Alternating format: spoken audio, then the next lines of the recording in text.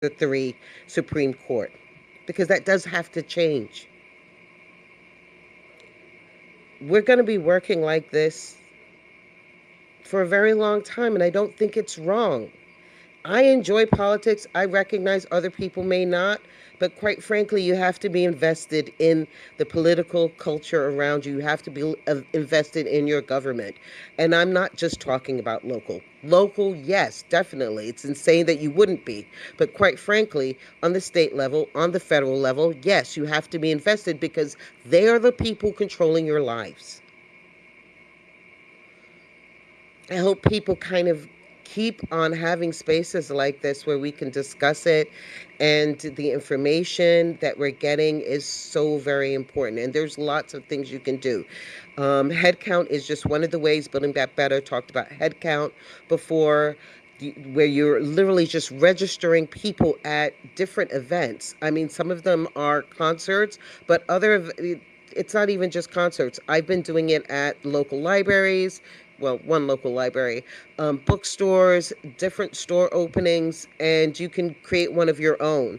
You can also do the postcards, and they're digital postcards now, for you to be able to get to actually look at and impact swing states around this country.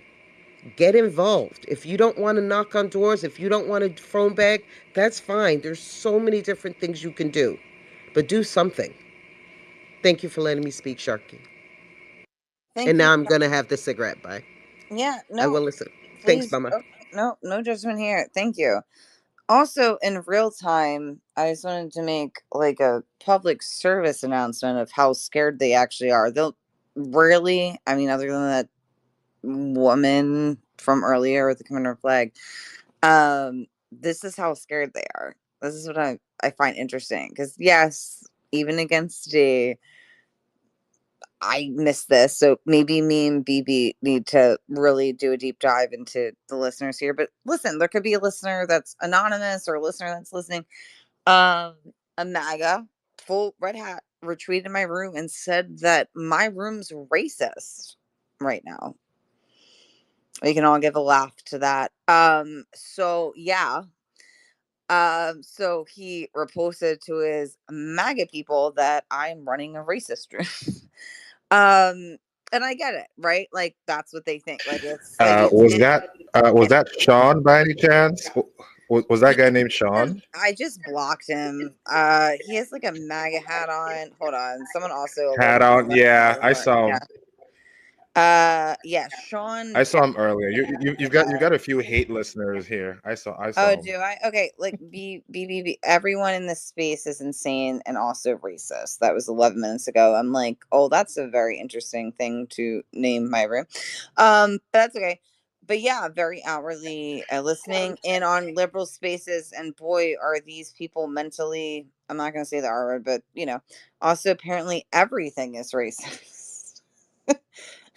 Like, listen, I'm not going to Well, speak I as mean, a you have, you laywoman have to to this understand. this You have to person. Like understand where they're it's coming just so from. For ridiculous. them, Fine, but this is why I think with everything we're talking about, and Sharon, it's important to run spaces like this because that's how they think. They can think they're keyboard warriors or like pick up a second account, whatever.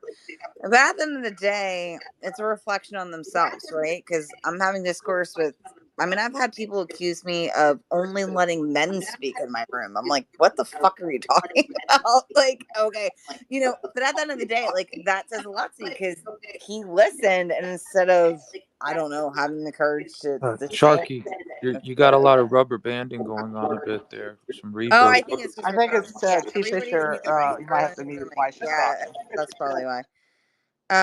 Everyone mute their mic. But listen, my bigger picture point is basically what Sharon just said is exactly like I'm sure this guy's for sure going to vote fucking and maybe he's even listening because now I'm unable to see the his post. Um it's so I don't know, annoying, I guess, because let me just touch base real quick before Dre goes, because Dre's had their hand up too, and I've known him for a long time. Is to retweet this, and I'm sure a lot of like he's got at least he's got 5.8 thousand followers. Okay. is everything he's trying to liberate Hong Kong. Are you fucking kidding? I don't know. Anyway, I'll digress. Um, to retweet this space as racist for his calling just proves everything people have been saying the whole night, which is you can't talk to these people. You can't do it. But what I find even more interesting, and again, we have that First Amendment right to whatever religion. I'm sure there's a lot of, I want to say, I don't want to sound like dumb, but like, there's probably a lot of Christians that are Democrats, right? Just like Democrats own guns. What I find interesting is they almost always have God first or God this or God that, even though we have disputed this a million times that we were not founded under God in any kind of way. Our founding father, like the whole gamut. I should probably look to that a little bit more, but I didn't see him. Because I have an open space. I mean, we all have open spaces. Um, but I think it proves the point that if you're listening and you're that angry, because I know there's plenty of people here that are not white and are voicing their opinions, to label this room racist is like a calling to your people to essentially hate that Black voices, Mexican voices, any kind of voice that is not white is speaking in my room, and you hate that so much that you would retweet my space that way. So you're afraid of something or you're laughing at it. And I don't know how many people agree or disagree with me, but everyone's been right, I think, the whole time. I don't think there's any, at this point, changing MAGA. And isn't that what they love so much? Is God's supposed to be all forgiving and, we all love people no matter who they are?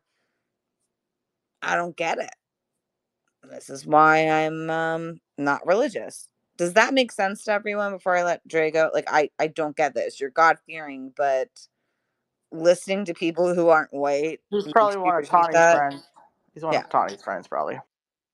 I don't know. He's mad that we called her out for, she was trying to be all sensible. And what do you mean Russian talking points? Here's a bunch of Russian talking points. And then we asked her specifically about this Confederate flag that she's, promoting. She's like, well, it's complicated. Well, answer the question. Well, no, it's complicated. So I think he's one of her followers or, Yeah, well, whatever. It's not complicated, but if you do that and you're a white person, you're essentially just, to me, the KKK. Like, to me personally, like you're doing something intentionally to she's trying not to be hear people that provocative aren't to white's these white, voices. Like you incels. are, but you She's are. trying to pander to these white incels, and I say take it offline and go have some babies, and so you won't be replaced. But since you're showing that you're stupid, you're replaceable. So they're fearful that they're going to be replaced. Well, get off the internet and go start having more white babies then. Mm. Yeah, I Yeah, I know. posted that. It comes from Great Replacement. You saw that, Sharky. I know. I just don't know this guy, and I didn't realize he was in my room. And with a MAGA to say that my Well, he space might was have been racist right anonymously. now. Okay, whatever. Let's I go mean, talk to Dre. Let's hear from yeah, Dre. let's hear from Dre. You're right. Let's hear from Dre. Sorry, it's just really fucking annoying to me. Go ahead, Dre. Sorry. Hey, how you doing, Sharky? Um, Great. the rest of the family, because I call them family. There's so many people on here that already know, I follow, and absolutely adore. T Fish, you got to follow from me, baby. I got you. Definitely had to give him a follow. There's been so many things that have been said um, that are so salient and so impactful. And I think there are many layers to what we are dealing with right now. When you talk about what is going on in the right wing right now, and a few speakers already spoke to it, I think between T. Fish, Sharon, and some other people, this has been a long game by the Republican Party since the 1970s. The Heritage Foundation, co-founded by Paul Ryrick, that racist, he literally is on tape. You can look it up, saying that the more people vote, the more likelihood Republicans will lose. Literally, he's on tape, on video saying this. But at the same time, this is something else that the Heritage Foundation did. They made sure the first thing they went after was religion. They went after faith. Then they started digging into other things. And slowly but surely, behind the scenes, they were always a significant part of the Republican Party. Then it got to the point where the Republican Party, at some part during George W. Bush's, I'd say, yeah, George W. Bush, not H.W., W. At that point, it became a very important part of the Republican Party. And then they started putting their tentacles into other things. The Federalist Society, I think, which was born in 1987. In 1987 is when I think they started. Is another thing that people need to look at. The Democrats have nothing like this in place. We're talking about the Heritage Foundation or the Federalist Society. We have nothing like that in place. This is all backlash to what was happening in the 60s and early 70s. And when you talk about it, literally, from the time of the Civil Rights Act being passed, all the way to Roe v. Wade. By the way, ruled on by a majority Republican court, by the way. I don't think many people even know that shit. Along with affirmative action, women's rights, a number of other things. These were Republicans that did this shit. And the Federal Society was basically backlash to all of that. That's what the not Federalist Society, which came later, but I misspoke. I mean the Heritage Foundation. And it slowly evolved, and this is what we have now. Donald Trump is a fucking idiot. He has no clue. If I was talking about this right now, he'd be like, what are you talking about? He's a fucking idiot. He's a useful idiot, though. But he also is a psychopath. He's a con man. He's a grifter. And he wants to stay out of jail. So this is what we're really dealing with right now. That's just a quick fast forward. But I only said those things previously because this is a slow, long game by Republican far right since the early 1970s. What we have now is a result of it. This is a manifestation of it. The Tea Party was a big clue to what was going to happen. Newt Gingrich, Rush Limbaugh, remember that fat fucker who got a Medal of Freedom rather? I mean, this is a manifestation of all those things that evolved over a number of years. Unless you're around my age, I'm a Gen Xer.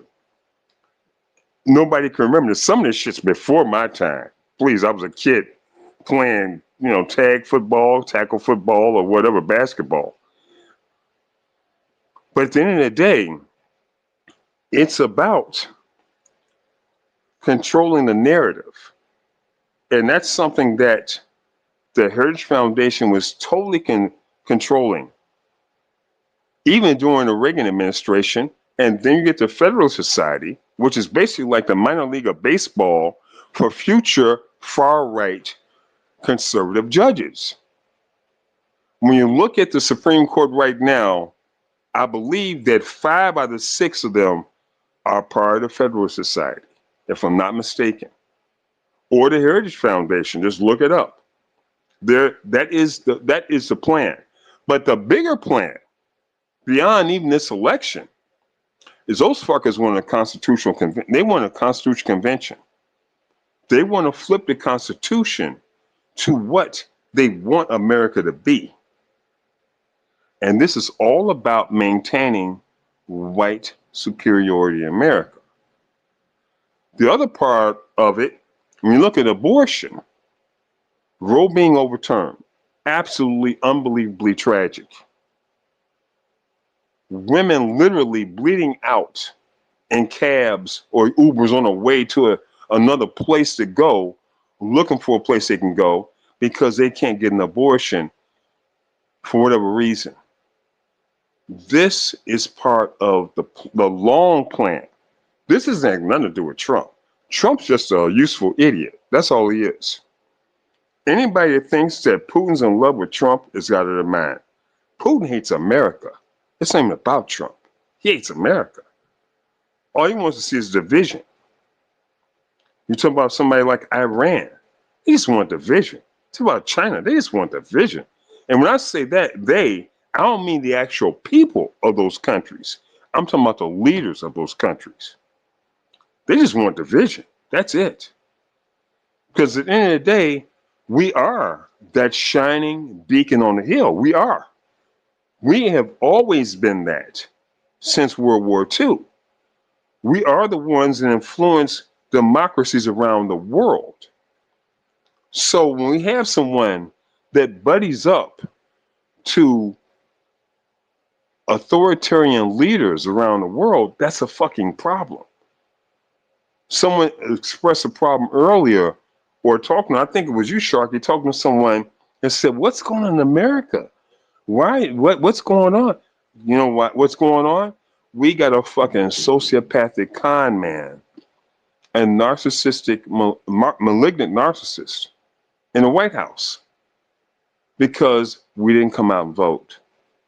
Now, I don't believe it's going to be the case in this year. I don't believe it's all. As a matter of fact, I believe we're going to win.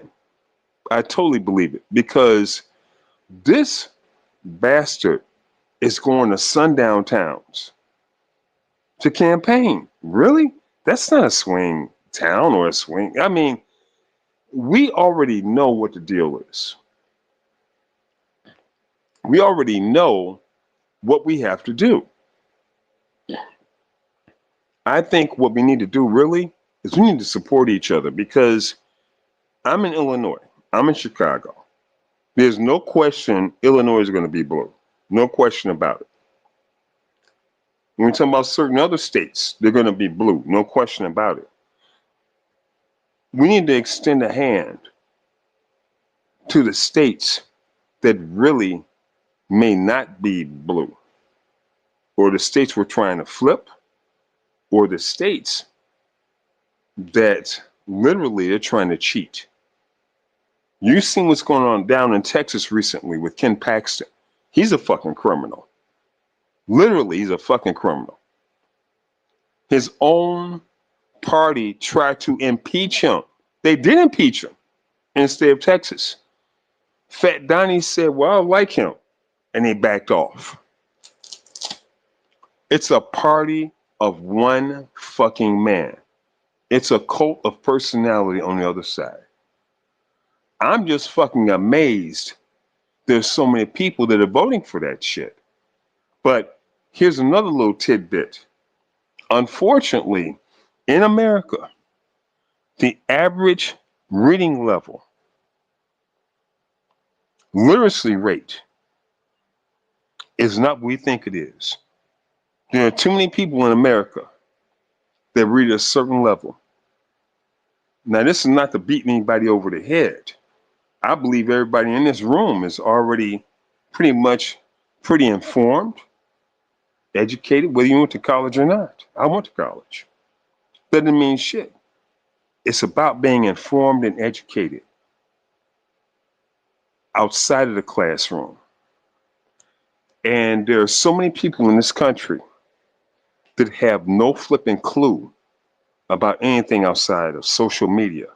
I got into an argument literally with one of my good buddies that lives 3 blocks away from me about that bullshit video in Aurora, Colorado, with Venezuelans taking over apartment complexes, which has been debunked big time, even including the mayor debunked it and the police department.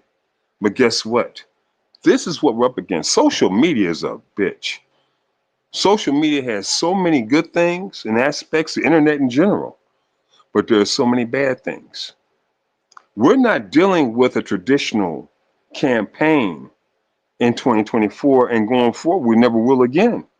because it's about social media.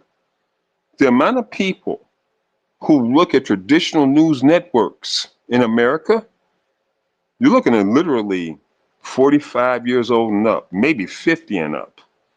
Everybody else is on social media. That's just real talk. These people who are younger don't look at that. They look at certain things, sound bites, news clips, etc., etc., etc. We have to hit them with a different game plan.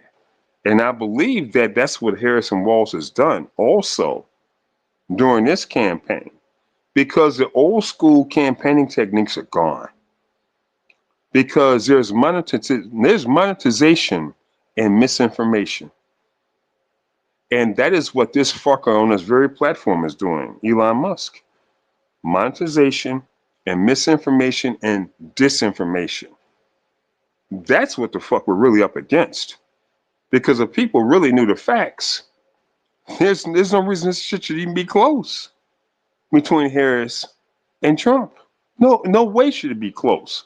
But you have too many people that have been influenced by social media, but also only go on to certain information platforms to get their information. And when you talk to them about even basic shit, they don't know anything. They're zombies. They're literally zombies about basic shit. That's something else that's got to be straightened out once Kamala wins, because we have to be able to somehow straighten out social media and misinformation. We have to be able to do that because if we don't have truth, if we don't have truth, the bottom has no bottom. The bottom just keeps going and going and going because a lie always spreads quicker than the truth all the time. Sensationalism always spreads quicker than the truth. So I want to say we're truth spreader. I'm a truth spreader. That's what I do. I preach truth. Most trolls I run into when I bring truth, they can't deal with it. And I bring receipts. But guess what? If we can't bring receipts to the table, then somehow we're not legitimate. We're not legitimate somehow. On the other hand, you get Fat Donnie who spews lies all the fucking time. Nothing he says is correct, and somehow he's given a pass. We need to really, really investigate once Kamala is elected, because that's going to happen, in my mind, and go after some of this shit. Because I'm going to tell you right now, Trump dies tomorrow, or if he dies in 2025, even if he wins, the disinformation and misinformation does not end. And that is the biggest part and superpower of his campaign and him because he's a habitual liar because he's a fucking sociopath. Period. I'll land my plane there. Well, thank you, Dre, and I missed you because I know you were off Twitter for a while. And the fact that America can't wake up from this, or even see him, like, I think you're almost being nice saying a social. I mean, I feel like it's full on narcissism. It's full on. You don't even have to pretend that he's saying, like, we don't have to doctor in, so to speak, anything. Like, he says it and they still don't care. It's a fucking cult. It's a fucking cult. Well, one of the most sociopathic things he's ever said that never got picked up because it's like the before world never existed with him because it was all like the scandal upon scandal upon scandal. But this thing, that's why at the convention we had to talk about, the exonerated five. We had to talk about his, the fact that he did and his father did deny Black and Latino people the ability to rent, and that was the first time we've seen that in the mainstream media in a long time. And Democrats had to bring it up at their convention. Um, but one of the more scary things I've ever seen, there was this show called a documentary called "The Men Who Made America." It was on Discovery, and it was one of those sort of fictionalized. They had actors playing J.D. Rockefeller and playing Carnegie, and so Trump was, and then they would have talking heads in there, like so people who are historians and economists, and they had Donald Trump happened to be one of them. This was many years before he ran for president. And so they talk about the Gilded Age all the way to in the trajectory of that to the era of the Depression, and how that all ended up being, that deregulation, that corporatization of our government, how that ended up causing the depression with the supply side policies, the same supply side policies he wants to advocate, by the way, deregulations, tax cuts for the wealthy, lack of oversight. And so when people talked about the depression, all the economists and all the historians were like, "This is, a terrible thing, and it's a cautionary tale of what not to do with government." His take on it was, "Well, you look at it, when the something like the depression happens, that means stock prices go really low. So for somebody like me, that means I can buy those stocks really low and then sell them high later down the road." It did not occur. That's sociopathic. This is a man who does the depression caused people to die, misery. It was directly resulting in World War II and a global, millions of people dying because of that. And his take wasn't, "Oh, this was bad for others." It was, "How can it be good for me?" And we do not, let alone the fact that he's owned by foreign entities and all that. We can't let people who are that callous and that, narrow-minded and narrow-scoped in the way they look at things. It's all transactional for him. I mean, that's what he the PPP loans and all this. I think he crashed it. There's a part of me that thinks he's crashed the economy on purpose so he can make some money. I mean, that's how, or his buddies can make some money. So that's what you're dealing with, that kind of sociopathic, lack of understanding of anything related to anybody else but himself. And governance shouldn't be that. We got to get back to talking about not a person, but governance. And that what Sharon was talking about, after when we win this, that there's going to also have to be a reckoning of, not just defending Kamala Harris and Waltz in their agenda once they get elected, once to get them elected, but once they get elected, because that's where we dropped the ball with Obama and Biden. We did not defend the ACA, whether they're on the left or progressives or anybody. We did not say, "Hey, this is a great policy. It's not the perfect policy, but it's a really good policy that's going to save lives." And it did, by the way. And so we let the Republicans set the agenda and the narrative of the conversation and politics and in the media about what this meant. And that because of that, people would go raging at these town halls at their legislator, and they kind of backed off of it, Democrats included. And we need to champion our victories, but we need to, because we're going to have a conversation about, they're going to call her socialist. There we are. But we need to have a conversation about changing the language. I think T. Fisher mentioned this. We need to start calling what they are socialists, Triple corporate, B. corporate socialism. Triple We, B. Can I ask you yeah, a question real quick? I'm sorry to cut you off. no problem. Listen, and I'm 100% agreement. But something I have been telling many of my Dem friends for the longest, for at least 2 or 3 years, 4 years, is the one thing, real quick sidebar, one thing I love about this campaign with Harris and Walls is they are on attack. What I have not seen from a Democratic strategic standpoint is attacking them, as you said. I absolutely hated it for the longest.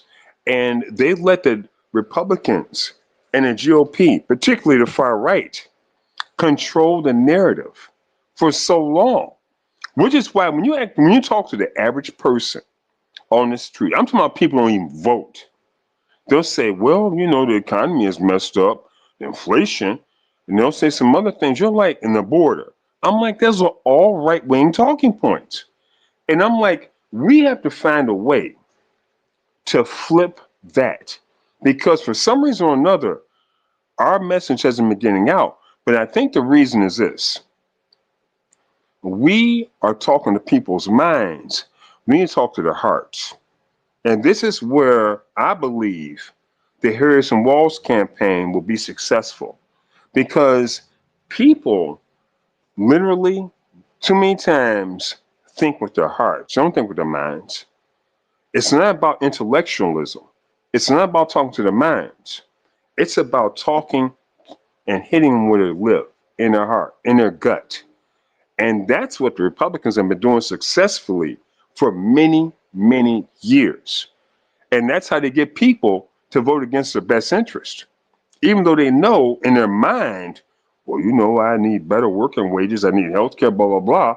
And they live in a red state that has literally had a Republican state legislature for like 20 years, 30 years, but they find a way to blame Dems about it. So this is where Republicans are absolutely excellent with their bullshit. We need to find a way. And I believe this campaign should be a blueprint going forward what we need to do. Talk about, first of all, we're talking about redefining what America's about and what being a true American is about and helping Americans. Whereas on the other side, they are literally downgrading certain people in America and not doing a damn thing for the constituents. If you look at these people's voting records, which too many people have the damn common sense to do that, this shit is accessible online. You can literally look at the voting records of any bill that comes up in the House, in the Senate. How does your state representative vote for you? How does your senator vote for you? Things that are beneficial for you. And Republicans, if they really look them up, they'll see they voted against all the shit that's beneficial. But they want to blame the Dems for this shit. But the reason why they don't know is because of this damn messaging. They literally have a messaging machine. And it's a well-oiled messaging machine, very well oiled. Anything between Fox, shit on YouTube, Newsmax, all of it. Oh, we just saw it's all coordinated by Putin, by the apparently. It's all, no, Yeah, no, no. You are spot on. You are spot on because anyway, yeah, yeah. it started since 2016. So I think my thing is this: after after we win this election, this is not like since 2020, we've been saying this is the largest, biggest election of our life, right? The most important election of our life. Guess what? I think the next two elections after that are going to be the same way. I don't think it's going anywhere because if Trump loses, Fat Donnie's not going anywhere. They're looking for directions from their master. And shit, they could have a damn surrogate doing it. Maybe Don Jr., maybe Eric. I don't know. But at the end of the day, MAGA and the Trumpers are following that one man. And when he dies, of course, they're going to say the deep state killed him. We already know that. So we have a fight on our hands that is not just this election. Not to get ahead of ourselves, of course, I don't want to do that. But I'm just saying that the messaging is something that I think has gotten much better with Harris and Walls, but we got to make it even bigger because the GOP has been running the same game since his ass got in office, and we need to make our messaging better and get more people on board because even the average people I talk to in my neighborhood talk about the border and inflation. I'm like, and they don't even know shit about it. So I'll land my plane there. Well, that's what I think. Like saying instead of giving credence to their scariness, call them weird, or say, or I think the organic call and response of "we're not going back." It was something they put in a speech, and it was so resonated with so many people because of what's happening with Roe, because of what's happening with LGBTQI rights and voting rights, and what's happening in red states in general. But since the change in the SCOTUS, that people don't want to go back. And so they just put it in there and it became a call and response sort of slogan because it really is. And a lot of there are white leftist or Republic Democratic you know people in the media are saying, well, I don't know if that's a good one because it's not your rights that are being disseminated.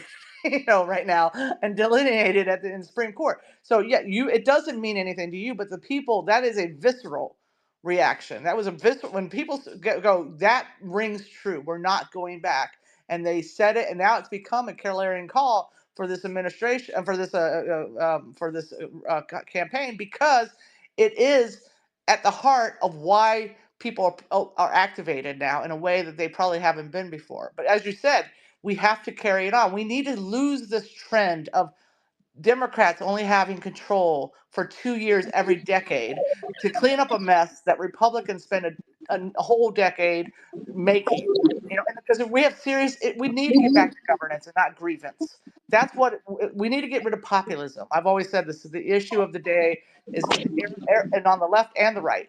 Populists offer slogans and scapegoats, not solutions or strategies. They offer grievance, not governance. And Donald Trump is all that.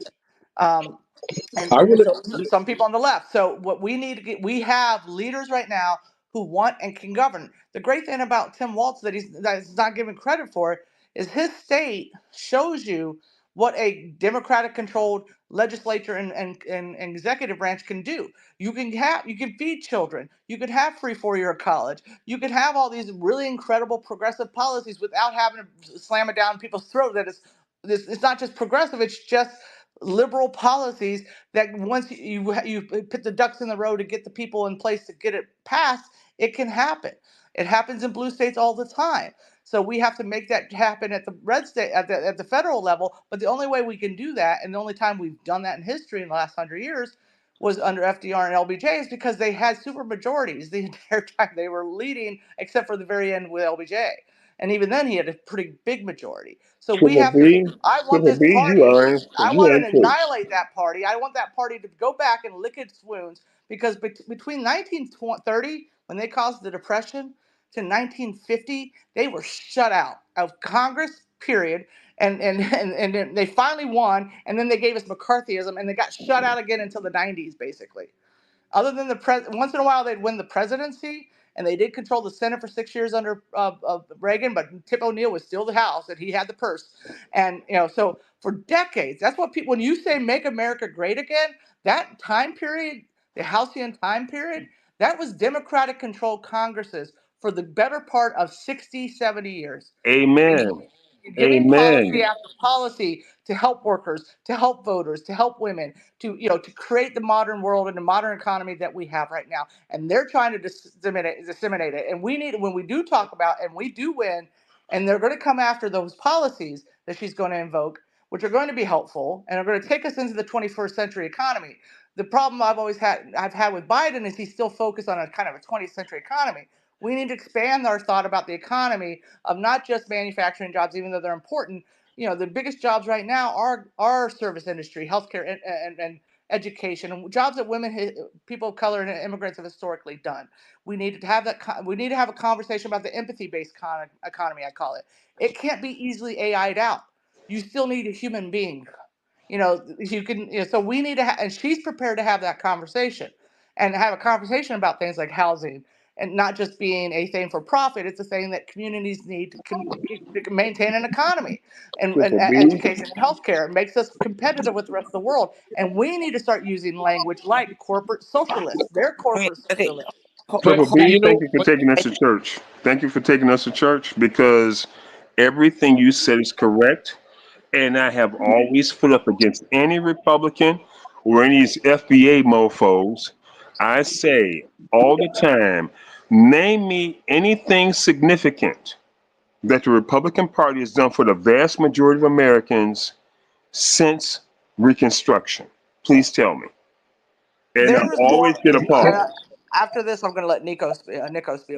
But well, no, theirs and have there actually, were. D I and thought I Oh, Kevin was D, have after been waiting because D. I for a can't while. see all the hands. Sorry, D. D and Kevin have been waiting for a while, so that's why I Sorry, was. I can't see all the hands. So No, I'm good. going to say this real quick though. There are more members of Congress who are black and who are Republicans during Reconstruction than there are now. That's how their party has regressed, and that's telling. Thank you. D and then Kevin. Also, thanks for your patience because I know this is like a hot button issue. We've been talking for a while about different things, but D was technically next, and then Kevin. So, hi, Miss D. How are you doing? I know there's a lot going on. Yeah, sounds like I I missed some early you did, excitement. you did. But I came up, actually, I was moved to join in the conversation because of something that I think it was T. King or Fisher had said. And many of you have touched on it before because the issue that we're dealing with is, quite frankly, just boiled down to its essence, is white supremacy. That is, in essence, what their Make America Great Again, a whole thing is about. And, it goes back to, Reconstruction time. And some people will say that we're in the second Reconstruction because some of the things that we're seeing today are just reiterations of the same behavior with different characters, like the Moms for Liberty. That's, the United Daughters of the Confederacy. And I would say, Dre, yes, we need to speak to people's hearts, but we also need to help educate people. And part of that is helping them to understand, like what it is that we're dealing with, and the source of where it comes from, and it really is rooted in white supremacy, and people really need to have an understanding of that beyond here in America, where we have our own special brand. But a wonderful book that people might want to check out, it's available in audio as well, is Cast by Isabel Wilkerson, because it is a global issue that we're dealing with, this white supremacy, this white Christian nationalism. And I think her book helps to kind of explain that some. Another book, Strong Men, which Ruth Ben Gott talks about how during, the Civil War, we had these, fascist leaders rise to power. And we're seeing that here again. And it's hard for people to, I think, sometimes accept and recognize that, because we have had this fallacy of thinking that it can't happen here, while it is actually unfolding before our very eyes. And people need to understand that. That's why it is important for us to know our history, to talk about our history. And I would say, Dre, that education is where the attack began, because it is the same place Hitler targeted his campaign, because an uneducated populace is a very easy population to control. And then that is what they have done, what they have been doing, because the whole purpose of the United Daughters of the Confederacy was basically to take over the education system, basically the indoctrination, ensuring the indoctrination of our children. And it was after the Civil War, and it was to erase away their loss, and which is where the lost cause comes from. And this essentially is the same ideology and philosophy that they're pushing today. Like, they lost, but they went around putting up monuments and naming things after, until they painted this, they romanticized this loss into a virtue. And they're still doing it today with their harmful policies. And like Project 2025 is really just a later iteration again of something that they did in the 1930s, the Conservative Manifesto, which was actually the white backlash to FDR's New Deal. And so this same cycle, it's rinse and repeat, and it's always comes after a large portion of the society, marginalized society, gains access and rights. And they want to, they have this fear of replacement, and essentially they are seeking to put laws and things in place that will allow them to maintain control and power in this country as a minority. That is what this is all about. And Project 2025 is just a blueprint. It's a policy that they can keep tweaking, and it got more Trumpified this time, but it is designed, even though he is a cult of personality and they are following him now.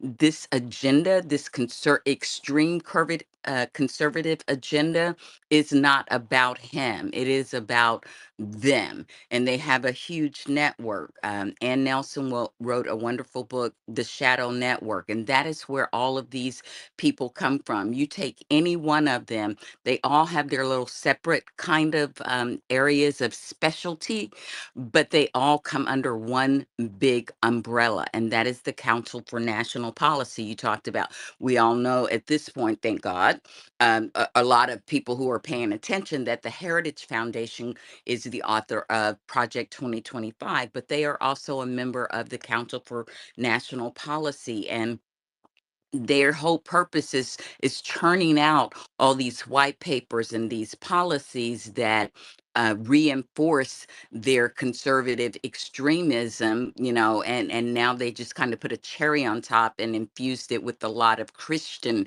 extremism, which Bad Faith is a good documentary that's available free to watch. And I think if people don't want to get into the reading of Project 2025, although there are many ways to ingest it now because people are dissecting it and recreating, really great content to explain it to people. But Bad Faith is a wonderful documentary, and basically it's the origin story.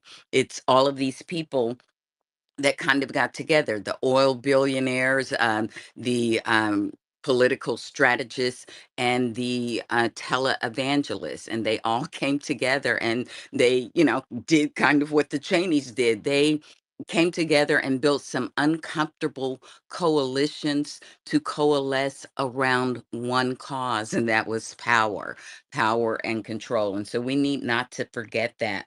And yes, we do need to try to create this network of our own, but I say that the network exists. What we don't have is this interconnected kind of communication working together that they have managed to create.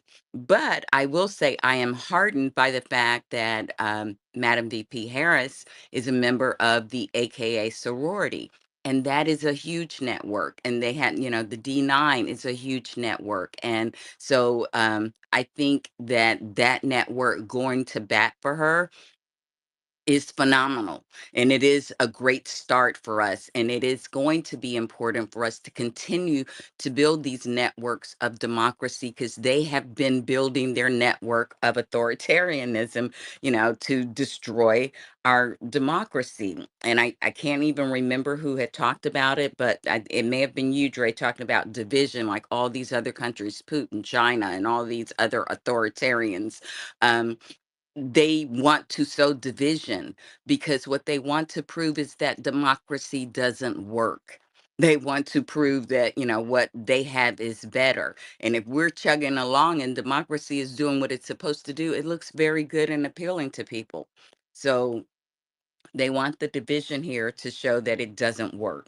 And it's not successful. I do believe that we're going to win, but we have to do what you did, Sharky, getting everyone out to vote, and not just walking the talk, but not just talking the talk, but walking the talk, doing whatever it is we can, wherever we can, and also be prepared for the pushback that is going to come after we win. Because, yes, I'm claiming it, but they are already, I think they know they're going to lose, and they are already preparing to try to do the same thing that they did before, but in a different way. They have another whole network like Charlie Kirk and Mike Flynn, who has been, basically going around the country with revivals to um, kind of stoke their extreme religion, and get these churches and pastors involved, and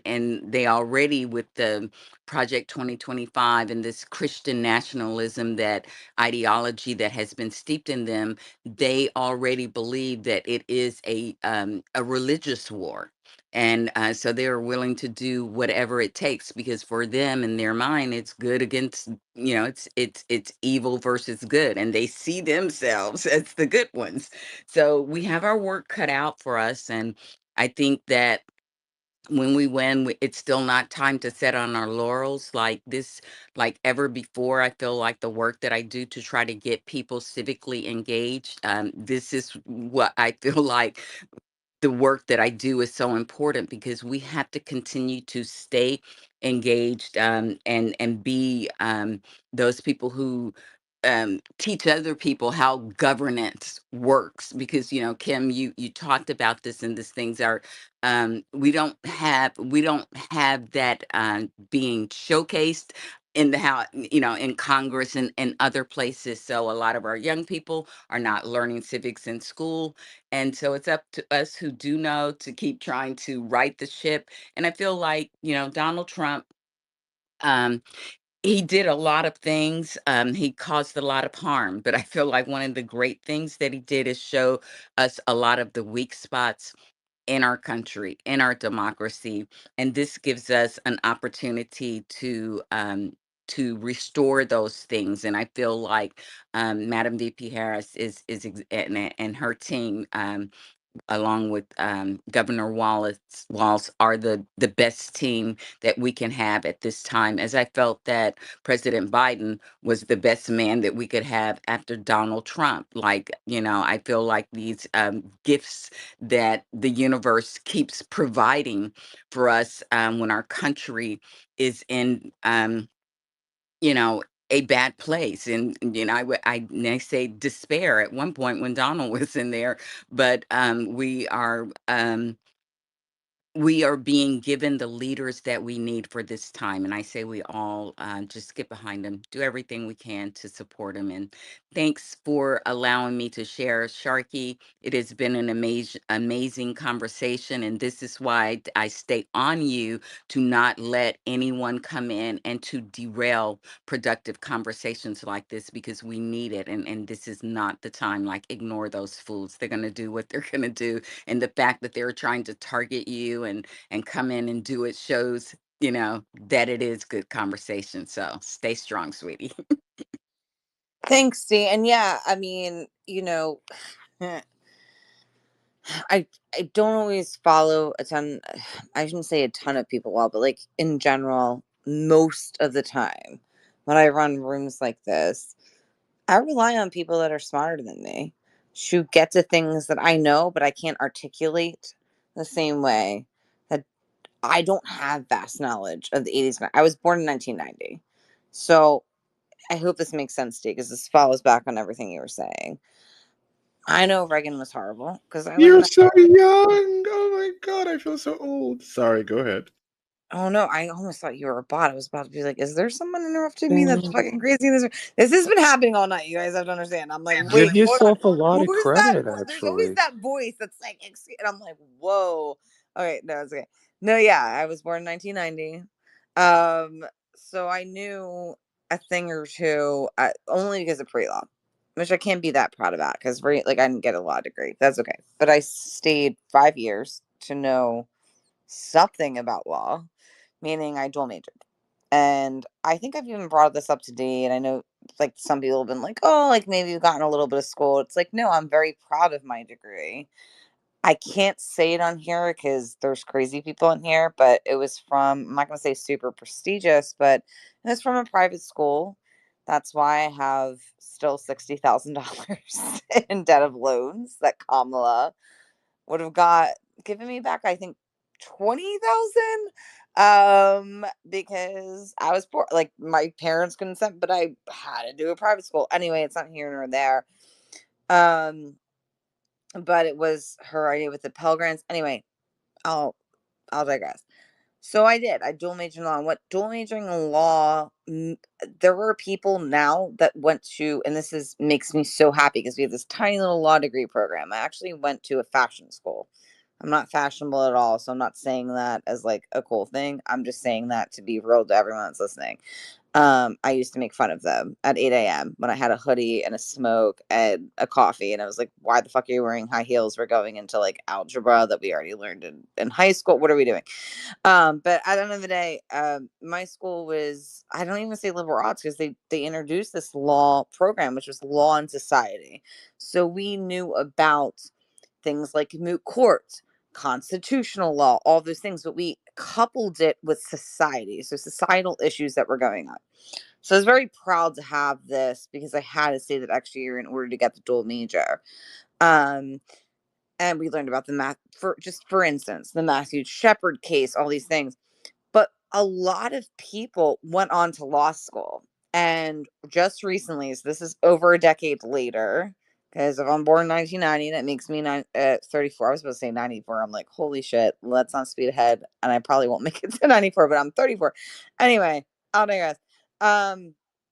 We just had the first Harvard grad. I know you guys aren't clapping because you're like, I don't know what school you went to, but it's okay. And she is a Black woman, graduate from pre-law at my university, and my professor's very happy. It was really cool. I don't know her because it's a while ago, but it's really cool to see that pre-law and then go on to law and different things like that, because a lot of people don't understand you don't even have to have a pre-law major to then go on to law. And again, I'll digress. I just get a little giddy because I did learn a lot about law. I might not know everything. I might not be someone that can, again, articulate things. I might be able to run a fucking 12-hour room. But at the same time, I'm leaning on other people to talk most of the time. I'm listening, I'm taking notes. I learned something from you at Sea Fisher, not just meeting you. Um, like, all these things are important to me because I think the bigger picture point, and I know that's so corporate of me to say now, is you learn from people that are more intelligent than you, that have had experiences that you didn't have. Um, However, and just like a kind of offside funny note, my law professor wrote a book about Nixon and the Dragon Lady. So he's a great guy. But the minute I walked into that class, you pretty much came out a Democrat. Like, there was no way that it wasn't skewed a little bit, even though you couldn't like pick and choose your law professors. But you knew who Nixon was, you knew who Reagan. Like, we understood the Chad ballots, all of that stuff. That was like one of our first courses in those 5 years. So even though I'm a little rusty and all of that, I just wanted to kind of give a little bit of background as to why I'm passionate, because I was raised a Democrat. I don't even like saying liberal because I don't even know what that fucking means anymore. Um, but when I went to do this pre-law thing that I think that I was going to do, I was going to do communications, whatever, was I really thought the Constitution was fascinating. I thought all these things that kind of make up what America was and all, law in general was. And again, I think my bigger picture point was just I learned how dumb America was. And this was, again, me learning about the Chad ballot. So the first vote I cast was for Barack Obama. I was 18. It was 2008. Um, and I don't know. I think there's this like angry side of me that knows. I wish you could see me doing this little kind of like sandwich thing, this like little bit of all the things that you guys know. I'm picking up and trying to tell my friends that I know are going to vote Democrat, whatever, or I hope so, to try to tell my nieces and nephews. I have 11 of them, by the way. Some can vote, some can't. Um, what you all have said, um, and articulate it like that. But I can't, and that's okay. All I can do is show them some of the links, the things that are in the purple pill, the things that are in the nest, and encourage those questions the same way I canvassed with my alma mater. Because I was taught that on here, spaces is powerful. The people that you meet, in fact, I have the job I have now because I met someone that heard me and I got a job through that. That's corporate. So you don't know who you're talking to. You don't know who could be your friend for a long time. So as much as we get discouraged by the bots and the racists and the bullshit and this and that, we can really build strong connections to people that we wouldn't meet in quote unquote real life. And I think that's powerful. And I think that having these open conversations from now until the election, even post election, right? Just like Dee had said, are so important because I don't think there's too many rooms that do this. And even though, yes, I'm kind of kicking my heels a little bit, um, for letting that person into the room way back when, who kind of pretended that they were articulate and we're just talking about the economy, a room that, well, actually, really not T. Fisher, but someone was talking about economy and kind of focusing on those Republican talking points that weren't screaming MAGA, and that BBB had to kind of stand and find out all the racist things in the background is what we're talking about now. So for D and Sharon and BBB and like everyone, um, I'm learning from you too. Like I'm learning how to talk to an 18-year-old and say, what are your issues? Like what's going on? Because really, no matter what their issue is, it's not going to be voting Republican. If we're talking about the economy, which is the only thing that I can think about, that they'd say, "Oh, hey, well, Donald Trump, like, I'm gonna have." First of all, you're 18 unless you have a trust fund. What's going on there? And Biden, I believe, was probably the first. Again, keep me honest, guys.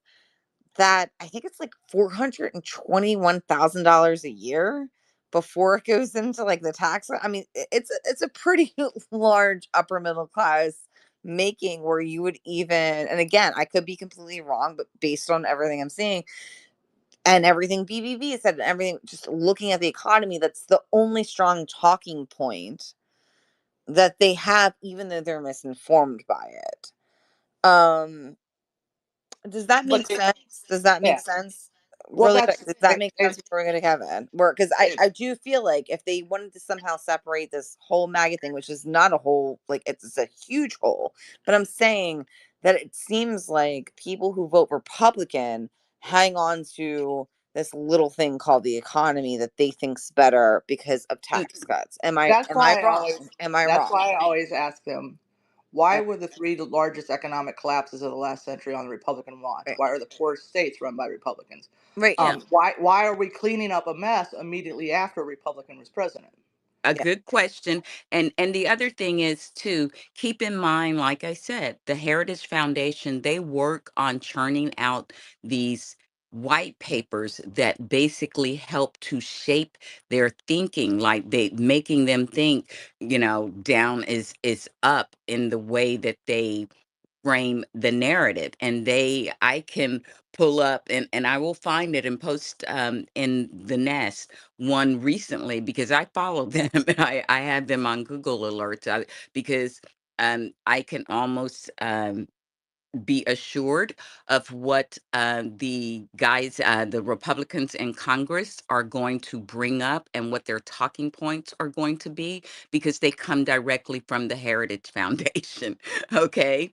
I mean, I am not joking. Like, I knew, I predicted what their response was going to be with the border bill, who was going to bring it up, because it was all on the Heritage Foundation's website, and they give them their talking points. That's what think tanks do. And then they use all of these crazy right wing podcasts and Fox news networks and things like that. And now they have, what's the other one that starts with the S? Sinclair. That's the network that I'm talking Yes. about. The think tanks create the papers, and then all of these different media outlets push it out to the people, and the politicians are just the tools. They're just the faces. But the puppeteers and stuff are way back there. Like at the Heritage Foundation and the Council for National Policy level. And Donald Trump is just another one of those tools. He's been very useful to them. Yeah, someone called him a useful idiot, which he is, and I think Putin's playing that puppeteer drum all the way, even though he tells the American people or his base that it's somehow okay to shake hands with the enemy. Like we don't negotiate with terrorists, but apparently we're rubbernecking with Putin. Like that's not a red flag at all. Okay, cool. Like why don't you have some fucking, I don't know, Oh, well, I live here vodka? in Like Tennessee, and it, they just shut down a whole network that, Putin was investing tens of millions of dollars in mm. to spread that propaganda. Tenant media, right Exactly. here. And it's just, it's so scary. And I know Kevin's been waiting for a while, so we'll get to Kevin, but it's just so scary because I hear it. I have to hear it every day. I'm not going to tell you my whole living situation, but I also am a very transparent person. When I go down for lunch, I have to hear Fox News. A part of me always tries to immediately make it comical because I already know whatever the fuck's on there is laughable because I know the truth, right? But at the same time, every part of my brain cells are like, oh my God, people actually believe this. And they can be convincing. There is a part of me that we don't talk about it. That if you're dumb enough, I don't know how else to say it. Maybe I'm being impolite by saying dumb, ignorant enough, whatever. I can understand why they think this shit's real. And before I go to Kevin, someone's got to tell me who this motherfucker. I hate him, and he says he's from Philly. He's like the new fucker Carlson. He's like, he has like slick black hair. He's super annoying. Well, at also kind of That defines explains everyone all of it. Fox News. That's pretty much He's like the describes new. all of them. What the fuck is it? He said he's from Philly. Okay, hold on. So he says he's from Philly. He's all over them now. Because I've noticed. Did someone say Tommy Oliver? What? No, I don't know. He's all I know is he's from Philadelphia because he says it a few More times. hints. More hints. I'm on Google. Can someone post a picture of the nest so I can confirm this? But Water. so Jesse Water. Water. like It's Jesse Waters. yeah, Jesse Waters. that guy. Oh, he makes me more viscerally angry Oh, than Laura Ingraham, and I he's fucking hate fucking him. Sean That dude. Hannity's like water boy. He's been Yeah. around. Like Adam Sandler, but make it not funny. Whatever his name is. That guy. Yeah. Him. When he says Bill he's O'Reilly. He used to go fucking do Man on the Street. Bill O'Reilly interviews. Wooders, whoever Yeah. just said that, Jesse something. Yeah. Fucking horrible. His own mother. Did His he own mother always can't stand him. exist? And then he just popped out like a gopher that you didn't want to see, or like the groundhog that told you it was spring too early. Like, was this guy always on Fox News? I'm just generally curious because I feel like I Yeah, see he Yeah, him used a to lot. yeah, like fucking Jesse hold Waters Sean used to work Hannity's for. tissues. Hold on, Yeah. there's a lot of people talking. Someone there. So Jesse Yeah. Waters used to work for Bill O'Reilly. He was like his go around and piss people off guy. He would kind of be the man on the street, do stupid stunts and stuff like that. Jesse Waters actually, believe it or not, is Jesse's a Democrat. So is his family. This stuff is all a fake persona that he puts on. But in honest, I tell people, in truth, Jesse Waters is replacing Tucker Carlson, who replaced Yes. Bill O'Reilly. Who replaced Bill O'Reilly? But understand this though, and this is people get freaked out when I tell them this. Jesse Waters is actually the best option out of those three men because Jesse Waters is a clown. He mostly just says like stuff that annoys you. Tucker Carlson is dangerous. Tucker Carlson pushes white supremacy and pushes Nazism. He stopped pretending because he's off Fox News. Bill O'Reilly pushed white supremacy and gave it, a proper whatever. Jesse Waters is basically a frat boy who knows to pretend like he's those guys because it puts him on air. But his entire family are Democrats. And he still jokes about that all the time. They don't really support him. But yeah, he's not as harmful. Okay. No, it was just weird because I caught him like in this stupid show that I have to listen to at lunch. And he was like, "Oh, there's no low fat." Like he was making a joke, and I'm like, "Are you really from Philly?" Because like I would know, like whatever, it doesn't matter. And the more you talk, the more I'm like, I'm giving a lot because I call him Fucker Carlson. I'm like, you're giving so many like Fucker Carlson vibes, but like you don't land any kind of plane. Like you're just fucking annoying. So I thought he was like a new thing, but that makes even more sense. The insecurity part. If his whole family's Democrats and he sold his soul to Fox News. So I'm like, who the fuck is this guy? Anyway, I'll digress. I know Kevin was trying to speak too, but thank you, T. Fisher, for confirming that because I'm like, I hate this guy. But the only person that can piss me off more than anyone is Laura Ingraham. She like, what the fuck, dude? Like, even every interview she's ever done is like some kind of bowing down to suck Trump's horrible dictator orange dick. Like, no matter what it is, she has to say something. Be like, "Oh, that must have been so traumatic for you to be like potentially shot." Oh, like he doesn't care. All right, I'll digress. I'm sorry. It's just I happen to hear a lot of Fox News more than The only good thing is Jessica Tarlov check a lot of times Jesse Waters, But yeah, it's all smarmy. He thinks he's a comedian. He's a reminder. Him and Greg Gutfeld are a reminder of why there are no conservative comedians, because they punch down. They Oh my mistake. God, you're so right. It's They like punch. someone who can't tell jokes. Mhm. They mistake cruelty for comedy and sadism for satire. That's what it is. They think that's And funny. that's probably why like JD Vance falls into this territory Yeah, he of thinks he's like, funny what are too. you doing? You're so unlikable in general, not despite the fact that you don't even know who you are, JD Vance. I feel like it's like an Eminem song in like a bad way, where it's like, will the real JD Vance please stand up? Like, how many names do you have? Are you for? Well, I mean, this is because I'm from Ohio, right? So I'm Are gonna you be the JD are whisperer you for you for a like second. right? And we get the mommy issues and the irony of actually Trump and him both having wives that weren't originally from America.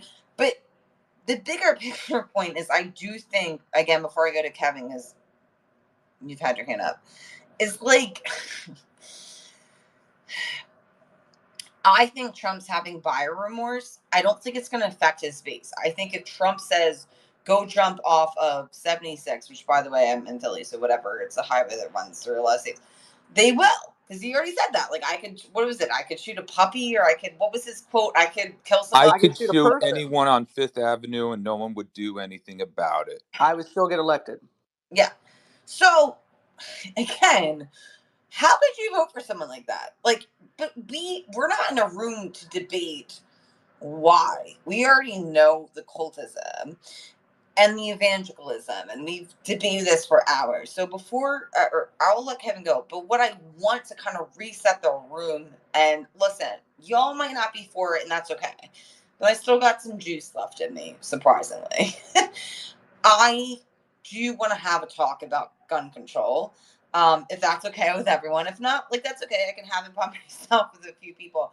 But I think one of many talking points that Kamala has, and some really good, um, especially walls, just, I think we have to have this conversation, especially with the last mass shooting. And I think there's things that are, again, with the big lie that Democrats don't own guns. That's a fucking lie. Of course we do. We just want gun control, in the sense that if someone's mentally ill, military style weapons, these things, and this is the same conversation I had hours ago with my friend, because she sent her autistic son to school for the first time 2 days ago. And one of those children that died was autistic, and she could really relate to this. I think we also should have this conversation before I bid everyone adieu. Um, because it is on the ticket. If you're a one issue voter, it might be for women's rights. Again, I hate saying abortion because it's really women's rights in general. It's not just, I'm trying to change that rhetoric around. Just in general. It could be LGBTQ plus. People, what doesn't matter. Everything's bad. Like, there's nothing good that's coming from the Republican side. Banning of education, Department of Education, FDA, like, just play back literally the 900 pages that's in Project 2025. So I would like to have a conversation about this. I would love for anyone to stick around, and kind of talk about it. I would also like, if there's any veterans in the room, to have a military, I don't want to say style view, but, there's a couple things I want to mention about that. Um, and how we're going to tackle this, because it's passionate to me as well. But, that's kind of my last point of conversation that I want to land on tonight. But anyway, again, Kevin has waited for a while. Thank you, Kevin. Go ahead. Nah, I mean, me, I love listening. Like I sent you a DM about it. Like I'm new to Twitter, but the one thing that I love is this space tonight has been very interesting. Um, thing about propaganda that I think I heard a couple people saying is, I mean, it's even affected me. It's kind of hard to sometimes see up and down with social media, and especially with the reactionary kind of knee jerk reaction. I think that I notice maybe when I'm using my phone sometimes, and I've been guilty of it. And people are kind of like, Kevin, that's a good person. That's not someone that's a nut job. You know, you gotta change your stance on that person. And I'm like, ah, fuck, what did I do? You know, but what I'm worried about, I guess, kind of along those lines, I think it was T. Fisher or D that said something that made me think about this was when you have no baseline for the truth, you don't even know what is false. And there's a lot of young people right now that are growing up and they're in this kind of zone where they're growing up and the only place they go to get the news is social media, Facebook, they go to Twitter, they go to Instagram. And, you know, I've got nothing against these apps for certain purposes. I guess I'm kind of getting exposed to them for the first time personally. Twitter's the first thing I've ever used, but you know, getting to kind of read about Mr. Musk and learning about how he had like an apartheid background and the way he was raised, and just kind of going, whoa, you know, this is kind of sketchy. And then just thinking how he changed the platform after he bought it. It got devalued by like 30 billion and all the advertisers left. And I just thought, this is scary. He wants to use it to abuse it. And I think he wanted to hurt a lot of young people and change the way that they look at society, that they look at other people, that they look at each other, that they look at themselves. And what that makes me think is these younger people are looking at the world in a way that a lot of older people have, because maybe this is all they've ever known. And so if they have no reference frame of mind for um maybe what could be, I don't know, like everyone has their own truth, of course, but reality, let's just say perception, it's kind of hard to have comparatives, I guess, like baselines and, you know, comparatives, as it were, like true or reality or illusion, I guess. And so the thing that concerns me is, like, let's say, let's talk about gun violence, because I want to respect the host here. One thing that I noticed that was going around these viral memes was when the shooting first happened a couple days ago, they were accusing this poor young black man, this student, of being the shooter. I noticed in a couple of these posts, and I thought, you know, that is kind of the danger, I think, of this knee jerk reaction. And I've been guilty of it, you know, not anything that, I hope to God, not anything that extreme, but not in a school shooting. I stay out of school shootings. I don't do like any crazy Alex Jones like shit. Sorry, Matt, I see kind of your reaction. I'm just kind of getting to the point. But what worried me was that post, and I think that's kind of my point. Like, Musk fired 20,000 people that were responsible for post moderation. And these companies don't want to self regulate. The government's like, well, maybe we should do it. And in 1993, I think it was a Communications Act that said, we're not going to allow people to sue these internet corporations that are going to be part of like a dot com boom, that are going to help strengthen the economy. And it was maybe good for a time, but it really bit us in the ass because we're suffering it. It's hurting us now. And the thing that I'm worried about is the children, the younger people are suffering because I think that the external forces, like maybe Russia or other companies, state actors like Tenet Group, all these people, they look at that and they go, aha, a vulnerability, an exploit. Let's take advantage of that, you know? A lame duck Congress that doesn't want to amend a bill or repeal it, we're going to subvert that. And the proof is in the pudding. Like this recent group of, I'm a Jew. And so I look at like this guy, David Rubin, and I go, oh God, you know, why? Why would somebody ever be a race traitor and abuse money? Because apparently there was a lot of money involved in this entire scandal essentially where they were given I looked at kind of the DOJ's complaint. They said there were paid talking points provided by uh, they claimed it was the Kremlin's interest. And I guess where I kind of want to get to my point is this all ties into I kind of, gun violence even, because what they try to do is the Russians, as they say, they subvert and they say, well, it's not anything to do with gun control. It's not anything to do with what you see in front of you. If you're being, oh God help me, it's not these military adjacent weapons that are being sold to people the moment they get the right to buy them. When it is, and that's my concern. We had an assault weapons ban for many years, and then the moment they took it off the books, we started seeing this rise in crime.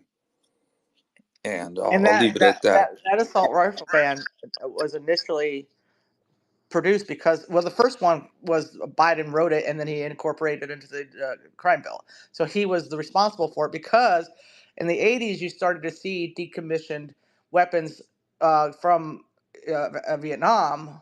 Some of them literally walked off of Air Force military bases, but found their way to the streets in ways that you'd never seen before. Part of this was also confluenced with the fact that Republicans, when they needed to build this Southern strategy, they needed the evangelical and the NRA were their get out the vote crews.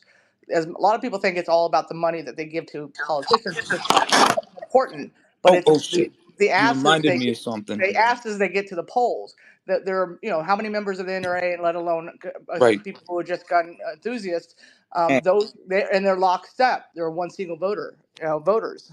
BB, can I just be real quick? The thing that always bothers me with the Republican Party as opposed to the Democratic Party, and I'll just be real quick, is and it could be different after the party realignment. But the Republican Party kind of weaponizes religion. The Republican Party and the Democratic Party can be guilty of it too, but I'm talking about a majority. The thing that annoys me is they like to take theology, they like to take different forms of usually seems to be Christianity, but they take it and they give a voice to fundamentalism. And fundamentalism, if you study it in different countries, it leads to extremism, and extremism leads to authoritarianism. And that bugs me because it allows for the current climate that we're seeing. It allowed for the climate that was in the 30s in Germany, and it allowed for what basically gave Hitler the ability to undermine the what was it, the The help me out here, Beamer, the the Weimar Republic. Weimar. Thank you. Yeah, and then they basically took away with that constitution that Germany had at the time, and it allowed Hitler to install himself as a dictator. And so when people say Trump can't do it, he can, because he has the marriage of a political party and a religion backing it up. And when people say, well, what we're worried about is the conservative movement taking and addressing the heart and addressing the mind, I do understand that, Mr. T. Fisher, about what you're saying. But I think that the only thing I would expound on that is I worry that maybe they're also addressing the emotions of people, because when they kind of play off of those emotions, they're kind of introducing them into brainwashing and manipulating them, kind of to say, this is how we introduce that cult-like personality, Donald Trump. Because you said something that made me think of how, like, he was like, Ken Paxton, you're gone. And then that's what it took for him to be gone. That's how it's a cult. That's proof of it being a cult. They're listening to like one person. And it's like, what does it take for Donald Trump to be gone? they're attending the RNC with paper on their ear. I mean, felt. Oh shit, Kevin, I can't find the word. I'm sorry. I call it an ear Kotex. Kotex.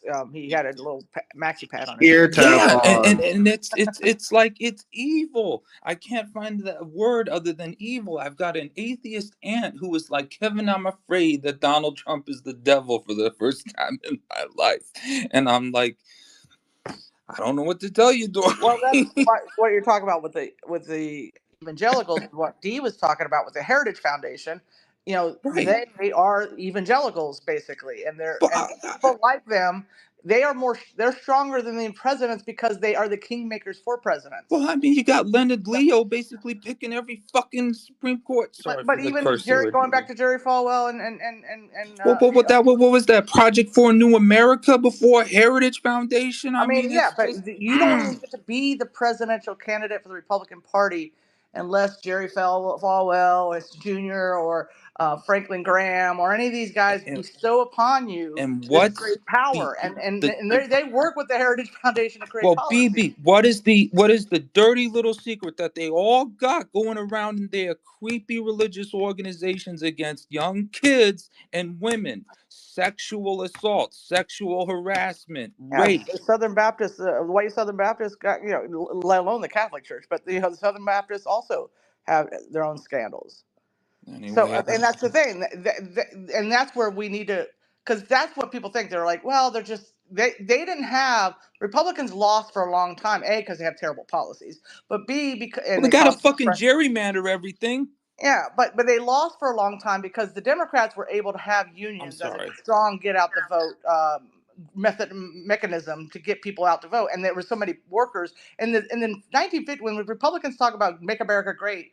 I'm always asked, when's the decade that you want to That go was back to? Ronald Reagan. Yeah, Ronald, you well, could find but they will button always pins talk of about the his 50s. "Make I mean, America Great Again" shit in the but they'll talk Smithsonian. about the 50s because that was when, before the hippies came and ruined everything as far as they're concerned, and all those feminists and those gay rights activists and all that. They were acting and civil rights activists.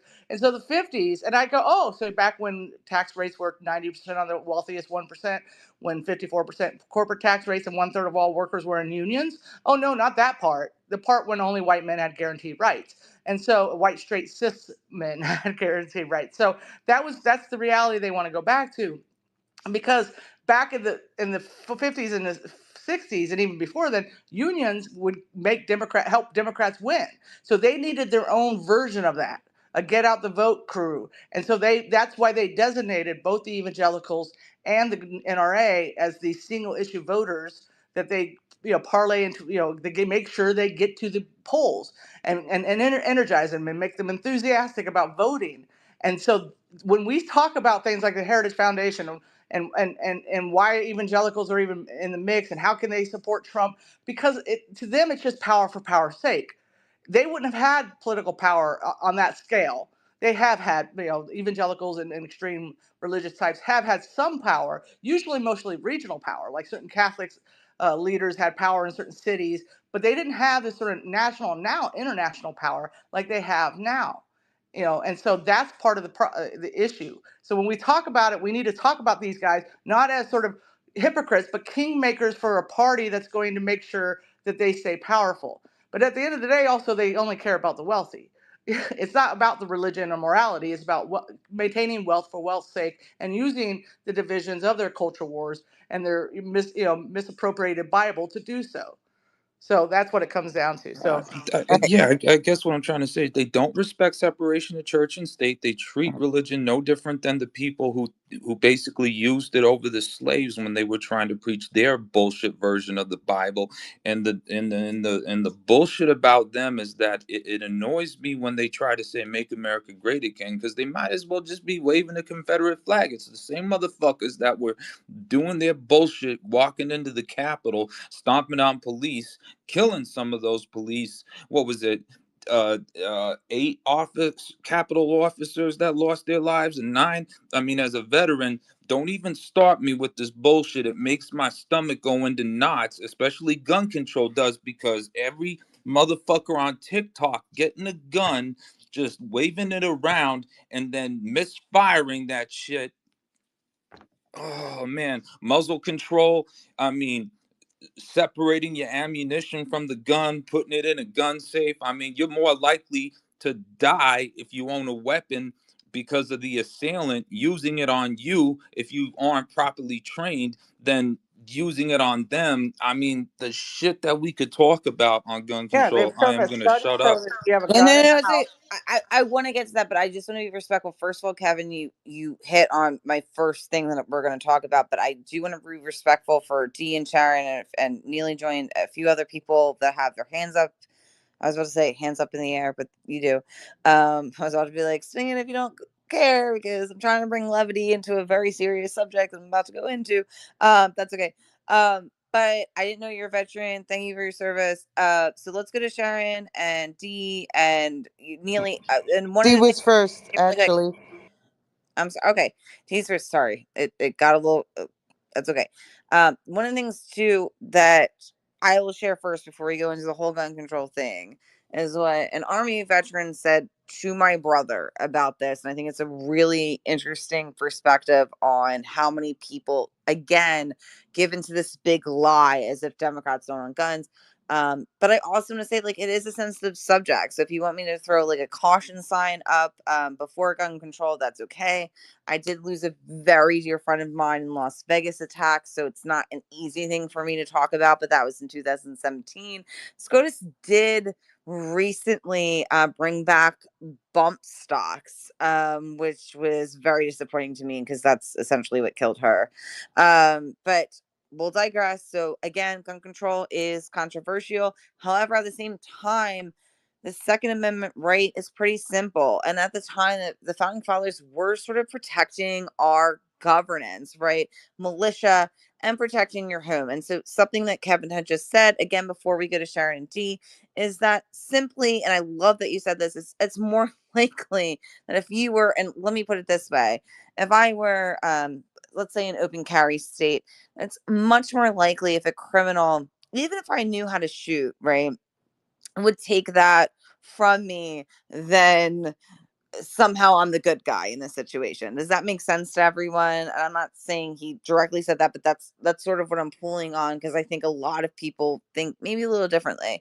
And one of the things that I want to talk about with gun control being the overarching subject here is mental illness, is background checks, and is the technical weapon that you're using that is not necessary, and a lot of them are military style that should be banned because there's no reason for someone to have an AK anything.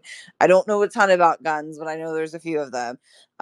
So I hope that makes sense. I hope everyone stays and kind of has this conversation with me.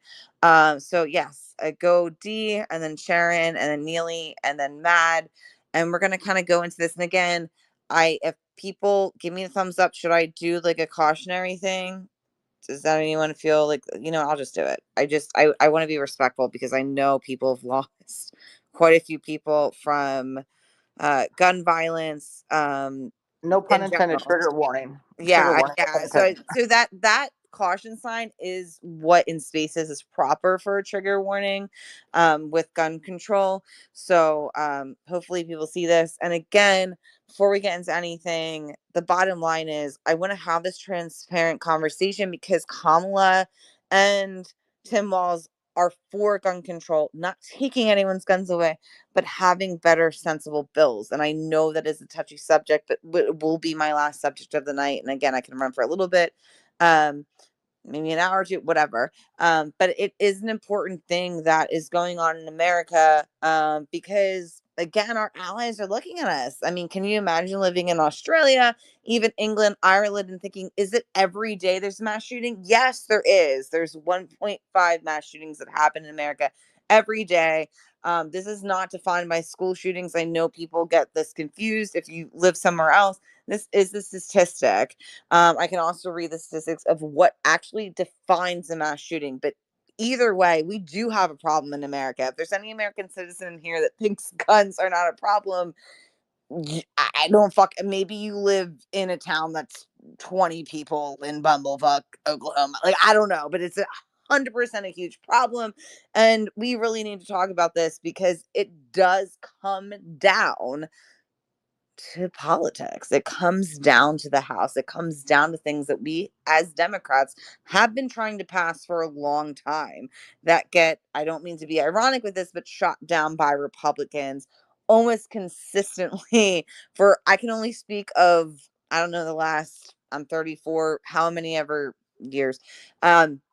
But it is a big a topic with this, and I'm not sure why these set of Republicans, so to speak, are so scared of like guns being taken away from them. It's asinine and crazy because very rarely is there a good guy with a gun. That doesn't happen. So I'll digress. Go ahead, Dee. Thank you, and let's all go through the hands before we dive kind of deep down into the subject. Thank you. Go ahead, Dee. Okay, so I am a veteran. I have always had very strong feelings about people that should possess guns, period, but certainly guns that are used in weapons of war. I don't think any civilians should have access to them. I live in a state with very, very extremely lax gun laws. And I am also someone who has been personally affected by gun violence. I'm sure you guys remember the Nashville Waffle House shooting. One of the victims was the niece of one of my good friends, and we learned about it after we had left church that morning. Um, so, um, one of the other victims in that same shooting now has a parent who is running for um, the House of Representatives here in Tennessee. As I said, I live in a state that has, oh, I've lost count because I try to keep up with it, but I know it's changed. But I want to say roughly about 20 gun manufacturers. And Republicans' attitudes about gun violence is pretty much like the border. They don't want to solve it. And they want to, issue thoughts and prayers and let people know it's their right to get them stoked up and sometimes to use them to their benefit. Case in point, when I talked about the militia, um, kind of training and attitude that's being fostered by people like Mike Flynn and Charlie Kirk, they're okay with that. This is part of America's history. And unfortunately, we are at a place where this is a uniquely American problem. And, when they tell us to get used to it, it's a part of life that should be so very offensive. And it's on incumbent upon all of us to push back, to never let them get away with making us think this is normal. It is not normal. And it is offensive for them to try to portray it as such. It is also offensive that they actively work against bringing solutions, just like they did with the border. My state is one of many. I'm sure many people have similar stories, but we had a mass shooting here in a school, a religious school that was predominantly, you could say, a Republican ran school, a private school. Two teachers were shot, both of whom were friends of our current governor. One was actually scheduled, yes, the day of the shooting, she was scheduled to have dinner with the governor's wife. And our governor said nothing, did not make a statement, did not open his mouth for 3 days. And then finally, because of the outrage, this is also something that got the Tennessee Three expelled because the people whose children were in that school were proclaimed Republicans, but they'd had enough of gun violence. And the only people speaking out for them were young Democratic representatives, both Justin's and Gloria. Of course, the other Dems were as well, but they were the most vocal. They were building coalitions with them, and the legislate legislature was still in session when this occurred, and people were begging them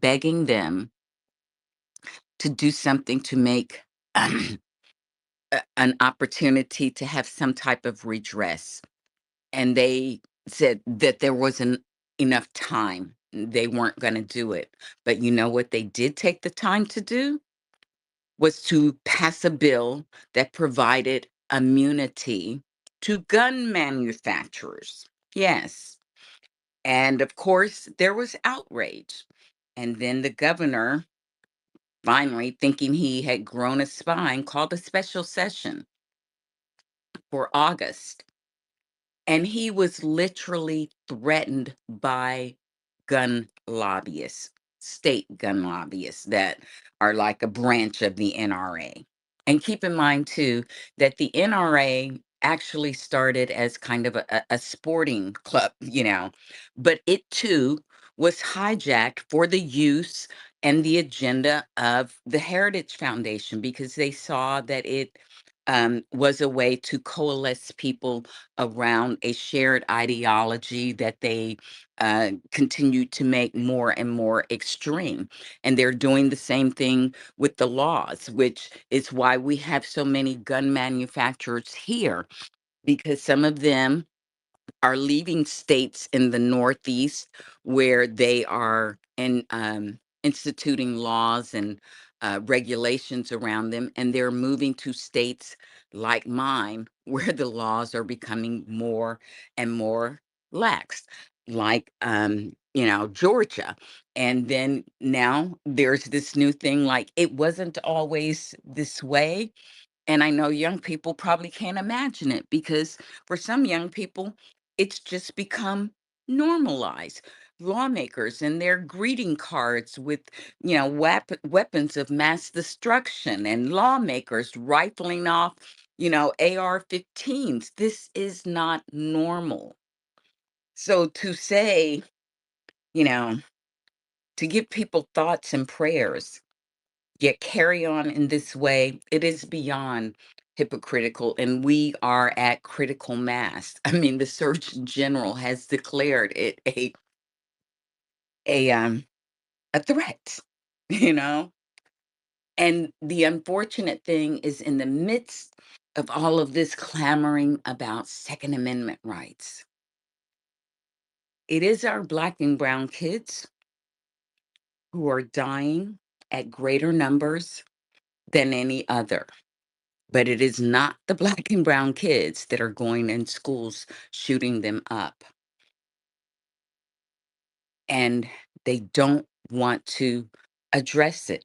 They want to capitalize off of it and to campaign on it, violence and crime, yet not doing anything to solve it. Even sometimes when it hits them at their doorstep.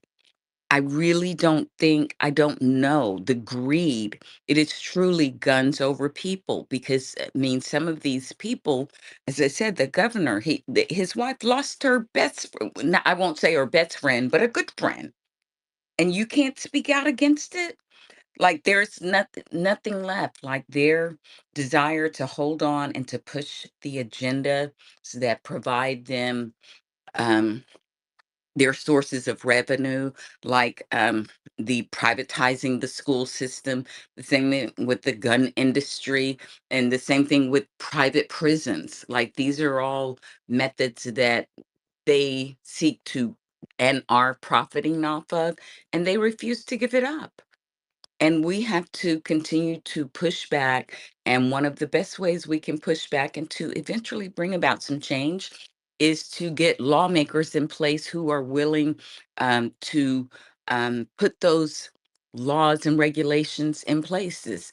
And sometimes, even then, we have to get those that are strong enough and determined enough to push back even when they try to do it and they get pushback. I'm going to end right here because, again, here in my state, because when you look at the national statistics, Tennessee and DC were had two of the highest gun violence rates in the nation. Tennessee, Memphis being the city with one of them, and the city knows this, and they're seeking to um, create some redress and resolve it. And they wanted to simply put a few initiatives on this upcoming ballot to deal with them. Red flag law, no AR-15s, and no permitless carry. Yes, because yes, in my state, one of the first extremely lax gun laws they passed was permitless carry, meaning you don't have to have a permit to carry. And as soon as their city council, which was a majority of them were kind of newly elected in the last election, uh, decided to push to put this on the ballot, this extreme Republican legislature that we have here decided to call a meeting to let them know that if they did so, that they would withhold state funding from them. They don't want to fix it. So what we have to do is to fix the people who are in these positions. And it's not going to be easy. Like this is part of our fight for democracy. And we have to continue fighting it for our kids. They shouldn't have to grow up in a nation with, under these conditions. So I'll just end there. Well, thank you, Dee, because that was amazing as usual. um, and also bring it home to Tennessee, because I think if we don't talk about our states, especially the people that live in blue states, we don't always know what goes in red states. We hear the horror stories, but we don't really get it. So I think sharing things also from someone that lives in a red state is important, if that makes sense. Um, yeah, I mean, that's all I really want to say. Because again, like, some people just say things and I don't have a whole lot to say back because you've said it. But it is important. I would encourage anyone kind of like that lives in a red state that can speak up about this, because it's not talked about enough, because there is a different divide. I don't. One of And the things that's horrible. I did want to bring up what she said about cities, proactive blue cities and red states, because you'll always hear this from the Republicans or the gun nuts is, well, most of the gun deaths happen in cities, blue cities. Yes, because A, that's where more people are, but B, even when blue cities and red states trying to make laws to protect their people, the state legislature takes it away, or waters them down. And so, and you saw that in real time. But like New Orleans tried to do the same thing, and Louisiana has one of the highest gun death rates in the country. So they can't even proactively in my city of Columbus. The governor says, no, you can't. We don't want to have these carry laws, these unregistered carry laws, and they said, well, you have to, or we're going to cut your funding. And so that's the Faustian bargain that's often made. And they don't, the blue cities and red states want to make these laws because they want to protect their people, and their governors won't let them, and our legislators won't let them. Thank you. I want to go to Sharon, and then Neely. Go ahead, Sharon. Thank you. Thank you, Sharky. I wanted to pick up on something Kevin was talking about as well as Dee, and that is how it's impacting the children that are growing up right now thinking that this is normal. Dee is absolutely correct. I came to this country at 10 years old. This is not normal. I did not know of an America that valued guns over children.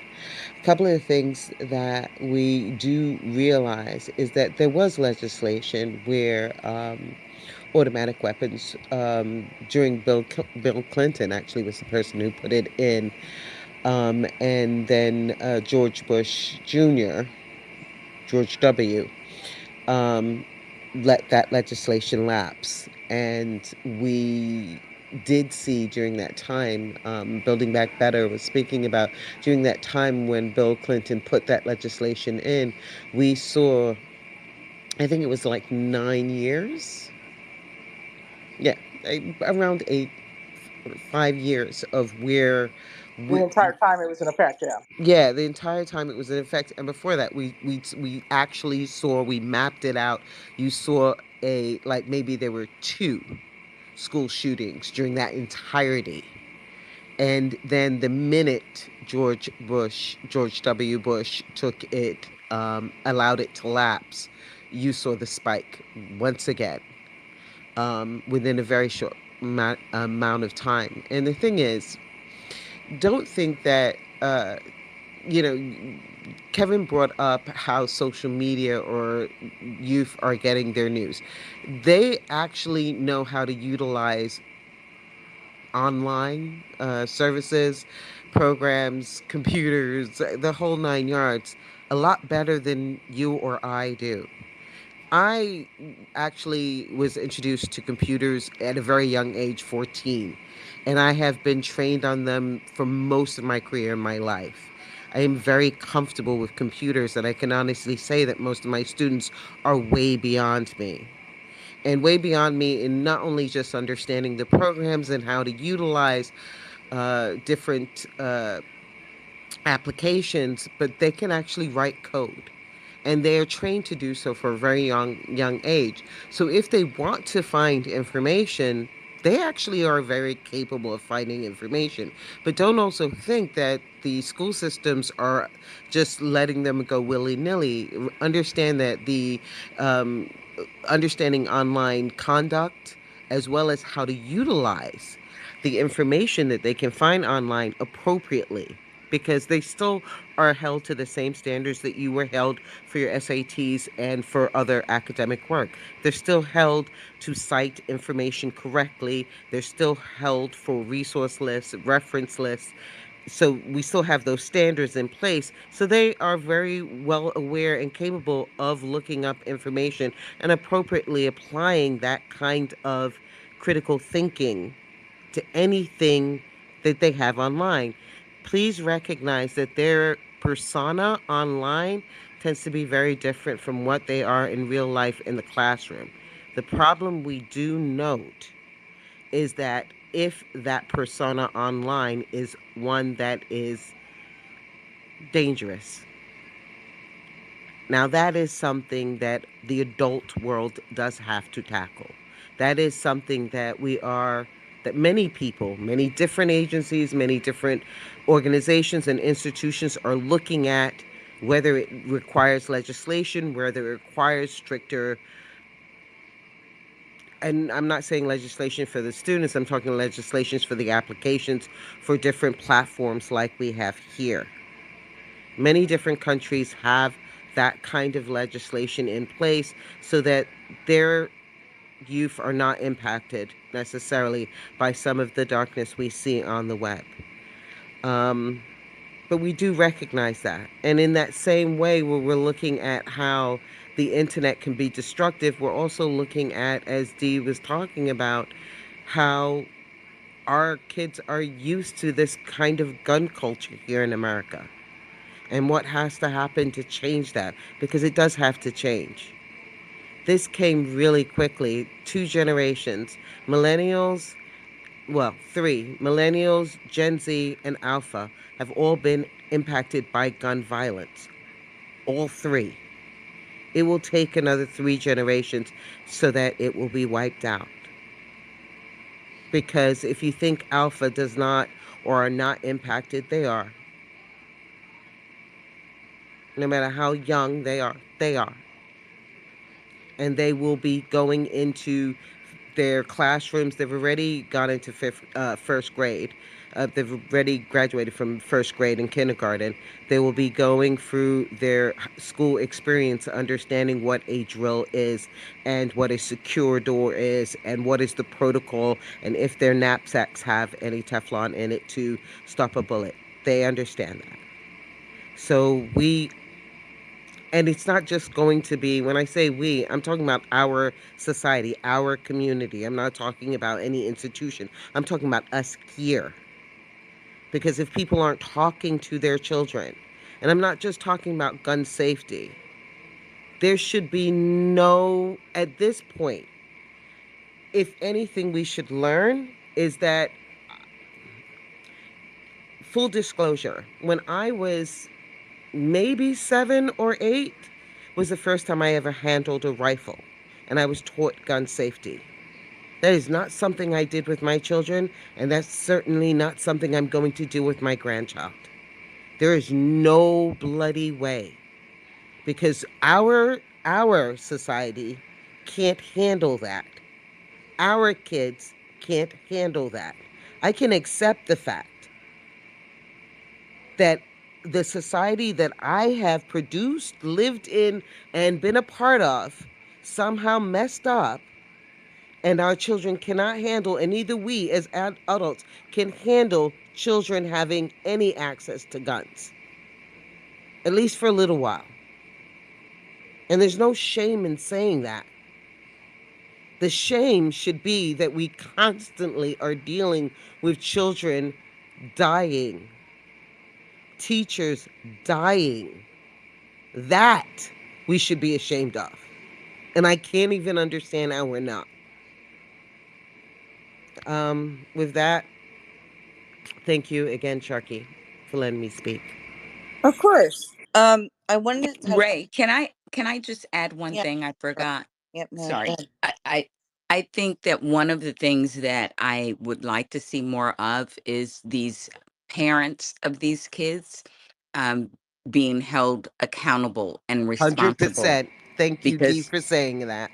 yes, because when they start to have to pay the consequences, perhaps they will be a little bit more cautious in their parenting because a lot of these kids have gotten these weapons directly from their parents as gifts or in their home. And that's kind of how the KKK was taken down to, just break them, whether it's jail time, financially, or whatever. But someone has to start paying the cost. And legislatures are, protecting gun manufacturers, but pretty soon, um, these parents, nobody's going to be able to protect them from these things, and they should be held accountable, and they should, suffer the consequences. Well, the one this week, I mean, he should have been on a list of not to sell to because we just visited your son 2 years ago, or a year ago.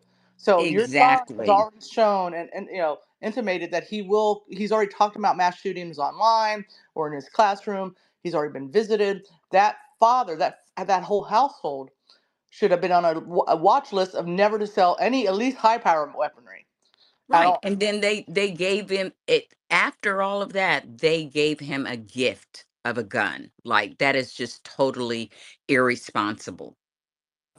It's criminal negligence and criminal enabling.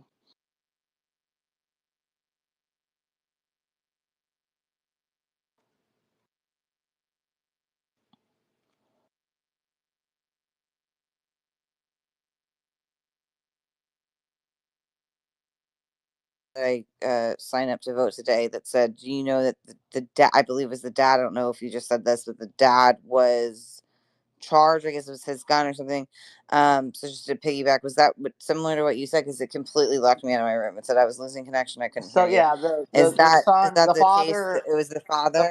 It was the father father. of the Okay, kid who was just indicted or at least absolutely. charged with Yeah. he bought him a gun after the FBI had already came to their house and say your son had been sharing problematic Mm, information online or in the classroom, mm, and and he ended up giving him not just a gun. It was, I think it's an AR, an AR type It gun. was AR-15. It was an Yeah, of AR-15 it course. type. wasn't like a little Yeah. But it was pistol, a little rifle. It was a mass shooting machine. the the reason why they were able to charge the father is because the father stated to the FBI that the son would not have access to any weapons, then and after, and then he bought him a gun for Christmas.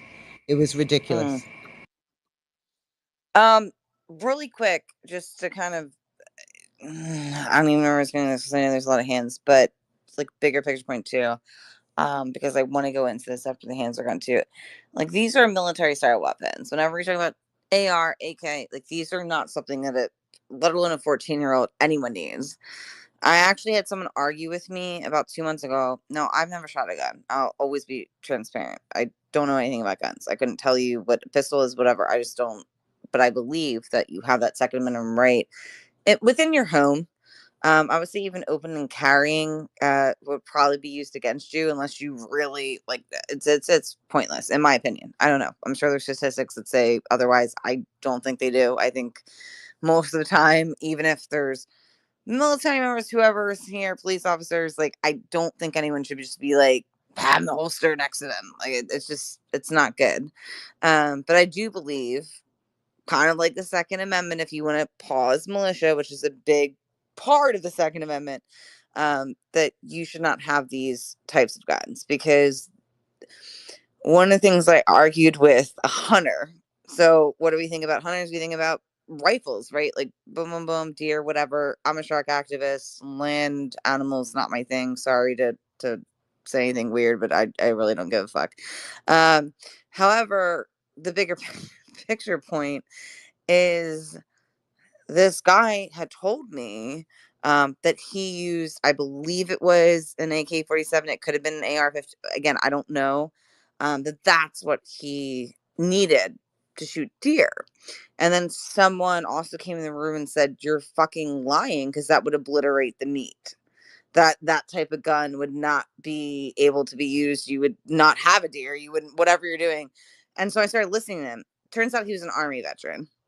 And it triggered another story really quick that was a bigger picture point because I know there's people in the room. Was my brother. My brother, I wouldn't say he was a like big gun guy, but he was looking to buy a gun. And he has a few. He has young children, always locks them up safe, does the responsible thing. And his next door neighbor was, again, ironically, an Army veteran. And so he was just talking to him and he said, "Hey, I travel a lot up from this state to that state. I'm thinking about having something in my lockbox. Like, I don't know. Like, I just want to protect my children and everything." And he said, "I'm looking at this gun." And it was an AK-47. And this Army man, and I'll never forget this because this was 10 years ago. Um, he said, "With all due respect, sir," and I love the way he said this because he didn't have to. It just always sticks in my mind. He said, "You do not want to buy that kind of gun." And my brother was like, "Well, no, I want the most powerful gun because if a home intruder comes in, they're not killing my kids." And he's like, "No, listen, sir.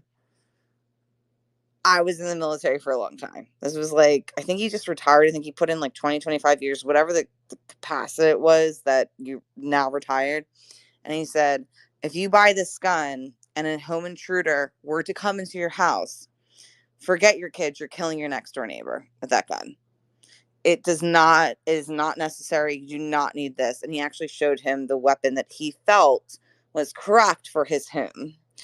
And I know that might sound like a minor story, especially to other veterans, but I think it really touched my brother to realize like how fucking stupid he was to think, okay, I need this like big bad thing. Like this isn't Scarface. And I know that's like whatever, a machine gun or I don't know.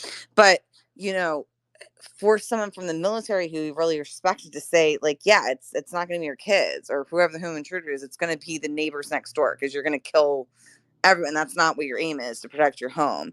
So I really do want to give really quick, again, a big round of applause to the military tonight in general. And I just mean anyone that was a veteran, anyone that's active duty. Can everyone hear me, by the way? I know there's a lot of hands up. Can everyone hear me? Okay.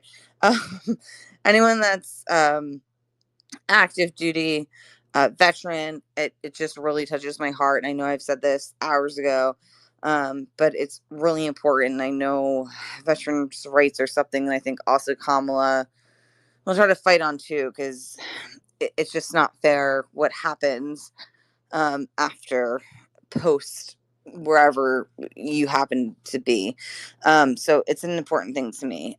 So I'll digress, but I really want to share that story because maybe if this guy was in the army, maybe my brother wouldn't have listened to him and he would have bought this thing. And thankfully, he hasn't had a home invasion. But there's a lot to this subject. There's mental health checks, there's different things. At the end of the day, I think we can almost all agree, unless someone would go against this, that there's really absolutely no reason for someone to have that kind of weapon.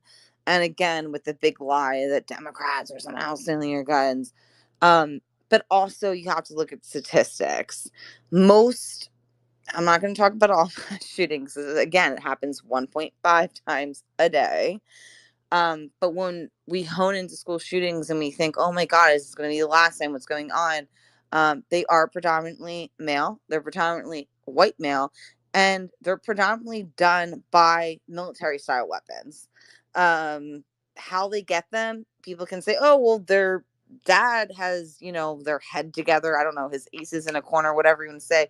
And, there's a black market, or they can always steal their daddy's gun.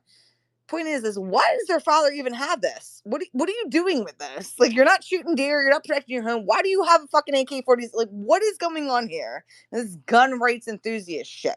Like, you want to go to a gun show, you should not be able to buy this type of weapon because all it does is destroy. And if you were to have a pistol, there wouldn't be. If you really think about school shootings, wouldn't be enough time for you. And this is me knowing nothing about guns, but looking at it, enough time to do what Uvalde. Our worst mass shooting was the Route 41 concert. Okay, guys, really quick. I swear I'm moving on, but I will never forget my friends. And no one talks about it. Every time I've ever run a room, no one says one goddamn thing about that. That was the worst mass shooting on United States history by Stephen Paddock. Stephen Paddock, not liberals, because it was a country concert, by Stephen Paddock. And he had an arsenal there. He was looking at Lollapalooza before this. It was bump stocks. It was shit that he shouldn't have bought because he was like a gun enthusiast. That's not okay. I don't care if you're former, regular, whatever military. No one should be able to buy those kind of weapons. And when we talk about gun control, we absolutely have to loop that in because it's not necessary. You're a gun enthusiast, great. You don't need this because God forbid it gets taken out of your fucking cabinet or shit and your crazy fucking 14-year-old kid's not jacking off enough or video games or whatever causes this to happen, and predominantly white younger males to want to blow up a fucking school by a gun. Whatever's going there, psychology too, because we can always go down to that. It shouldn't be there. I'll digress. I understand I'm a little angry, but I just feel like every time I bring this up, everyone acts like they don't know Route 91 and Stephen Paddock. So I had to do that because I can't mention my friend's name or there'll be creepy people that say it was the liberals that did Route 91, like they always do with conspiracy theories. But I'll digress. Anyway, that's one of the things that I want to talk about for sure, and that we touched on. And I think that talking to the military, former active, can give you a different perspective if we're talking about guns and the type of weapons that you're using, if you're truly protecting your humble abode. I'll land my plane there. Building back, I don't know who was next, but I just had to get that out because I get frustrated sometimes, and I've been running this room since 2 p.m. So go ahead. Sorry. I don't know if it's Neely, but I'm going to go say real quickly. The NRA used to be a lobbyist group, and then it became a hobbyist group, and it became a lobbyist group, and again, it gets the vote out. But there was a really good piece of a documentary about guns. And it wasn't until the AR-15 started to get fetishized under Obama because the NRA was always talking about the boogeyman that's going to sneak in your house and steal your guns. And then they found the black president was going to do that. And that was it was a marketing tool for them to get people scared enough, white people scared enough to stock up, not just buy a gun, but stockpile guns, including big AR-15s and other military style weapons. And that's when you see the shoot up, no pun intended, shooting up of those sales happening for that particular gun. I mean, I remember my uncle, who used to be kind of a liberal, and then he found God, and then he became a conservative, and then became a gun nut. And I would call him every once in a while under Obama and call him and ask him, "Do you have all your guns there, Uncle Carl?" He goes, "Yeah." I go, "So Obama hasn't taken them away from you yet, eh?" And he kind of laughed. But it was like, and then one of my favorite cartoons during the Obama era, it was like the last year of his presidency. It was the eighth annual Obama's coming to take away our gun sale. And but that was part of Fox News rhetoric, and and part of the propaganda. And at this, and then when my uncle died at his funeral, because we had it at they had a big farm. His son, who lived in a trailer on the farm, had the trailer and a red pickup truck, and then he was on the side showing a cousin of mine, but I was watching him, a big ass AR-15, and I'm like, he's holding this gun, and I'm looking at him. I'm like, what do you need that for?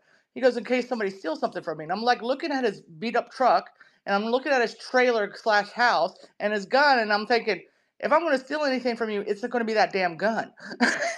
So when you have that gun shop told the guy was, you don't want to have a big ass gun in your house because that's the first thing they're going to steal, but you want to have a gun that if you're going to have to shoot at an intruder, you can actually aim and shoot it and get good aim instead of just spray around and you might kill your kids.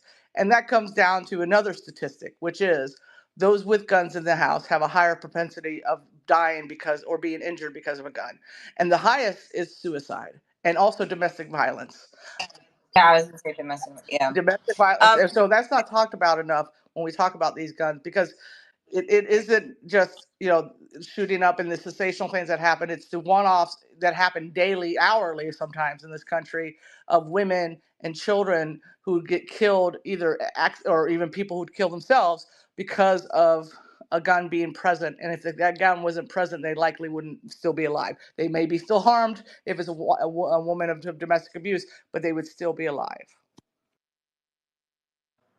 Very correct and accurate. I wanted to really quickly circle back before we go to Neely, or if it was D again, but I know Kevin, I'm stuck too. I just want to circle back to something that Sharon said really quick.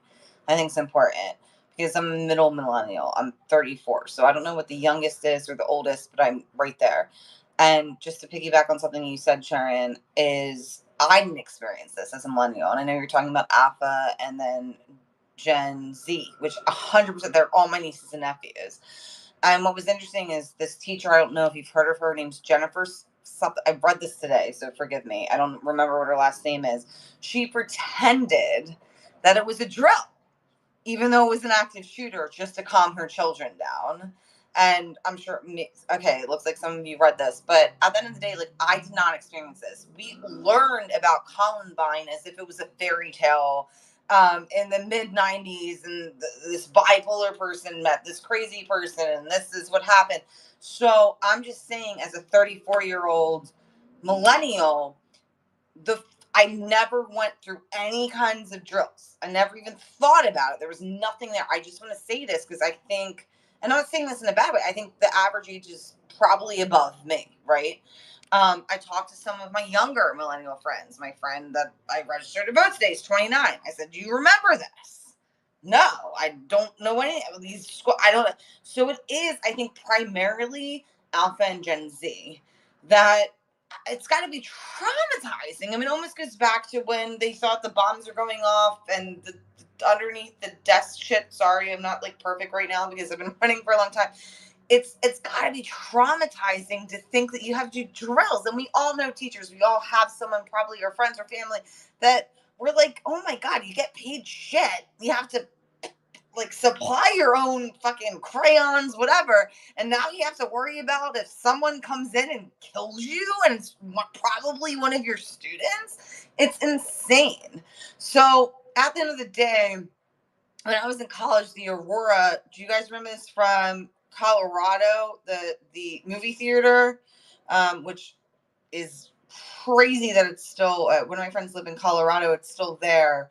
I'm assuming not the theater that he killed these people. And do you guys remember the Aurora? This would be back in, God, what was that, like 21, 22? So it would be back in 2022, 21, 22. He shot up a theater in He's Aurora, doing a Colorado. Is that Batman premiere, yeah. yeah.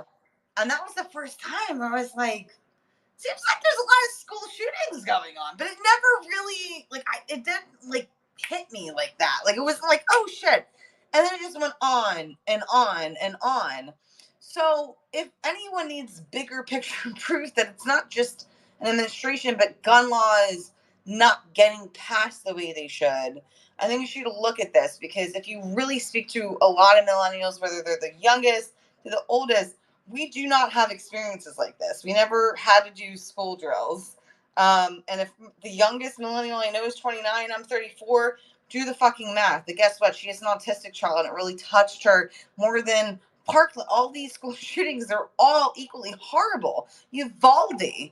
At the end of the day, no one should be afraid to send their child to school, or to have a family a friend member that's a teacher and it's like, good luck today, I hope you don't get shot, because that is what it feels like. But we also cannot negate what Sharon and other people said, that in the Black and brown community in general, there is higher violence in gun activity. And so that's what makes your 1.5 a day. So we can focus on like it's not as common as what's happening daily in pretty much every major city. And how do you fix this? Right? There's all these things that we can talk about. So I want to make sure too, for other people that live in other countries, when they say, "Oh God, I don't want to visit America, it sounds scary." Honestly, it kind of is. It is. It is. Like, probably don't recommend Let's Get Kamala Harris in for a little bit. I'm not unproud to be an American, but I'm not going to sit here in another conversation and say that it's not fucking scary to be an American right now. Does that make sense? Okay. Anyway, I'll digress. So I don't know if it's somewhere between D and Neely. One of you can kind of pass the baton, so to speak, because I'm not sure what happened there. Forgive me, but I think it was Neely and then D. I know Kevin's had their hand up for a while, but so yeah. Okay, go ahead, Neely. Hi. And I saw up. I will say this because I really want to be blunt tonight, Pastor. Like you a lot. What I would respectfully ask you to do, because I know you've been in my rooms before, is like, just personally, not everyone believes in God. So I'm just saying, and I know this sounds blunt and whatever, like, let's not focus on anything that could offend anyone, if that makes sense. Like, I think we should just keep it to the subject, because I'm not in the mood for this tonight. Go ahead, Neely. Thanks. Hi there. Glad to be back. I saw you. We're still here and the gun control subject. So, I mean, as we sit here and speak tonight, we've got a man on the loose in Kentucky that shot at people on a highway. And so, when we can really quantify how often this happens, we're sitting here talking about these dangers, and this is an active situation where he's on the run. And, I keep trying to think back, like, the Citizens United decision really allowed politicians to be purchased by the NRA on a higher level than they were before, in my opinion. And if we can overturn Roe, then we should overturn the Citizens United decision. Um, I mean, in 2022, the Biden Harris administration passed legislation for Safe Communities Act, which they signed into law. I mean, that was like significant, and hadn't had legislation that significant in 30 years, that have these red flag laws in various forms in the bill. And only 22, and I put it up in the jumbo, only 22 states have implemented stricter red flag laws. And of course, Georgia is not one of them. And this whole failure of the Georgia shooting and the tragedy there, um, and having the FBI having visited the household, I mean, and this might be a controversial statement, why isn't the FBI going to be questioned about why they didn't raise any red flags of ensuring the guns were safe? And they've released the audio of that interview way back in 23.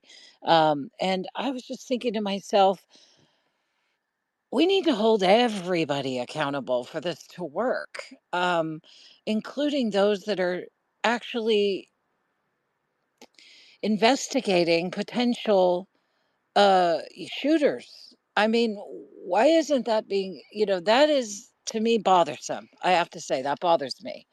And when we talk about these kids, one of my best friend's daughters who suffers from, pretty severe um,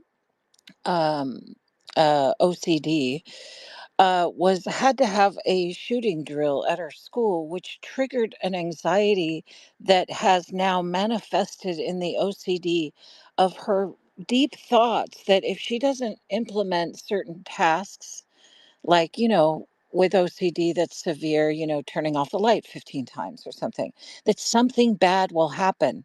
And this is sort of the classic OCD, but now it's brought in since she had to have that drill. It brings in that maybe there won't be a mass shooting as long as I actually do this activity. I mean, this is how severe this has an impact on children. That's just a drill. That's not even the children that have witnessed gun violence at their school or watched their teacher die in front of them, like that girl was interviewed today about Georgia. It just really makes me sick. And not to mention TikTok spreading all this information to kids about like civil war and things like that. I had my kid ask me if we have a gun and shouldn't we get one just in case there's a civil war. That is like, I I actually was stunned when, my 16 soon to be 17-year-old asked me, "Do we have a gun?" And I'm like, "No, we don't have a gun." Um and really almost perplexed, like, "Well, but there's all these threat," and I had to go through this whole exercise of how to fact check and look at information that's coming. And thank God, my kid comes to me, right? Not all kids come to their parents and say, "Hey, is this true what they're seeing on TikTok?" Um, and I was talking about this in another space. And so our kids, it is normal. It's normalized through video games. And I mean, my kid's a big gamer. So I'm not saying that, but we as parents, as this progresses, I, I feel like we're having to catch up on keeping them safe with information to ensure that they feel safe and that they know that what is misinformation and what is not. And I mean, with the fact that we're signing these things into law and we only have 22 of the states that have red flag laws, and there's one state, I think it was, I can't remember what it was, I think it was Oklahoma or something, that absolutely has gone against it, saying there's like anti red flag laws in Oklahoma. Yeah, it's Oklahoma. Um, so I don't know. As we sit here, it breaks my heart, and I have a child growing into this, where it's normal to come up to your parent and say, "Well, maybe we need a gun because if there's a civil war, we probably should have one." That is that haunts me, and that just happened like a week ago or this week. And so anyway, uh, that to me is where we really need to look at the lobbying of the NRA. The NRA is, my opinion, a criminal organization that should never be influencing people in our elections and our politicians.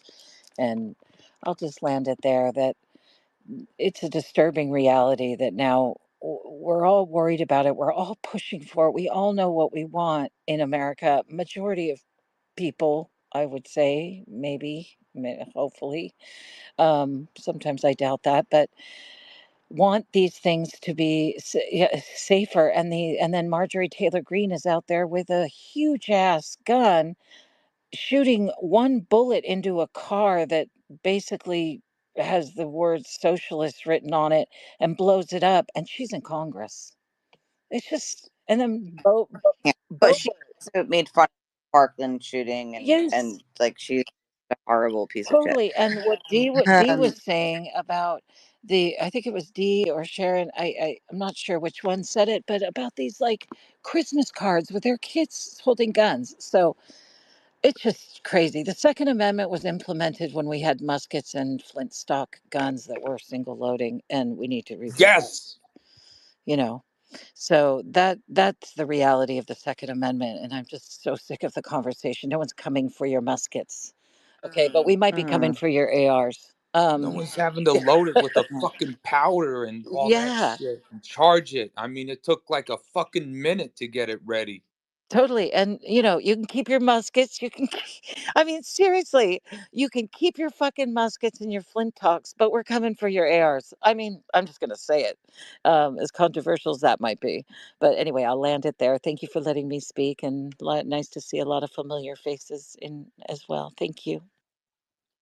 No, thank you. And I know Dee's next, and I think Kevin. I don't see your hand up. So anyone, please raise your hand so I know to call on you, or BB does. So because like people come up a speaker, but I don't always see your hand.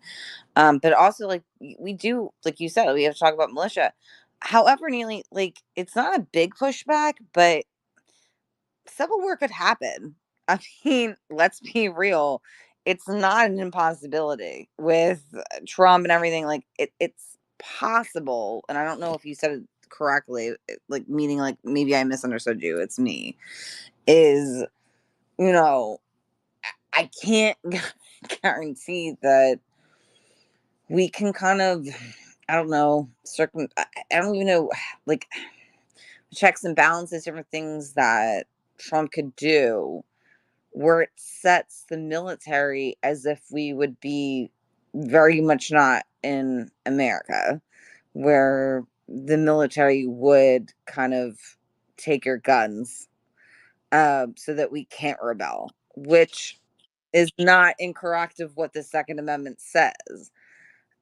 Technically with militia, but they never thought it was going to be with our own country. So all I'm saying is it's not impossible. It's not I impossible understand. for that. I don't think I really meant it that way. Sorry, it was in. I know. Yeah, No, it's okay. I but just want to say, but but that's a more reason to vote for Kamala. we're You know what not I mean? going Like to it can yeah happen. we're not gonna I'm not Yeah. calling to overturn the Second Amendment. I was more being really fucking Right. sarcastic about it, and sorry, I probably shouldn't have No, been. no, no.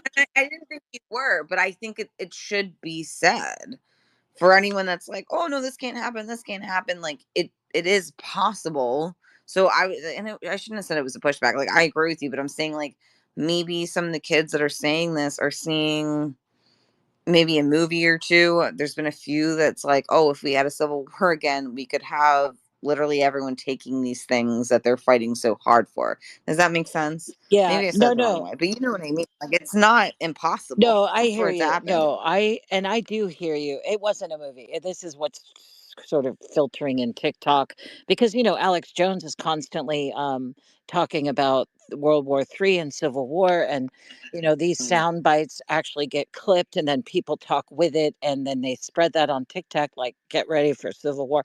You know what I mean? This is not the movie, but yeah, I hear you. I just yeah, and again, and I'm not actually suggesting Second Amendment is secure in the Constitution, yeah. and it should It be, is, and it's really hard and to it should see be because it's our what happens to it. country. That's how he's founded it, and Right, with all the guns, we're never going to get all the bad guns off the street. But at the same right. time, I'm more looking at it like, come on, we have to make it make sense. It's just not making any sense. And as we sit here and watch like this shooter driving through Kentucky, God knows where he is now, right? Shooting people on the freeway.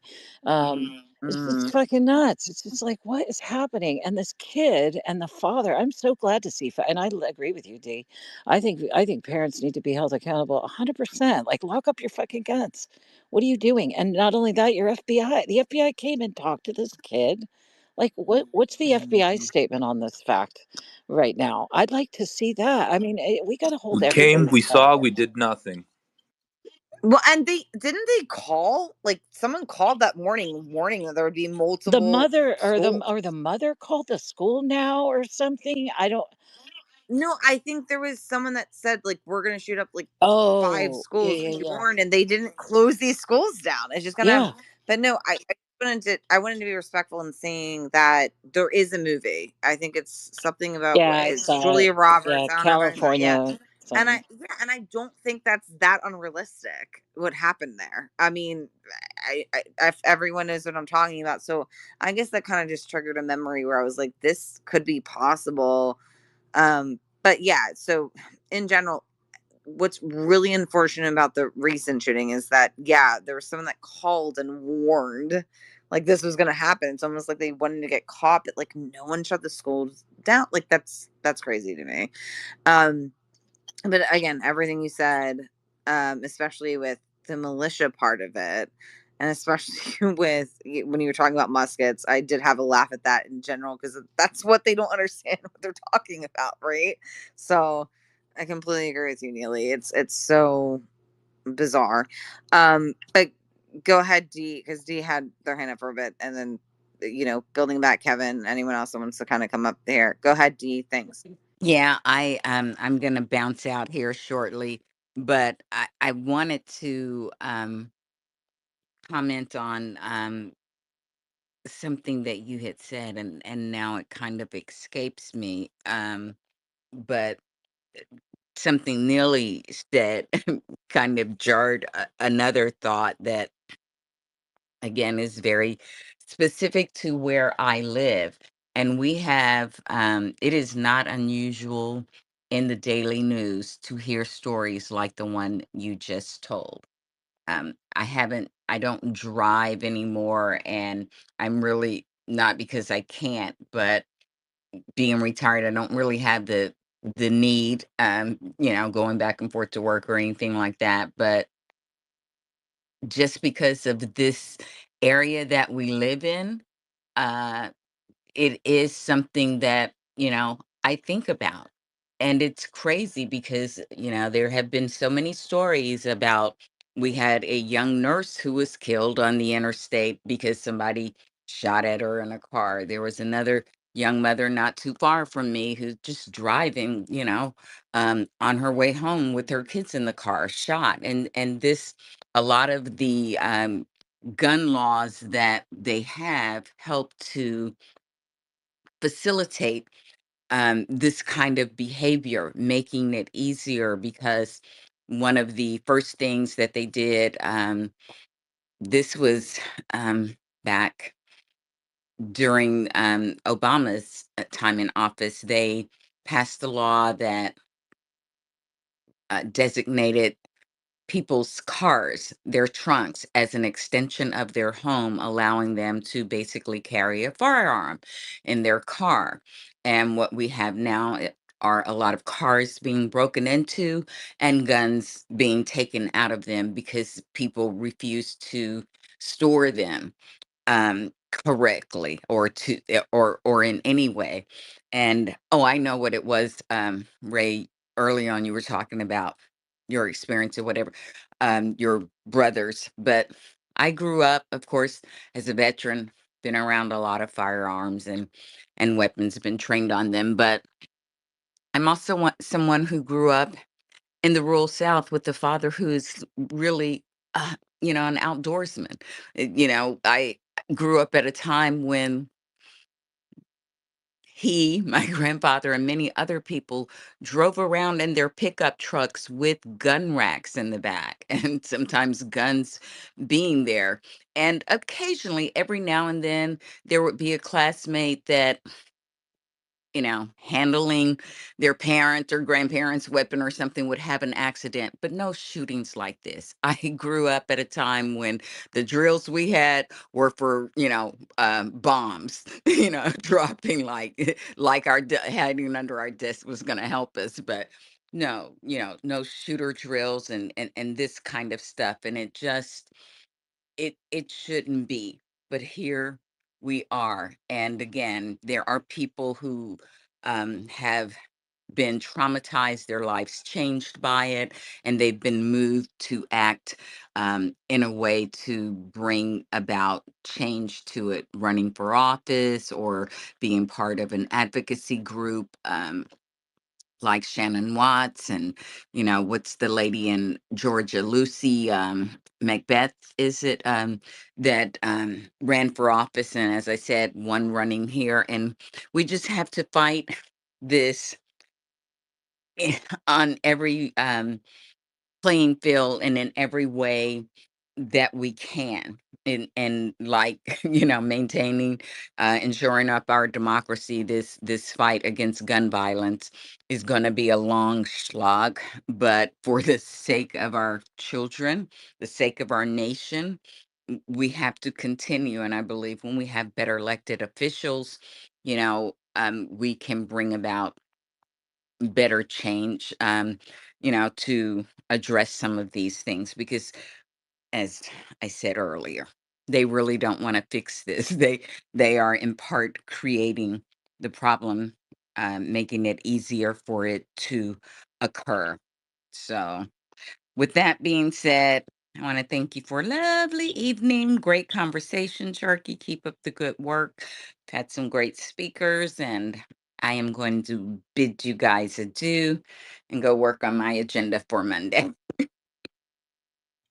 Awesome. Yeah, always tune into these spaces if you want to speak about that for a minute. Also, I was saying earlier with my brother, like that was the army guy that told him not to use an AK-47. I don't know if you missed that a little bit, but he was saying like if you want to buy a gun to protect your home, like he was basically telling me the exact gun to buy if you're talking about your home and what would happen if he bought this military style weapon and it would kill other people.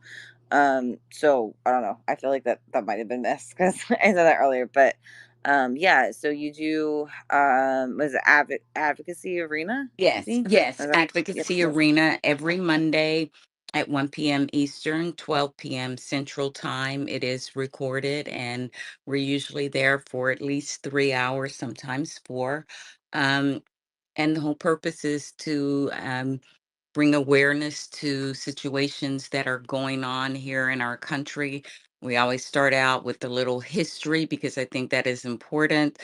We always cover the dark money network, whatever aspect is exposing itself at that time, and just kind of connecting the dots. And of course, always about, whatever election cycle we're in. And certainly this is the biggest one of our lifetime. But the whole purpose is to get people civically engaged, and we start by getting them informed. So we welcome all new voices, but we do run a tight ship.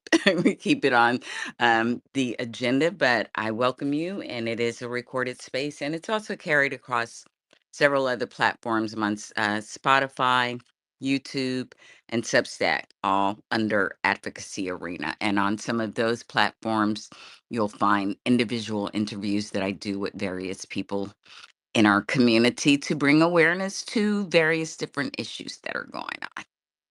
So thanks again, Ray and Kim. It's been a pleasure hanging out with you guys All right, tonight. Steve. So I want to let you know. So I've been working. I've talked to Sharon about this. Something called head count, and I've worn your good trouble shirt a couple times. So she had merch too. Oh, So, yes. Thank and you. That's awesome. my Yes, I'm working. sister, I gave her one of the tote bags for good trouble because she works. She helps get people elected for city council. So and does a lot of. And we've been doing a lot of stuff this summer, and now into going into the fall, registering people and getting people. Excited and going to different festivals and stuff. But your merch has come in handy, and people have Oh, asked me that's about the good awesome. trouble I shirt. love, yes, I love my good troublemakers. We all need to be making a lot of good trouble right now, making a lot of noise. And I'm working on some new designs to incorporate this momentum that's going through going on as well. So thanks so much, Kim. I always appreciate everyone in the community who support our work and add to the chest of, good information we're building. So. Have a good night. All right, you guys too. Yeah, awesome. Yep. And I always repost it, even though I always miss it because I'm working. But I always repost it if you want to click on it on my timeline. I shouldn't say always, but I try to. I But it is a appreciate it. really good. Of course. Thanks. All right. So I think it was Kevin, obviously back to BB, Heidi, and then Thomas is a new member here. I have Member. to I don't know what that apologize even to means. A Thomas. new I speaker. A new accidentally speaker. said no, and I wanted to say yes to have him come in, so I invited him back in. But he's been a All right. follower of mine for a while. All good. So All good. Cool. All right, all good. So let's do Kevin and then Thomas, and then maybe go back to you. So it makes sense to have like little fluctuation. So Kevin, then Thomas, and then BB. Does that make sense? Okay, go ahead, Kevin. Oh, it's going to be hard to follow, All right. like a lot of everything earlier. I mean, that injected a lot of hope, and I appreciate it. And holy cow! I mean, oh, one of the things that Sharon was saying about a lot of the challenges and pushback to the disinformation on Twitter, yeah, I really appreciated that. A lot of that was very educational, and I'm very happy that people in America are pushing for legislation for the children and the youth, especially that are growing up. I mean, I was reading a New York Times article about Europe, about Finland trying to fight fake news and was it the elementary system that they had over there? At people as young as I don't really know the age group, but just their elementary system, trying to incorporate anti disinformation and kind of teach kids what to spot for. And so I'm glad that we're kind of already mirroring something along that lines. At least that's how I took it.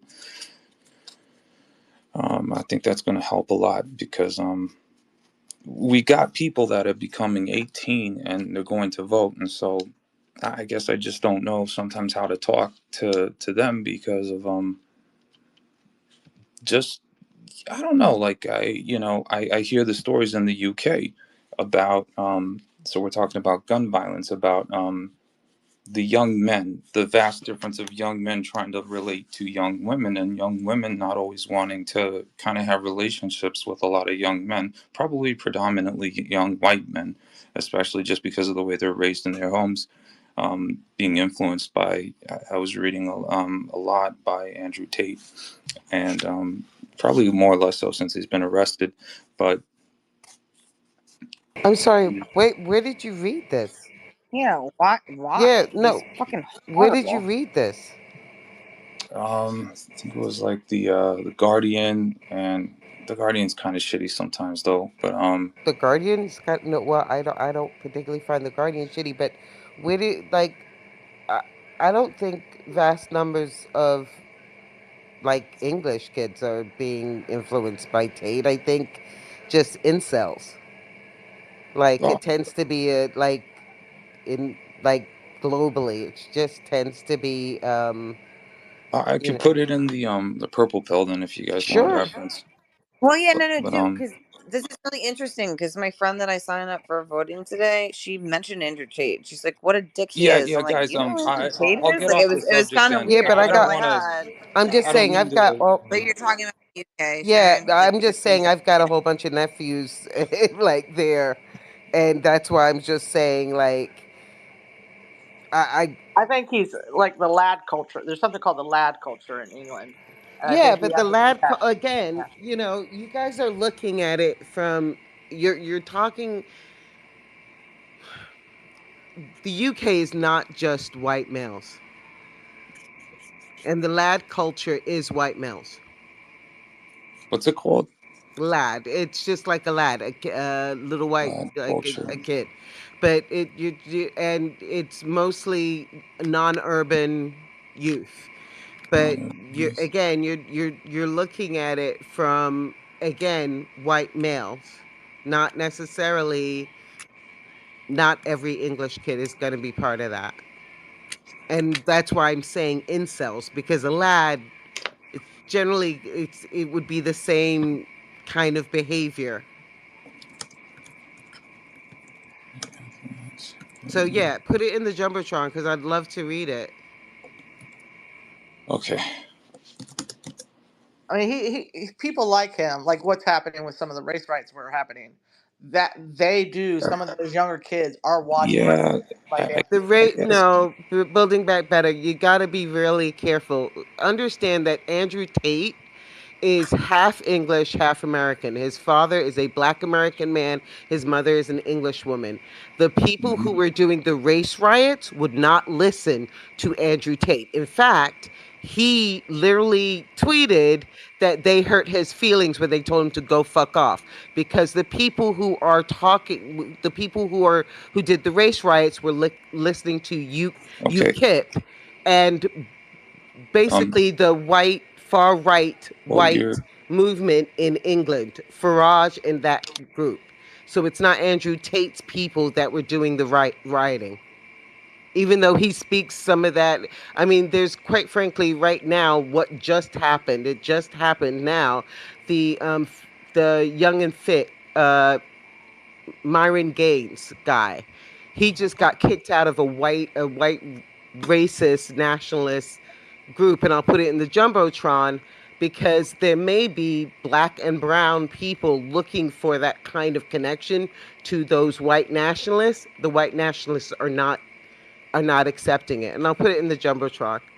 how do I get Yeah, how do can you please do? Can you please do? Because I don't mean to interrupt anyone, but like, can I just ask you a question really quick, Yeah. Shannon? Sharon, forgive me. I'm running since two. I didn't mean to call you Shannon. I meant to say Sharon. Okay. Um, did you just say that Andrew Tate's father is black? Yes, he's a black American. Ex CIA and Oh, stuff. Yeah, very much. oh, okay. No, no, no. I'm just saying He's this because, African like, American. okay, Yeah. okay. In general, is there something that happens? Because I don't know. I just He know he's a his horrible his dude. his But like, mother's English, and he was raised both places. Yeah. okay, so is there like some kind of or like a theorized thing in this or whatever? Because all I know about him is he's horrible to women, and I thought he was a white dude. But either way, I don't care if it's He's a about. It grifter. doesn't really I matter. think he's a Part. grifter. I don't think he believes half the Okay, stuff he does. but is he someone that's like embarrassed by his own? Does that make sense? Like that? No, Like, is there no. I don't think. some kind of Yeah, why he would be? I don't think so. What I'm Yeah, I saying? don't think so. He's never his father, like he's never been embarrassed by his father, except for the fact that he left the mother. He has an older sister. I think they're from Kent, or like some, yeah, it's Kent or Surrey. And his brother. The like, he has a whole family in England. They're like, I think it's a grift, to be honest with So you. do white supremacists know that his father's black? Sorry? Do white Yes. like his a lot of his following is white supremacists? Do they know A that his lot of father's his black? followings are incels. Some of them, yes, they're white supremacists, but the actual white supremacists do not like him because he's half black. Yeah, they know he's an incel. So he's mostly on the misogyny side of it, and then he starts saying crap. He recently became for like a brief second, like Talcum X Muslim, and that was just irritating as hell. And he did it through it's like, England's complicated. I can't even explain to you how No, complicated it is. I, But he sorry, did it through I, an English guy, an English shocked to Muslim guy. hear that. Go ahead. Yeah, no, I'm sorry. I'll shut up. I was just kind of shocked to hear that because at the same time, I just always thought he was like this crazy white supremacist dude that hated women, and I didn't think. I mean, what? I guess it really doesn't matter, but at the same time, like I just thought like his fall. Okay, He's got. you I know, but mean, but all this doesn't make sense to me at the same he's time. kind of Like, got what are like we an even Enrique talking about? Tarrio For this vibe to him too. crazy. He wants to be white adjacent, but he's not. It's a grift, as you said. But he's trying to bat up, yeah, because a lot of these guys are misogynists and some of them are white supremacists, and it's the same with Trump. It's like the grifters are grifting off of each other and stealing each other's audience because it's all like But he was always white But it's adjacent because he also grew up. an embarrassment there that he's trying to be like. Is that not an unreasonable thing to bring up? That he He's wants to go one way and he's like not like I don't know. Maybe it just doesn't make sense to me. I should shut up. Like I don't want because I've met so it doesn't even matter. Like I'm just he's like part of an English generation that grew up with this idea that they're mixed. Understand that there have been mixed people in England for many, many years. And, you know, at a certain period, you could choose. It sounds a little different to you guys, but at a certain period during English history, there was a choice there, regardless of being black and most people chose black. He's not the first mixed race person in England. He just, I mean, like, he may have issues from his mom or whatever. From what I understand, they have a good relationship. I don't know. Like, I don't think. I think it's a grift. I think he would probably always want to be white adjacent. I don't think he was necessarily, again, he's black English. So growing up in England, it's not like there's lots of black English. I'm sorry, he's black American. There's not a large African American community in England. Even now, I mean, there is some, but it's not, wouldn't be a large.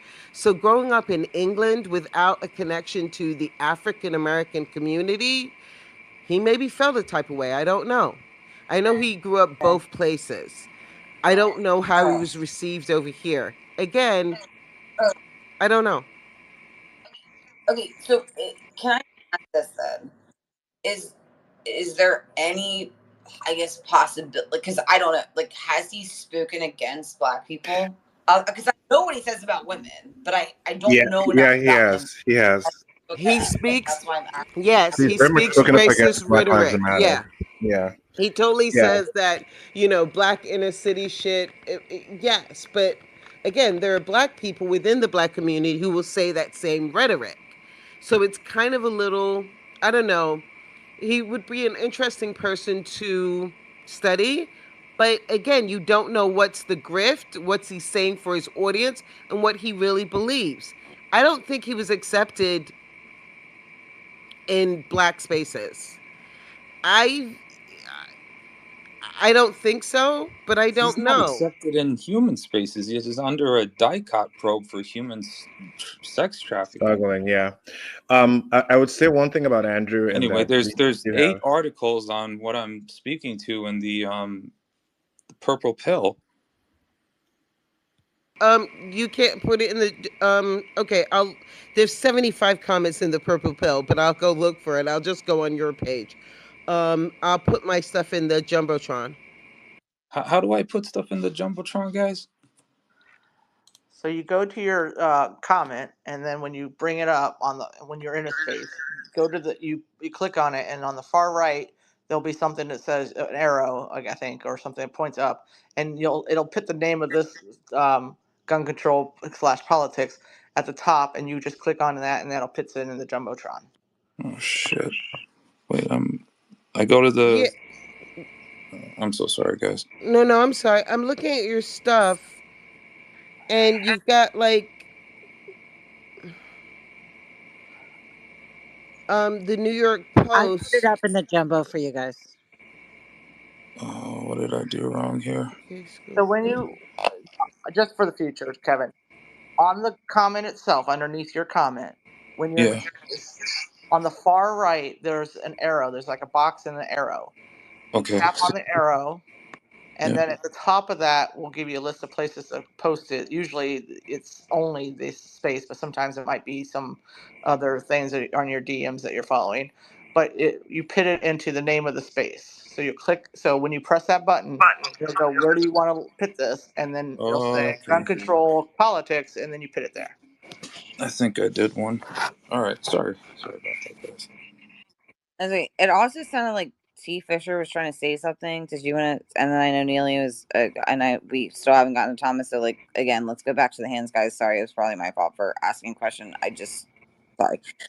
T. Fisher, did you want to say something back to that? Yeah, no, it's okay. Andrew is kind of an interesting persona. Sharon and I have kind of similar backgrounds in terms of like British backgrounds, and so my parents are British American. Well, one is. Andrew is very much a con man. Everybody has their own opinions as to what his motivations are. I have my personal opinion in that his father, he has daddy issues in terms of his father is this high intellect chess master, CIA, connected person, so on and so forth. And Andrew has very much tried, I think, to wherever he's been moved, live up to that particular thing in his head. I think he was into kickboxing for a while, low level. Tell people he was a champion and so on and so forth. He was decent, but he was very much low level, club level. But I think that he's found this grift, as Sharon said, is very much a grift. But this is a very old grift, like Rush Limbaugh, Sean Hannity, a lot of these people in their personal lives are very liberal. Even George W. Bush is very liberal in his personal life. People are shocked, but there's no way George W. Bush is going to raise two very left wing women in his house and have a wife that is very pro gay rights. And somehow he's like the one person. They're play acting, they're grifting. So Andrew came upon the incel thing, and which is where they hit the nail on the head. Sharon hit the nail on the head with the misogyny. Misogyny was the opening, and it's incredibly powerful because it's a huge online, collection of these guys. But you don't just stop there, and so that's why there's the interconnection. If you talk about in England, for example, Tommy Robinson and some of the more hardcore right wing, white separatists, whatever type people that Andrew can kind of tangentially be connected to, in that some of the incels move between those groups, and that there are white incels that necessarily like what he says. But yeah, Andrew will not be given room in that space because he's not pure. He appears white for the most part, whatever, and can pass to a certain extent, especially since he's balding now, so you don't really see his hair. But it's very much a grift because now like Alex Jones and co have figured out, the more outrageous right wing stuff you say, and he said stuff about against Black Lives Matter, for example. He had a video that I saw where he took on Black Lives Matter and said how they needed to stop complaining about woke stuff and da da da da. Andrew kind of, I think, looks at what's current in the white separatist space and finds a way to connect his. I don't think he has a necessarily a movement anymore. It's very amorphous. Um, it's whatever makes him money, whatever drives attention towards him, and what can help him make money from there on. Uh, I I don't think he would be accepted in any way, shape, or form. But he's a useful idiot for them. Like they'll use him. Nick Fuentes will bring him up here and there, but they also don't see him as human because to them he's a mutt. So, but Andrew's kind of interesting personality in that he's not really that bright, but I still am kind of interested in how he was able to con his way into getting a lot of very MMA. yeah, Well, MMA. he's yeah. Oh, also that's That's right. he's Yeah, exactly also a how he the did it. dictator. It was the the the MMA. kickboxing thing. There Yeah. we go. That was exactly how he did it. And I do want to say this, Kevin. I agree. One of the things I will tell you that my students would be the first people to point out your sources, right? One, New York Post. As a New Yorker, you know that is not a credible a credible source. Yeah, it's kind of associated with what, like Jared Kushner maybe or Trump. No, just with Murdoch. racism, Rupert Murdoch. like just with racism. Oh, right, Rupert Yeah, Murdoch. yeah, no, just with racism, like even before Rupert Murdoch. Well, yeah, yeah, I agree. I Yeah. agree. I So don't disagree. the other part is right. Every single one of the ones that the independent that talk about England, and one of them talked about Belfast, and one of them was Texas. Nothing actually led me to um, an actual survey or study. Not one. So They you look have sketchy. everything talking about some sort of study they did with kids, but I don't. There's no link to the actual study. So I don't know how credible what they're writing is. Do you understand? Do you see where I'm going? You don't think? Okay, so like no one took like a like 500 people, 1,000 people No, or no, no, anything. no. There's no study. In other words, they all mention a study that they did with school children. Every single one of these articles mention a study. That's where they're getting their story from. But none of them actually show the study to show. It's not even that they have to show they did 500. I mean, 15 is a good sample, but they're not even showing me that they actually had access to any kids. They're not showing me that. I mean, first of all, for them to have access to any children, the study would, especially in England, it would have to be done by the Department of Education for England. I can't remember what it is, but the chancellor, like that, you don't get access to school kids that way. So it would be something that would be on the English website, like the governmental website, because all the studies are there. But none of these articles point me to any study. There's no link to any study. They don't even name what the study's called. They don't even tell me who the authors of the study are. Do you see what I'm saying? I guess so. I mean, some of the stuff looks troubling, like on Education Week and others. So they got like the director of research at some of these recognized organizations talking about some of this stuff. Does it Yes. always have to be like a study, is what you're saying? Well, no. Okay. So what article you saying with the organizations, because they do mention different directors talking about generalities, but you're saying specifically each one of these things mention Andrew Tate, and it is Andrew Tate being a source of issues for English boys. And each one of them state that they're stating that they have problems with their students because of Andrew Tate. And they Okay. mention a study, but there's no study. And my problem is with England right now, they keep on trying to blame the issues with there was a group of young black boys, young white boys, I Hmm. think actually two white boys, one white girl, who under the age of 15, who just killed an 87-year-old pensioner, a man of Asian descent. Right. And last year, 2 years ago, they killed a young trans woman.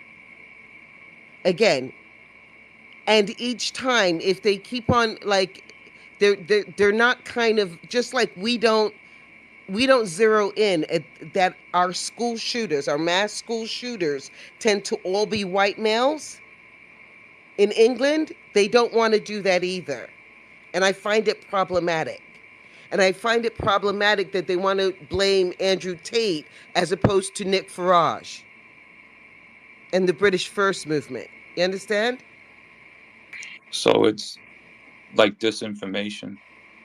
I don't know. I can definitely say that I'm not finding, if you can see the study and I'm just looking at it too quickly, then then I have more information Well, to I go mean, and then what I'll I be think what she's wrong. saying, there's plenty of right wing news sources, even in the UK, who will prop up. And Andrew Tate does have an influence, but he doesn't have the same kind of, just like, Nick. There's plenty of people in the United States, but when Donald Trump is also reiterating and standing for the exact same things, then the media shouldn't be blaming Nick Fuentes for existing. They should be blaming Donald Trump for giving Oh, wait, somebody like wait. Nick Or Fuentes a place Boris to Johnson a conversation or and the place in our Conservative conversation. Party and Nick Like Farage. we're blaming maybe symptoms instead Nigel of the Farage, yeah. cause. No, it's not even the symptoms. In other words, so what I'm saying, right? And I'm saying this, that instead of blaming an actual like Nick Farage,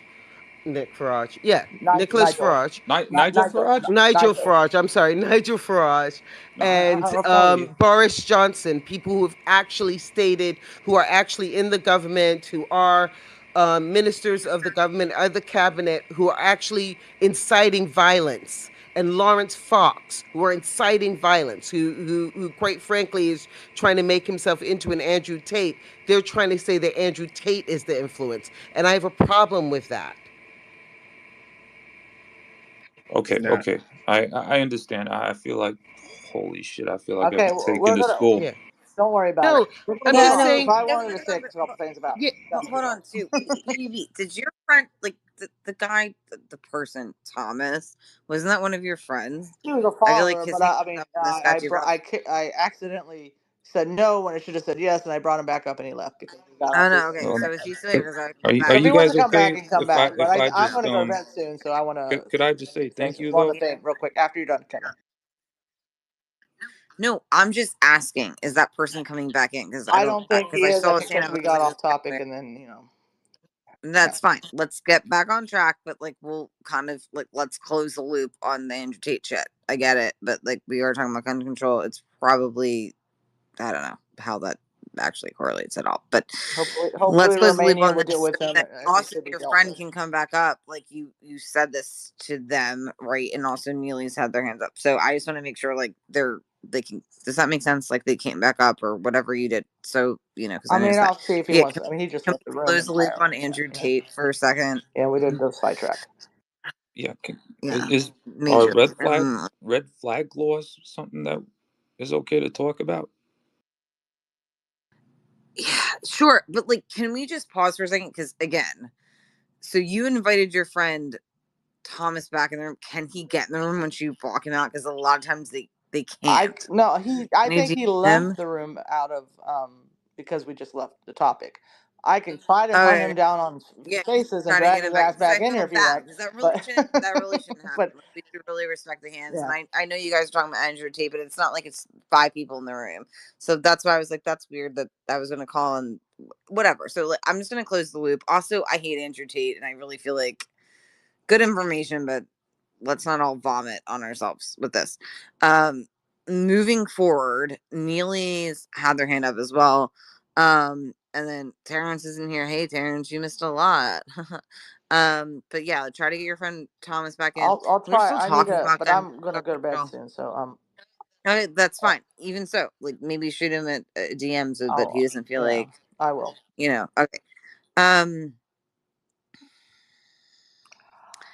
trying to take a deep breath. I'm like, where Okay, was I I'm in this gonna say conversation? something real quick because Because I I am got gonna you up. go to bed And that's okay. because It's I not think even this is fault. important Happens. part of the topic. That is No, the yeah, yeah. difference It between is. now and so why we got the Brady bill. Let's talk about Brady, James Brady, who was press secretary for Ronald Reagan, who got shot during the Hinckley assassination attempt, and then Ronald Reagan himself, because he got shot, and actually the bullet entered him unlike Trump, he he to a certain degree Reagan, but Brady himself specifically because he was paralyzed and he was a Republican, became a huge advocate for gun control because he was a direct victim of it. And because of that, in the early 90s, you could actually get this thing called a Republican who was pro gun control. There was such a thing back then, you know, and they would vote for a lot of the policies, and including the reason why. Not to bring them up, but Bernie Sanders got elected because the Republican who was in his seat, and this is the Congress before then, it was his first seat in U.S. Congress was a House member. The House member was a guy named Peter Smith who voted for Joe Biden's uh, bill for attempt for assault rifle ban in the late 80s, but he was a Republican, and so and NRA ran a lot of ads to get rid of that guy, and that's how Bernie Sanders got in public in U.S. Office and federal office. But so it was not uncommon for there to be Republicans who weren't adherents to the NRA, who could vote their conscience, could support whatever their constituents wanted. It's again, as I said, it was a way for the NRA had become this more than a lobbyist group, but a get out the vote crew. And it's what you need to actually talk about. Also, a lot of their money's been coming from Russia lately too. So a lot of the misinformation that they've been spewing is also sponsored by Russia propaganda. It's like the full circle of the conversation we had because we started talking about the different the Tim Pools and people who've been paid for, but Russia is funneling money through the NRA to them. But he used to, so we are not the reason why we're at an impasse on this, and we weren't in the early 2000s and the 1990s rather. First of all, in the early 1990s, to the credit of the Brady bill, crime rates have actually gone down and gun deaths have gone down. But the gun deaths that have gone up are the mass shootings, and it's because of the access to certain types of guns, and also people stockpiling guns in ways that they didn't before. There's actually less Americans who have guns. There's more guns than ever, but less Americans because it used to be very common, as you were saying, for a parent to have a rifle in the house when they when hunting on the weekend. But it's not common for people who to do that anymore unless you are truly a gun enthusiast. So now we have more guns, but less and less Americans have guns. So the way the NRA operates is they have to pinpoint those people who have the guns to convince them to stockpile them as if that is necessary. If you're going to get a gun for an intruder purpose, a good pistol will do the trick, and B, you don't need 20 of them. In fact, it's stupid because you can only shoot one pistol at a time or one gun at a time. So if you got the one gun in your hand and the guy who's in your house can find the other 19.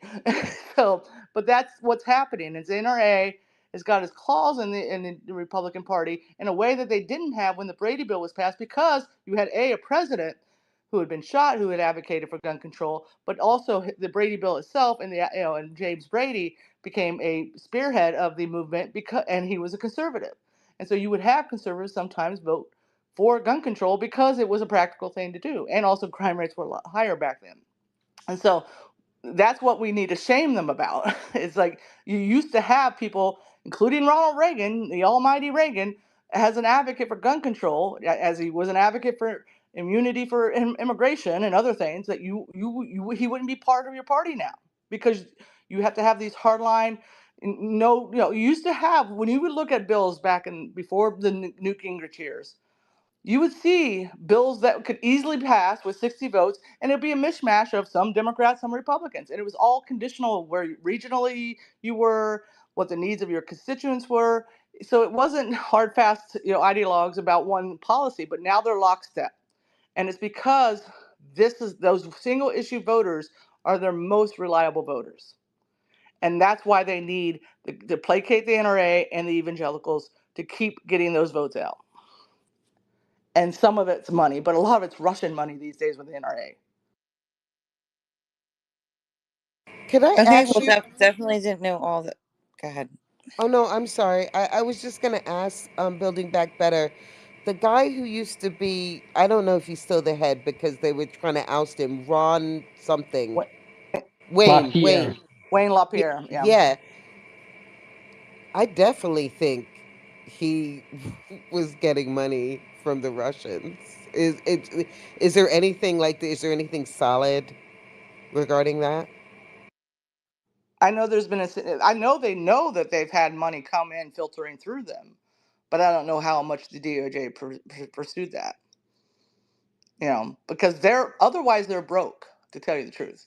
Because again, it's a smaller pool of people, but they're in. If you're going again, if back in the day, it wasn't uncommon to have a gun or two in the house. Maybe a pistol and maybe a rifle. But now these are people who have 20 guns for no reason. They have nothing else to. I mean, and then don't be the guy who collects 20 guns and complains about inflation. I'm just saying that. It's like, maybe sell some of your damn guns, people. If you have the ability to buy 20 guns and golden sneakers, whatever, and NFTs with Donald Trump's face on it, then inflation is not your issue. But that's, I have economic angst, but I'm stockpiled like I'm a small army in Eastern Europe. What's up with that?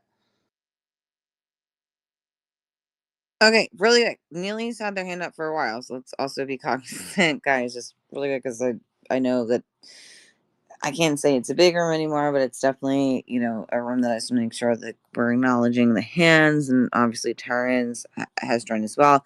But go ahead, Neely, if there's anything you want to touch on that we've talked about.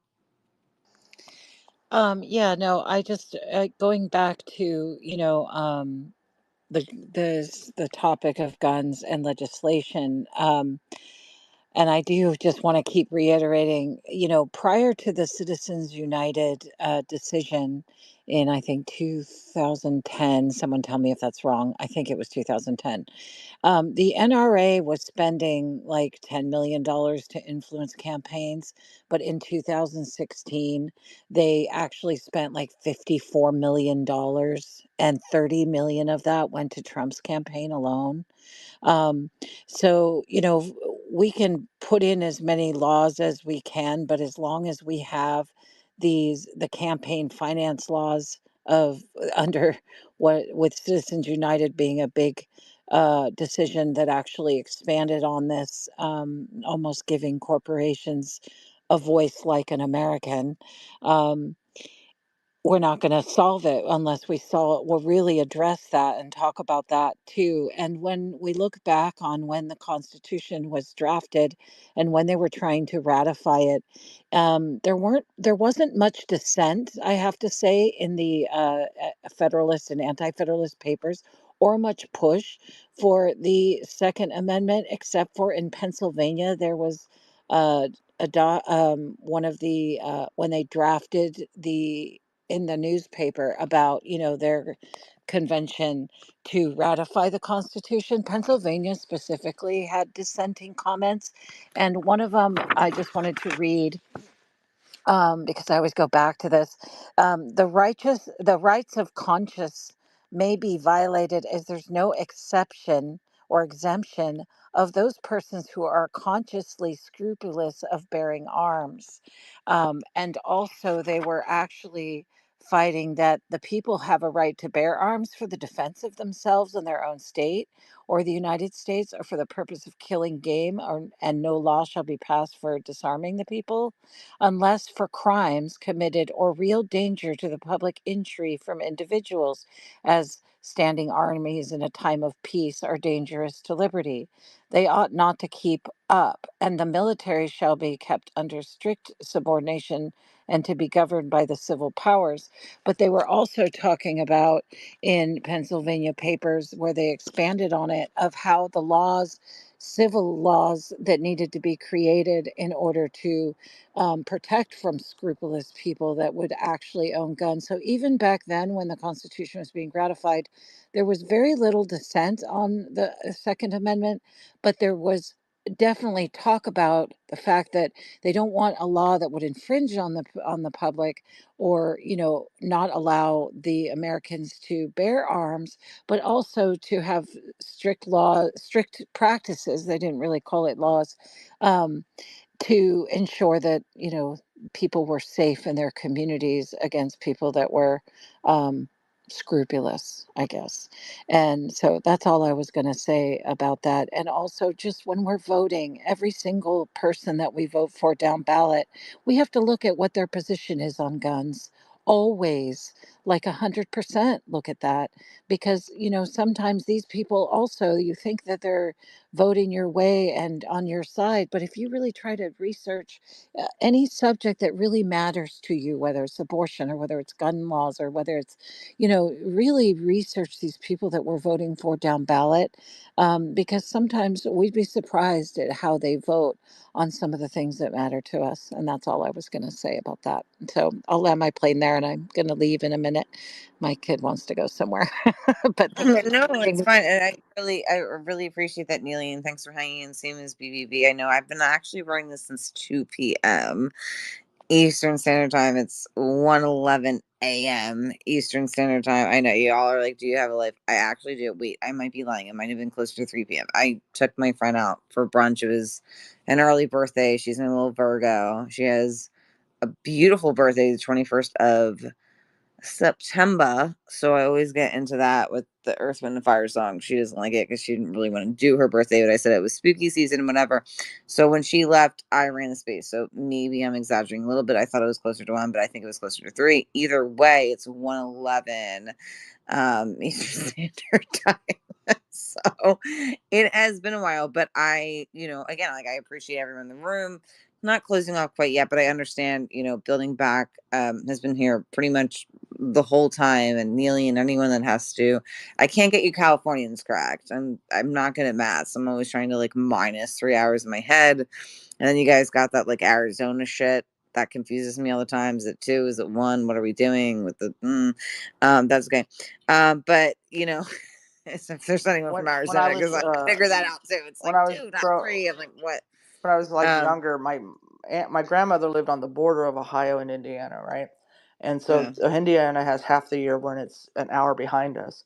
So whenever the bars would close in Ohio, we'd go across the border to Indiana, and we can drink for another at least 45 minutes by the time we That's got how there. casinos are. Like, you get done a shift as a Just move waitress or a over. Just bartender, move and the over. closest casino is going to be open until 2.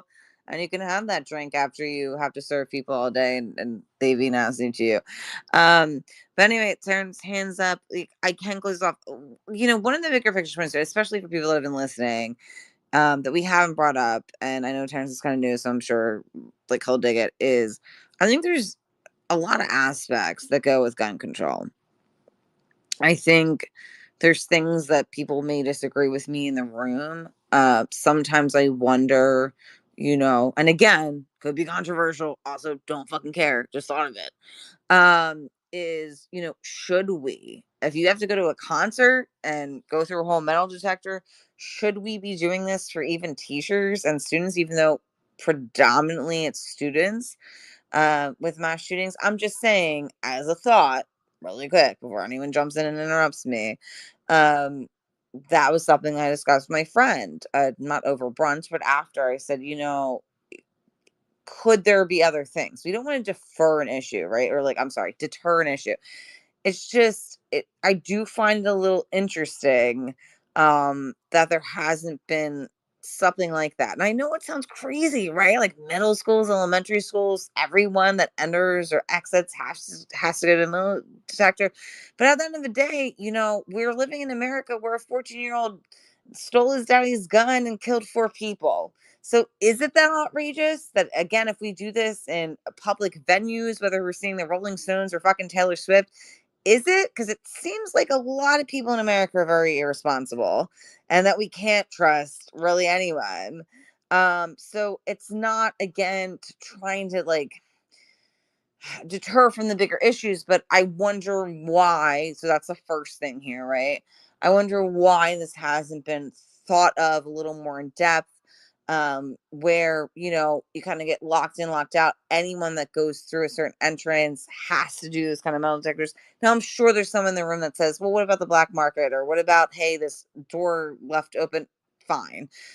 We saw this with Uvalde, but in a little bit of a different way, where I think there could be more security if everyone's kind of going into this. And yes, there's also people that could say that's not American freedom, whatever, but that's what they do at concerts. So if you've ever seen a concert, you got to go and kind of pay that price, get your pocketbook checked out, get everything checked out so that you don't end up harming the artists that's on the stage. It might be sad, but I'm wondering if this is something that could be a possibility. To mental health, we don't talk about that enough. Even though, yes, like this 14-year-old stole the gun from his daddy, is there a conversation we can have about people that are on high alert in the sense that, they could have, documentation wise is a controversial thing too, that they were this at some point of time, they're known to get off their medication. Is there a mental health check, someone that has just kind of like this 14-year-old kid with the whole FBI thing was news to me, is someone that would be kind of like on a wanted list, a watch list, like don't sell this person guns. Again, the black market comes around again, right? Like they can get this. Okay. And then 3, which has been my bigger picture point for this whole motherfucking conversation, is why the fuck are AK and A47, all this allowed in this country? Because you can't use it for hunting and obliterate the meat, right? You can't really use it for anything that wouldn't harm multiple people in a very fast speed. And these are the type Well, of weapons that actually, are people prime. do Can I use please finish my sentence? Can I some of those please guns finish for my hunting. sentence? Thank you. Um, that are primarily used in school shootings and primarily young white males. So why are they still available? And again, we can even bring up someone like Stephen Paddock, who killed my friend. The reason why I keep saying this is because I really find it distasteful that no one wants to fucking bring up Route 91, which is actually coming up, the anniversary of that in 2017. That's fine. Again, worst mass shooting on our soil by a single shooter. Also, we're told everyone this was Democrats that did that. Yeah. And also left thousands of people scarred for life. But let's all forget about that too. Anyway, he had an arsenal again of guns that he bought at gun shows, different things like that. Were able to fool the casino that he was in. The bottom fucking line is, I don't think whether you're a gun toter, like that's your fucking hobby, cool, then you should be able to have this. I honestly feel, and again, I'm not even looking at my room right now because I'm going on a whole tangent, is unless you can even show military any kind of ID, that you should have these weapons in your possession. Because America has shown you can't trust someone, I don't care who the fuck they are, with an AK 47. It doesn't even matter about their history. These should be things that the military has access for and no one else. So, as we've looked at, and I know people have talked about 20, 30 years gun policies, it's a little bit of everything. It's not just mental health. It's not just military style weapons that shouldn't be in civilians' hands. It's not just the fact that let's start with fucking metal detectors in every school, because if that's going to save my kid, I don't have a child, but I have 11 nieces and nephews, a little bit more, why not? Whose freedom is that taking away? If I feel a little bit safer about my niece going to school tomorrow because every fucking teacher, everyone that clocks in, clocks out of that school has to go through something that could potentially hide a gun, even with the sneakeroo of like a door opened or whatever, why aren't we doing that if we treat concerts the same way? There's different things that we have to talk about. And also, even bigger picture point, Democrats do own guns. And I know there's people in this room that are like, well, mostly this happens in statistics. Like, I can go by my own belief. You can go by yours. I personally think if you have a home and you want to protect that home, you have that Second Amendment right to do that. Whether it's a pistol, whatever, hopefully not an AK-47. You know where that is to protect your home from a shooter. However, once you go into those weird lines of opening and carrying, so I don't know, Texas, there's never been a little bit like a good guy with a gun. The closest thing I can think of is that man that saved a lot of LGBTQ plus, and he was straight, by the way, lives. If anyone can think of that, he was a dad that was there at the club. Please, anyone, what was that? That it actually didn't happen that long ago. The What, the dad who was former Orlando? military. He was former military at the club. Who, In guys? Orlando? No. It wasn't Orlando. It was fuck. Someone could easily look this up too. He was former military. You about the guy who shot up all the It was people in it's that poor definitely a gay club club. It where was it a was all gay club. gays? What is it?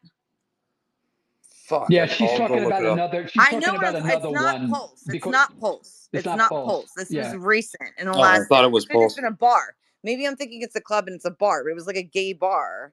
But this guy was like a straight dad, but he was former military, and he did something to take down, like he saved a lot of that's lives. why And I we can't can't think of who remember the it, fuck it is. Starkey.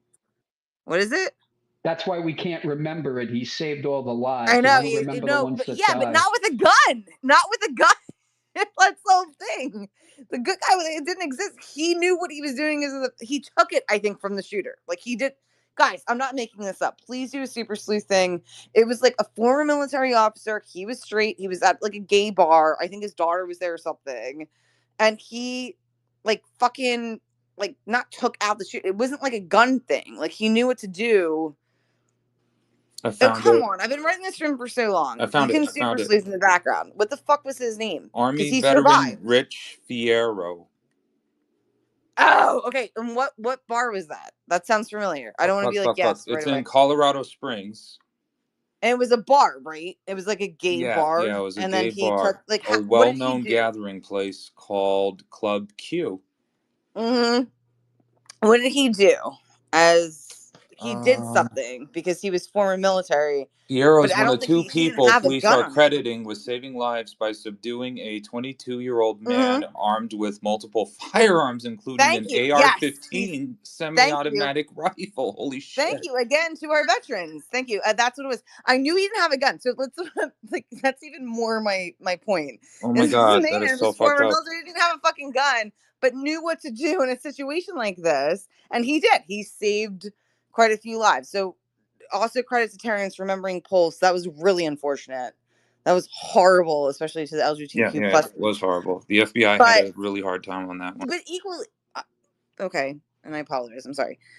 I just want to finish this. So I'm glad that you confirmed that because I remember it wasn't that long ago. What's the year on that? Like 2022? Right? You're exactly Ish? right. November 2022. 2022. Because I remember this and I thought, oh my God, who would stop this? He didn't even have a fucking gun. Who could do that other than, let's be honest, someone that was in the military to know how to take down an active shooter without a gun? I don't know. I guess you guys all think this is like not cool. I don't know. I thought it was remarkable. And when I heard that, and I Oh no, knew you're that he doing was like a good. straight dude and was like a whole thing, but anyway, kudos to that guy because he saved a lot of lives that night. That's how many mass shooters and active shooters were around. But yes, thank you, Kevin, for bringing that because I knew you guys would super sleuth. I'm like, I remember this story. I don't care Um, who has sex with who. Like if they're between me and dying, especially downrange, like who gives a fuck Who's having sex with who? It's not what I never said anything about sex. I don't. No, no, no. I mean, because you were like talking about how, maybe it's boring, maybe it's not, because it's a straight guy or not. Well, no, no, no. And I like, just I meant like agree. It's that's like not what I meant, most dude. Don't veterans put are words in my like, mouth. That's not what I was we saying. don't I was really just care, saying people especially in the start. service. Okay, but that's not at all what I'm saying. I was just saying that I thought it was remarkable that this former military member who happens to be straight at a gay bar who was not armed was able to like. Dude, you're reading what I'm Oh saying wrong shit, my bad. completely. First of all, I'm also a part of the LGBTQ plus community, so we're not doing this right now. That's not what I said at all. Sorry. Don't put words in my mouth like that. That's not what I said. I No, said that no, it no. was I'm remarkable not that this doing that. straight man in a bar that was former military that was able to take down. And my bigger picture point was that he was not armed to be able to take this guy down. That was my point. So Cool. Gotcha. yeah, not. I'm a big fan of the LGBTQ. I happen to be a part of that community, so yeah, let's not do this. Sharky, I know. I wouldn't. Anyway, Anyway, I go think we. ahead, Terrence. That's not okay. Go ahead, Terrence. Terrence, go ahead. Hi, Sharky. Yeah, sorry. I just wanted to say that I got your DM around 2:47 this afternoon, and I was doing my own space on music, and I told you I was like, I'll get there when I can. I was like, and then and then I was there early with you, and Kevin was in the space at the time, and uh, some of the other people. Bogart's been there the whole way, in body and spirit, and so I just came. I see you still on, so I just before I said goodnight, I just wanted to come in and give you my support as always. And so yeah, this gun control debate, like I mean, I'm sorry I got it confused and twisted, but the Pulse shooting, I just want to give an example on this. There's mass shootings all the time. Sandy Hook, this Pulse, but for whatever reason, because the guy at the Pulse shooting was like a Muslim, he was an Afghan, like who was an American citizen, I believe, but basically was from Afghanistan, but was a Muslim. All of a sudden, everybody started screaming about like, oh, we can't have these people having guns, but all these other people, like you were saying, these white men, like a white, young men who are doing all the most of these mass shootings. Like nobody talks about that. It's like oh, we're letting down our young white men. We're not giving them enough support, or like, they feel isolated because girls won't date them, or something like that. It's always something that's oppressing them, that's causing them to act this way in anger. And so, I mean, I just wanted to point out, I know I heard the history lesson from before. I mean, remember this. Uh, this has been an issue that's only been around uh, for really like 30 so years. I mean, uh, there's always been isolated incidents, like, or like, the one that comes to mind, obviously, Lee Harvey Oswald, supposedly shooting Kennedy from the school book depository. But then, there was a guy in Texas in 66 at the University of Austin that basically went up on the top of the roof and started shooting people randomly. But those things happened very rarely. And that's why they were memorable, because they only happened like once in a blue moon. And then all of them, you always have the Columbine shooting that everybody talks about. That's kind of the one that, people, that are in this room probably remember, because we're kind of all in that same age demographic. Like for me, I was like in my 20s when Columbine happened. So a lot of people in my age group remember that. And there are people, younger than me, maybe they were just going, because they were going to school in elementary school at the time when that happened, and that's why they remember that, because it happened at a school. But what really happened was the reauthorization of the assault weapons ban was lapsed in 2004, and by the Bush administration and Republicans who were in charge of both the House and the Senate. That started this whole thing. Number two, and I know Bill Backbetter mentioned this about Bernie Sanders, but there was a passage of a law, I think it was in 2005, that absolved any gun manufacturer from lawsuits. And Bernie Sanders, when he was in the House, was one of the people who did vote for that legislation. And I believe there were times during the Clinton Sanders debates where she mentioned that was one of the things when he tried to have it both ways, where he was like, I'm for gun control, but then, he was the one that basically absolved gun manufacturers from any lawsuits. And then obviously, I mean, these things happen all the time, to the point where you got people now like JD Vance saying it's a fact of life, when I don't believe it should be, because as a society, as a government, we have done nothing to pass anything. I mean, and I don't know when we're going to pass anything. It's going to take filibuster majorities of Democrats in the House and the Senate, like mostly in the Senate, to pass something. Because when you had 26 or 7-year-old children murdered at Sandy Hook and 6 teachers, and you can only get 58 votes when you need 60 on a bill, to basically a gun control bill that Joe Manchin and now I can't think of the freaking guy's name, Pat Toomey, in Pennsylvania, the Democrat, the most moderate Democrat and one of the more moderate Republicans, basically came up with, and you still can't get 60 people in the Senate to pass it. And basically that just shows the apathy. And that's why people like JD Vance get a chance to say that this is a fact of life, because nobody has lifted a finger to come up with any common sense gun laws. And everybody keeps mentioning that, just like abortion is like a 70-30 polling a feature. A lot, gun control, certain basic gun control, whether it's background checks, red flag laws, even members of the NRA are for these things, but it's a soft 80%. It's not something that drives people to the polls.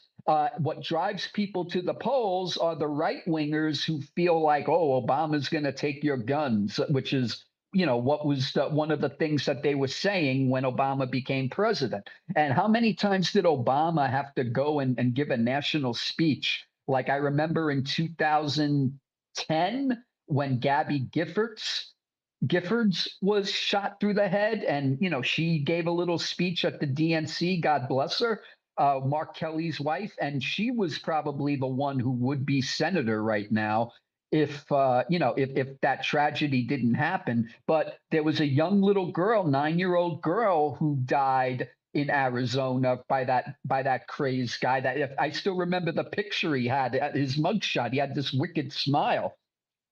And basically he had to go and give this speech, and like even people like Glenn Beck applauded him, because he had this soaring rhetoric, but he wasn't like going after Republicans, and nothing happened. And then you had Sandy Hook and nothing happened. And then you had Pulse, and then there were things along the way that we're talking about. Then you had the kid, the kid that went into the church in South Carolina and killed 9 people after sitting in the church, and they accepted him to in the church, like for a prayer meeting that they were having, and he sat there for an hour and then basically took out his gun and shot 9 of them. And basically, the cops basically took him to Burger King before they arraigned him. Root was his last name. I forget what his first name is. And that's the time when Obama had to go and give a speech, and he gave the Amazing Grace.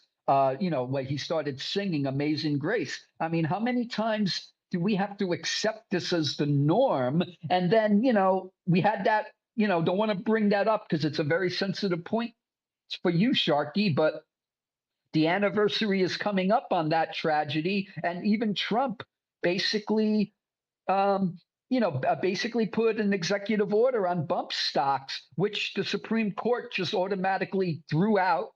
Don't absolve the Supreme Court. Like, even look, they re-engineer these decisions based on the principle of one pull on the trigger is just like 1789 with the musket, when we all know that it's not. When you have these cartridges, and you have these drums now that you can attach to AR-15 style weapons, where you can continually shoot 50 or 100 rounds before the drum is finished. And that allows these, and maybe you can do little minor things like make the pressure on the trigger harder to pull, which makes it hard, which takes it longer and longer for you to pull the trigger. But things like that they won't even do. I remember Chris Hayes from MSNBC did a story 10 years ago, maybe even longer, about these guns that would only fire if the palm print basically registered on the pistol.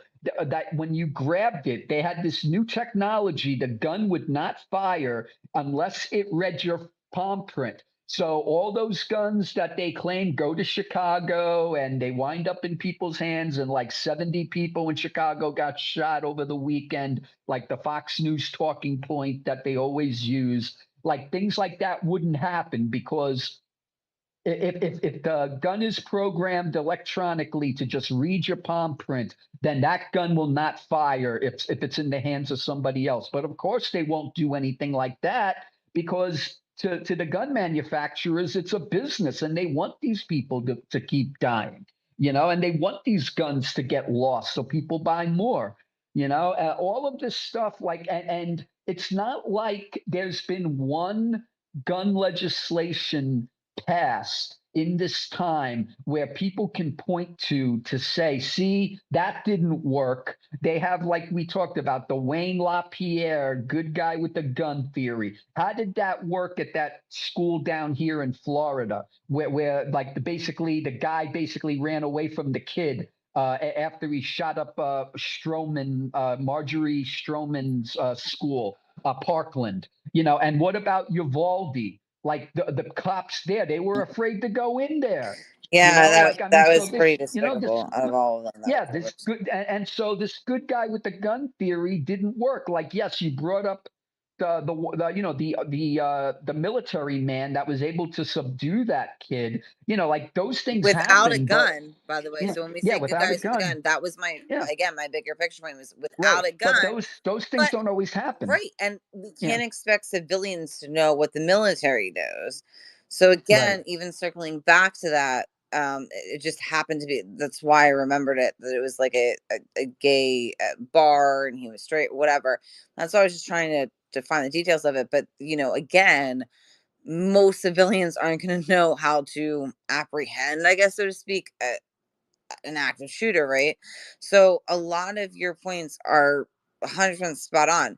Uvalde, as despicable as that was, eh, that 100%, in my opinion, could have been acted faster because of the police. Children died because of the police. And that, if you want to come up and disagree with me, I don't care. It was a lot of that, was a lot of, I guess, bad luck, circumstance of the doors, all the things. But there was, again, one of our mass shootings that had the most casualties of children, and police did dumb shit. And that's why I also feel like, you know, I have respect for pretty much everyone, especially in the military, but even with the police. Like, if you don't put on that uniform if you're fucking afraid.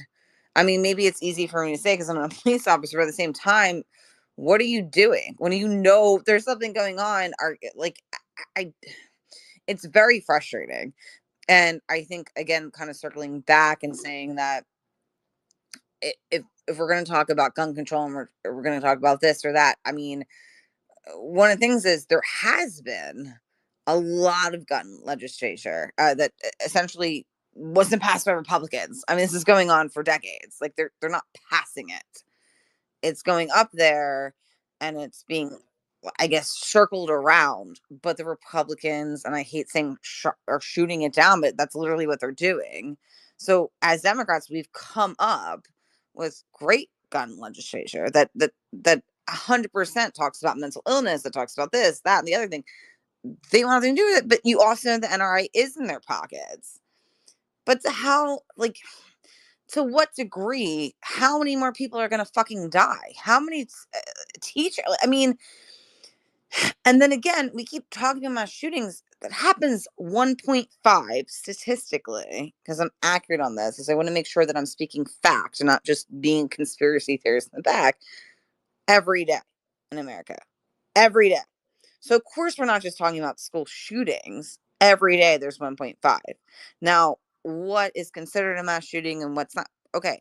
But what makes the news are school shootings. Are, hey, this office building, some crazy guy lost his job and boom, boom, boom.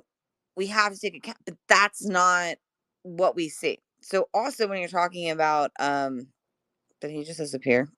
I am not like tennis. Anyway, fine, I'll say it. I think he had some connection issues because I saw him coming up and down again. But when we're talking about in general cities, because I live in one, and the news absolutely makes. I don't know if anyone else lives in Philadelphia. I live in Philadelphia. Please come here. Don't listen to the fucking news. This is insane. They make every city sound like if you go across the street, you're gonna get killed. That's the news. Just like when we were all the way hours ago talking about journalists saying things about politics that aren't true, they do elaborate things to make people fucking scared. um it's insane, but the statistics are the statistics for a reason. So I hope that makes sense. I don't know if Terrence, again, I know he's up and down and different things like that, but I wanted to have this kind of discourse back with him, is that I think that when we really look at all of it, statistics, people that live in cities.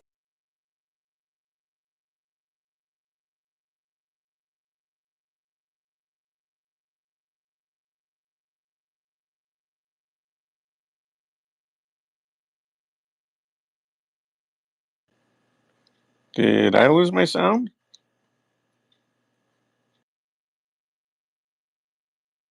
I heard that. Shootings in general, now I'm not talking about school shootings, are predominantly done by males. It's a fact.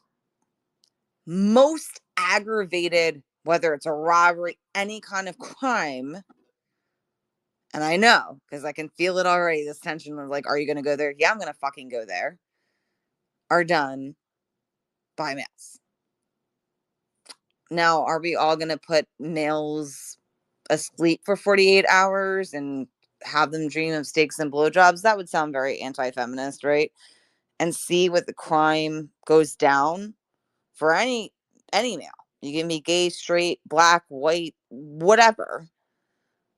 We have to not, grammatically this is horrible, but not think about this. Most violent crimes are, and I can only talk about the United States because I live in the United States, so let's not even go globally, are committed by males. Find that interesting. So isn't that okay to talk about with gun violence too? What's happening?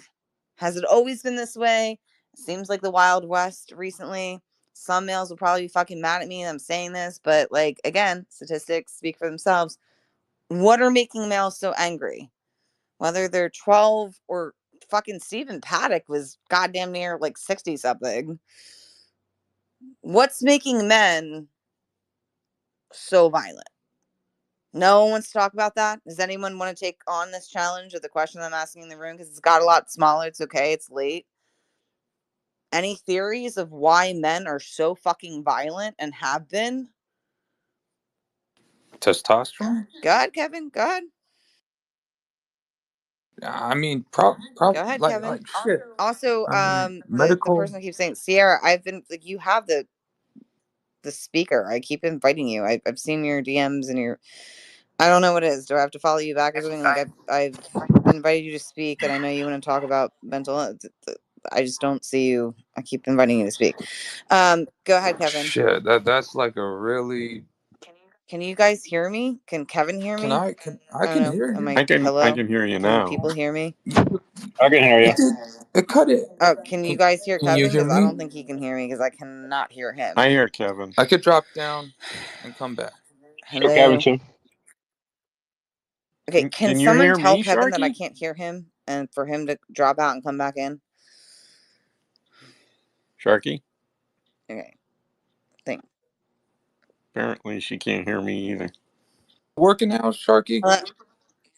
Yeah, I think I can hear you now. Yep, Woo yep, yep. Go woo. ahead. I was at first I was like testosterone. I mean, holy shit! What a good question. God damn, man. I mean, fuck. It's kind of changed throughout time, probably. I'm sure. Like, you have small groups of people, probably at certain periods of time, um, that probably were more insulated. I'm sure that probably had less issues because they were insulated and had different ideologies. I'm sure. And then you had some groups. Let's talk about America right now. That had like I think the term is a patriarchy, and social conditioning that definitely didn't help. We make it a gender issue. We say men versus women, but then over time, you talk about like gender fluidity and whatnot, but that just gets more in the weeds. But why is it an issue with men in the statistics? Because statistics speak for themselves. You can't really argue statistics. I would say men even get mad about statistics.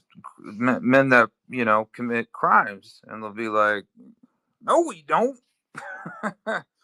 um, I think men that perpetuate violence have a tendency to be kind of narcissistic.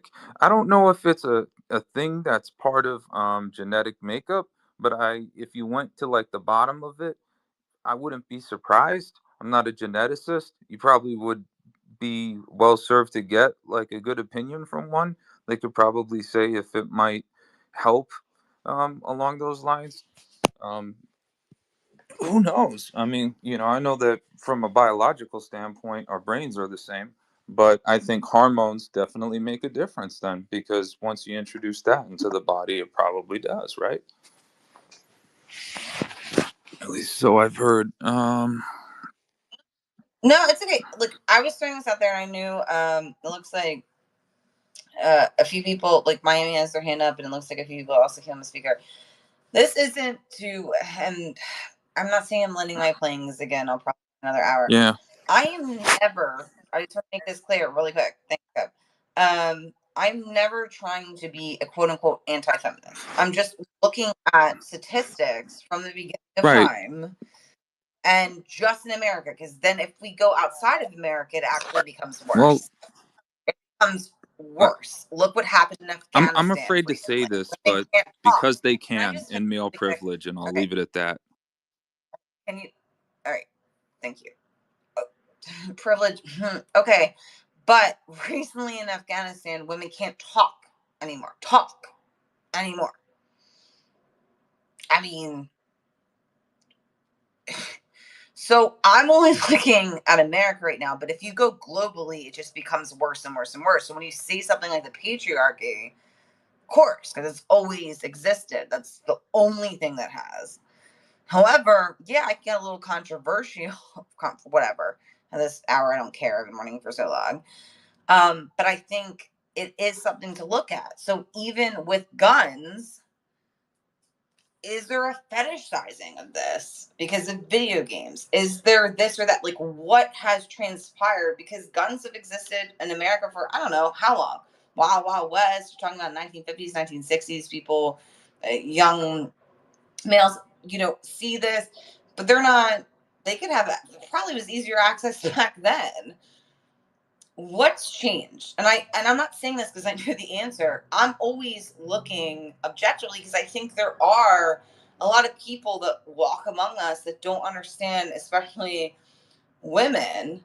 And that would be however you identify. Even if you're trans, if you're walking around, you're fucking scared. I don't know if it's just me all the time. I'm looking at that like fucking. I had a weird Uber driver experience this morning. He wanted to know where me and my friend lived, what our age was. I'm like, what the fuck, dude? And I kept thinking, hey, I'm in my 30s. Imagine if this was my 20-some-year-old niece. Why are you asking me these personal questions? It was very uncomfortable and weird. But me and my friend were, at a certain point in our age that we weren't worried about being sex trafficked, but it's something that women think about all of the fucking time. Can we make it to our car? Can we do this? It's the truth. When we even talk about everything, it always somehow goes back to men. So I'm only saying, yeah, you can do the patriarchy shit all you want because that's what we live in, and have. But what is it that makes y'all so violent?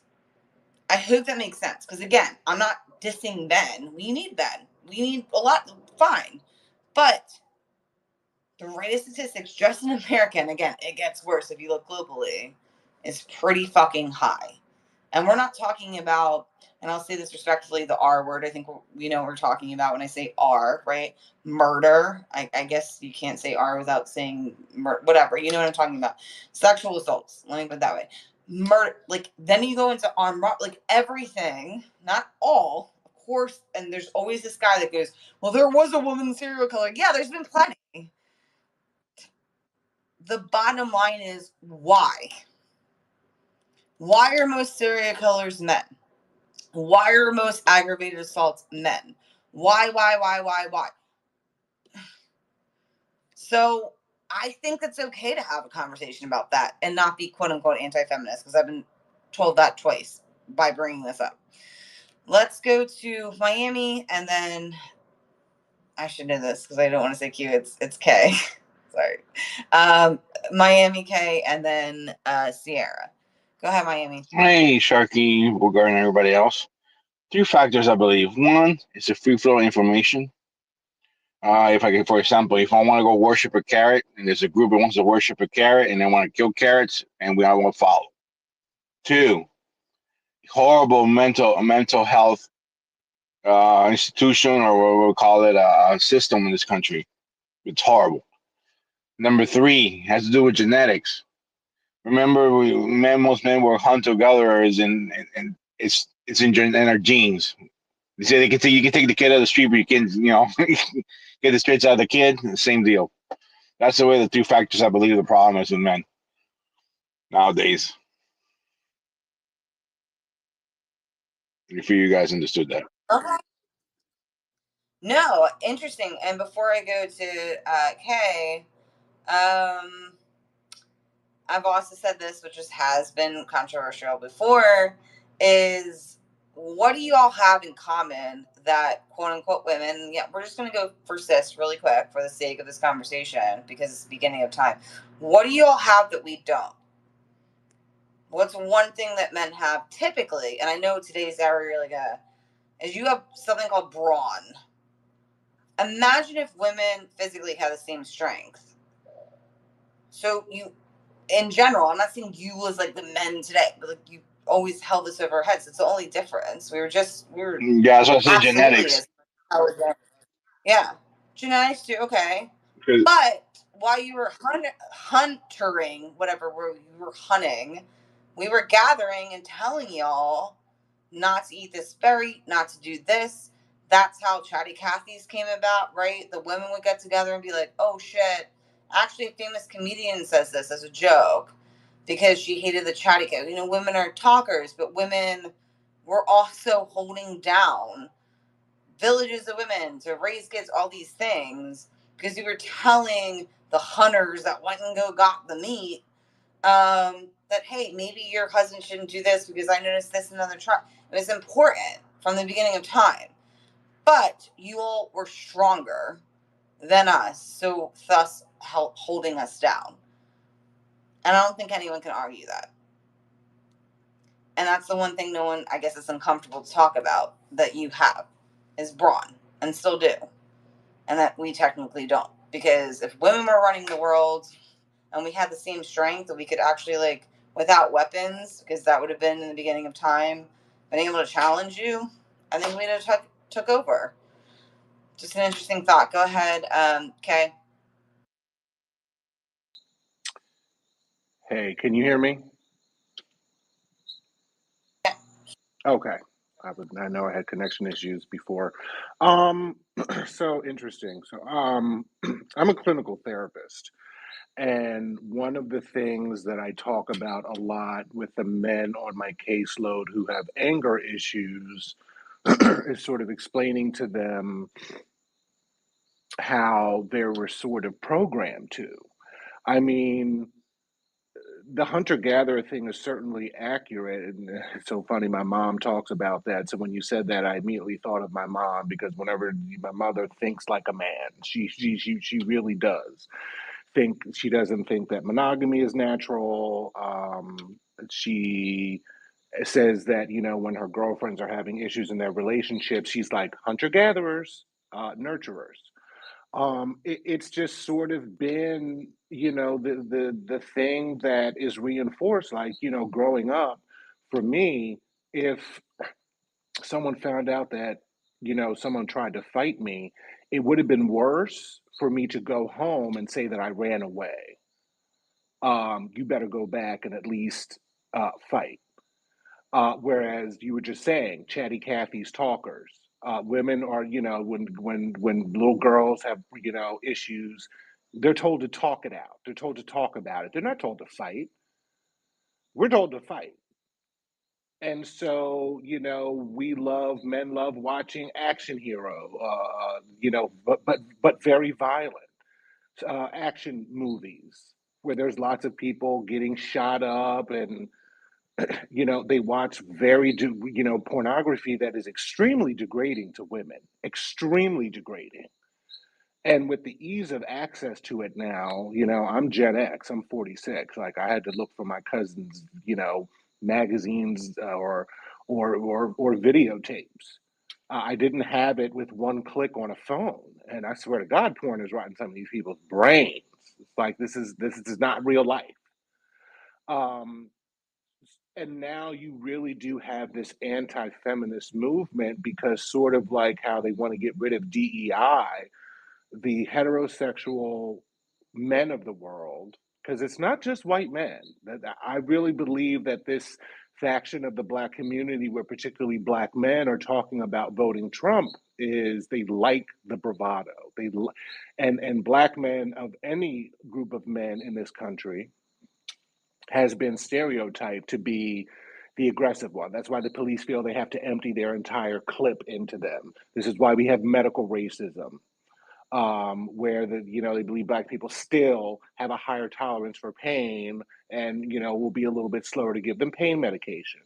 So for black men in particular, the way that they have been portrayed since slavery has really been reinforced to now. So it's not quite abnormal to me that there is a decent segment. Now, overwhelmingly, black men are going to vote for Kamala, but there is an appeal because they're like, him sleeping with a porn star doesn't bother them. While his wife had just given birth, 5 seconds ago, my mom said, she was like, I really don't think that most men really enjoy women outside of having sex with them. And a lot of them just see them as these objects of their desire. That's why they want y'all back in the house, and why they're trying to go after no fault divorces. Uh, yeah. So society has very much reinforced this idea of the man being in the dominant role, and you're more macho if you're getting into bar brawls and whatnot. But unfortunately, because men do not a lot of particularly straight men don't have that one male friend that they can be vulnerable with without judgment and without being condescended to. But men have, real emotions. A lot of us are very fragile. I would say that men are more fragile than women are. And when you don't have an outlet to at least show some vulnerability, because that's when the rage is going to come out. That's, the intimate partner violence that is overwhelmingly men. I really do think that if men had more of, at least one friend that they could be vulnerable with and really be able to express, some real life things and get support for it, that would be a start. Um, but men are going to express their aggression much more directly. So they're going to hit you. They're going to shoot someone. Women are much more because yes, there have been women have committed atrocious crimes. But for the most part, women are more likely, your average woman is more likely to do it indirectly, aggressively. And they'll want to, they'll go maybe after like social status, or it's going to be more of a bit of a plan. That's why they say, men lie more, but women tell like the more severe lies. Like, the guy says, "Oh, I'm just going to hang out the guys, hang out with the boys," but the woman's lie is, "It's your baby." So, but no, but yeah, I think that it's, obviously there are some issues, and the part about mental health was correct. I mean, more men really need to, and you don't necessarily need to have a diagnosis or something. Just go talk to somebody. Because I really do think that's a lot of what they don't have. They do not have an outlet because they have been told that if you have emotions and feelings, you're weak. And so, these things matter. The way that these kids are being raised, that is still very much happening in a lot of families. Suck it up. Don't cry. And that stuff gets taken into adulthood. And a lot of times you end up surrounding yourself with this very same people because that's how, it really takes a secure man in his sexuality to have a gay friend. But you have a lot of these guys out here who will absolutely, because, oh my God, what are they going to think about me? It's, just Hmm. that they wouldn't dare be caught with someone that's gay who, and that's a shame. It really is. It's really a shame. This idea that we're out to turn you or whatever. Oh, no, because speaking of one, some straight men's hygiene is not the best, the way that, the gays tend to keep their hygiene together. Um, so yeah, it's just I really think that has a lot to do with it. There is no outlet for these men. They would be embarrassed if they told some of their friend groups that they were in therapy. Therapy? What you in therapy for? So it really just is going to have to take a really, and that's what they're scared of. There's, this whole stuff about the Andrew Tate's popping up, the beta males, this sort of idea that too much of that's coming out of the left community. It's like, no, we're losing, and you're not losing at all. The rules are still going to be made to support white Christian heterosexual men.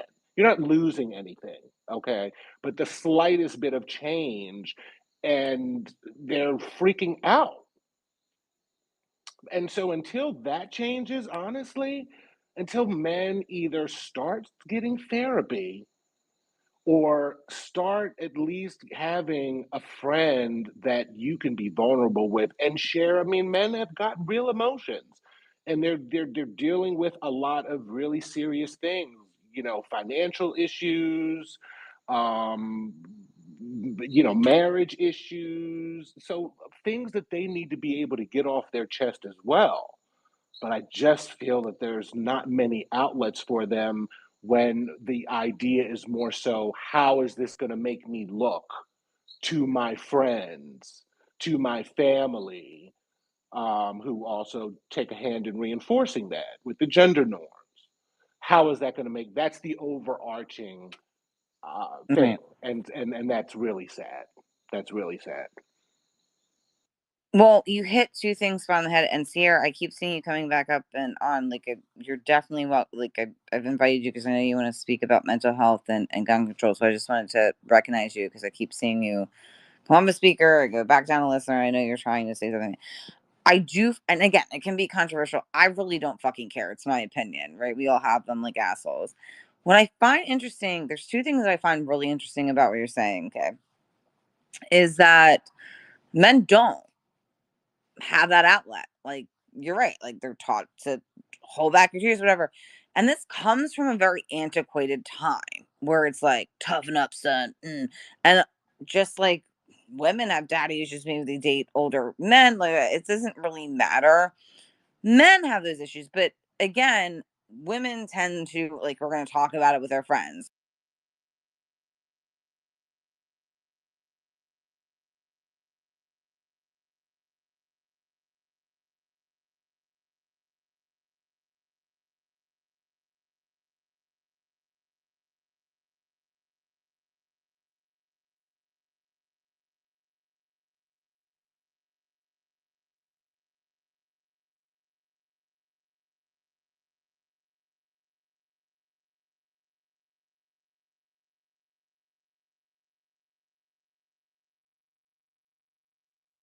I mean, I don't know if anyone watched Mad Men. Like, it wasn't that crazy.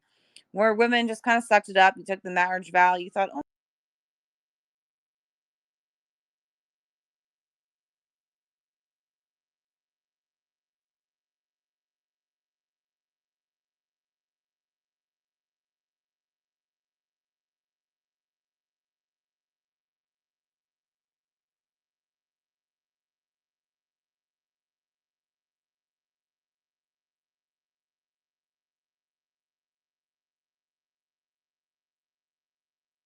hunters and gatherers and the meat and this and that. Like, it was, I would say, someone brought up genetics. I think that was Kevin. It's kind of ingrained to be like, okay, that was okay. And it still kind of goes into newer generations. So I thought that was an interesting point too by your mother, because very wise woman. Uh, because that's what it was. It was like, yeah, I mean, men were told lies that if you have a baby, you can't have sex for how many months after the baby is born. Now it's 6 weeks because yeah, we bleed. Um, and it was like, okay, well, he'll have to take a mistress because God forbid you fuck someone that's pregnant. But, and I want to say this, and I know as I'm saying it, I think there's a couple of gay men in my room, and that's cool. We're all part of the same community. That's fine. At least to me. What I do find interesting too, that hasn't been touched on, is there's not a ton of aggravated crime by gay or by men. And the reason why I know this is because I looked this up. Because a lot of women, no matter how they identify, tend to feel more comfortable with gay or at minimum bisexual men for obvious reasons, right? We're not going to be sexually assaulted, this, that, and the other thing. They're not interested in us. And I'm wondering too, because I don't know all of the genetics that, like, Kevin was bringing up. I would think the highest population to have a lot of interage is the LGBTQ plus community. And yet, what happens with that? Trans people, I know this is an LGBTQ plus room, but I have to bring it up. I would think, if I can only assume because I'm not trans, would have a lot of interage of how they're treated, things that people don't understand.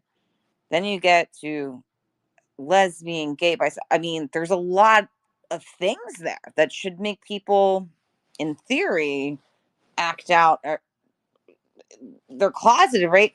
Yet, when you look at statistics, not that many, not really many of anything. Anyone think about that too in our community? I find that interesting. I wonder why that is compared to cis hetero males. Again, I know I'm being a little controversial, but I mean, think about it. It's not high. I would think, and I can't, like, I'm not saying that I'm speaking for gay men, but I would think as someone that could possibly be closeted, that's a lot of interracial. You can't communicate. Same as straight men or cis men, I should say, both semantic. But yet they would 100% blow up or shoot up a school versus a gay man. Find that interesting too. Why does that? I mean, has anyone thought about this, or am I completely talking out of my ass right now? Is anyone thinking, am I crazy? But I did look at statistics as it came to me one night. I was like, it's really interesting. I've never, I mean, sure, it's happened just like women, but I'm like, in our community, there's got to be a lot of enraged people because they can't share the emotions, different things, they're not out. Yet it's severely less than a cis straight male. I wonder why that is. Am I making sense, or like is everyone just like shut the fuck up? I feel like this is an interesting point. No. No one. I'm sitting here honestly like, this is actually a really good set, sort of. Okay, so both of you It came off the speaker, but I can't hear either. Oh no. If it's Kevin or Kay, if you're talking, I can't hear you. You'd have to leave and come back. I'm just theorizing because I just think it's an interesting point because I bothered to do the statistics. Can you guys come back and come out? Can you guys hear me? I can hear you, and I can hear Oh, them. I can't hear Bogart either. Oh, fuck. You guys can hear me, but I can't hear you. Well, that's annoying. Um, yeah. Kay and Kevin, and Bogart, anyone that, can you come back in and come back out? I don't know why Twitter decides to do fucking it. Well, maybe it's because I've been running for a while. Kevin, I also, like, if you come off of me, I can't hear you. Kay, can you try speaking again? Yeah, I could hear. Can you hear me? I can now. I couldn't. I just saw that your mic went off, and anytime I can't hear, yeah. Okay. Go ahead. Um, Do you have some kind of, and again, I don't want to like push any kind of weird subject. I just find it interesting. Yeah, it is interesting. I mean, yeah, you don't find us out here doing mass shootings, and we're not the ones on the 11 o'clock news every night of some sort of shooting or robbery or something like that. I mean, I will say there is a very, and it doesn't get talked about enough. There is a lot of intimate partner violence, though, in our community.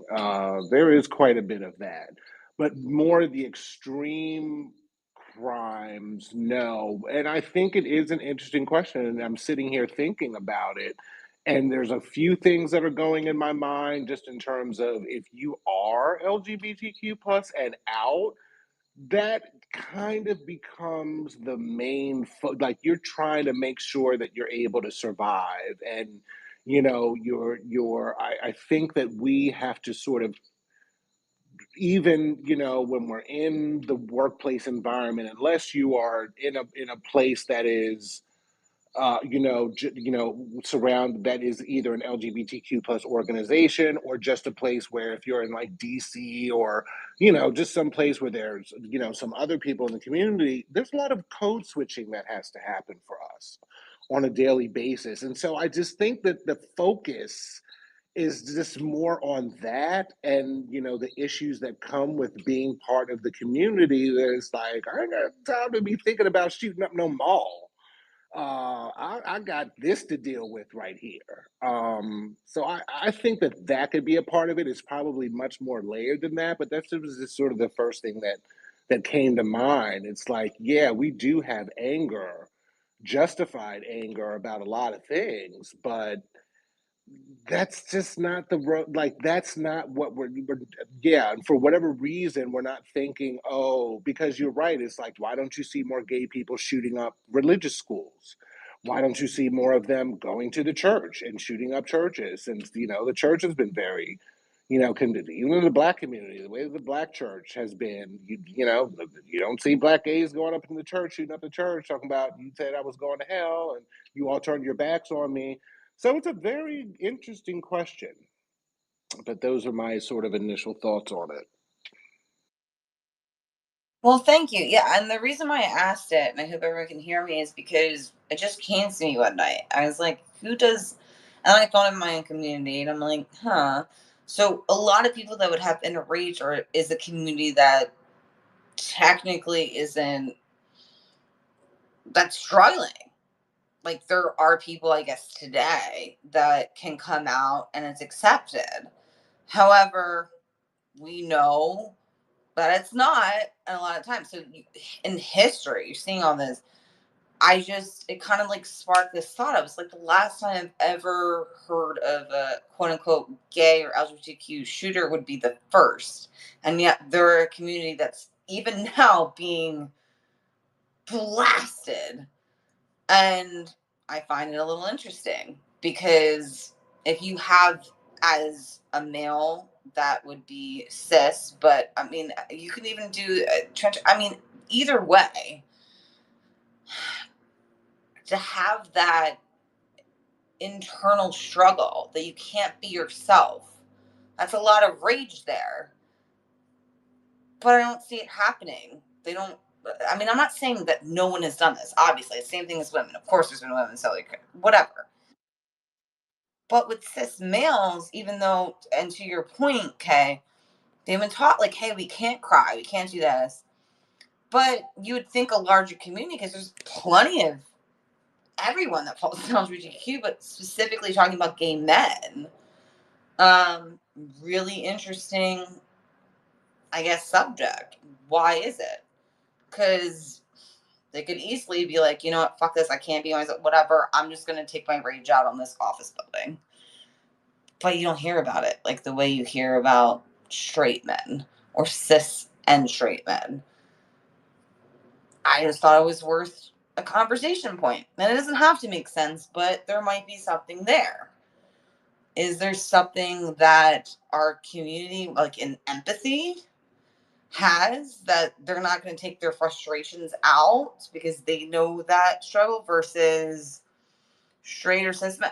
I don't know. But it is interesting to look at. Only because as a cis woman that falls apart into this community, I'm thinking, still would trust a gay man. Always. Dennis, whatever, because I know they're not going to sexually assault me. And I think there's a lot of women in this room, whether you want to admit it or not, that feel a lot more comfortable with gay men for a reason. Does that make sense? I'm not trying to like start anything, but does that make sense? How we feel, or like in general, with even doctors. Maybe I'm the only one that does this, but I really only want to go to women doctors or I don't know, like gay men. Am I like I know Kevin has put does anyone get this or have you heard of this with women feeling more comfortable even in like you can talk about musical theater, right? Um, I know personally women that are like, oh, it's okay, like they're all gay men, like I don't have to worry about this.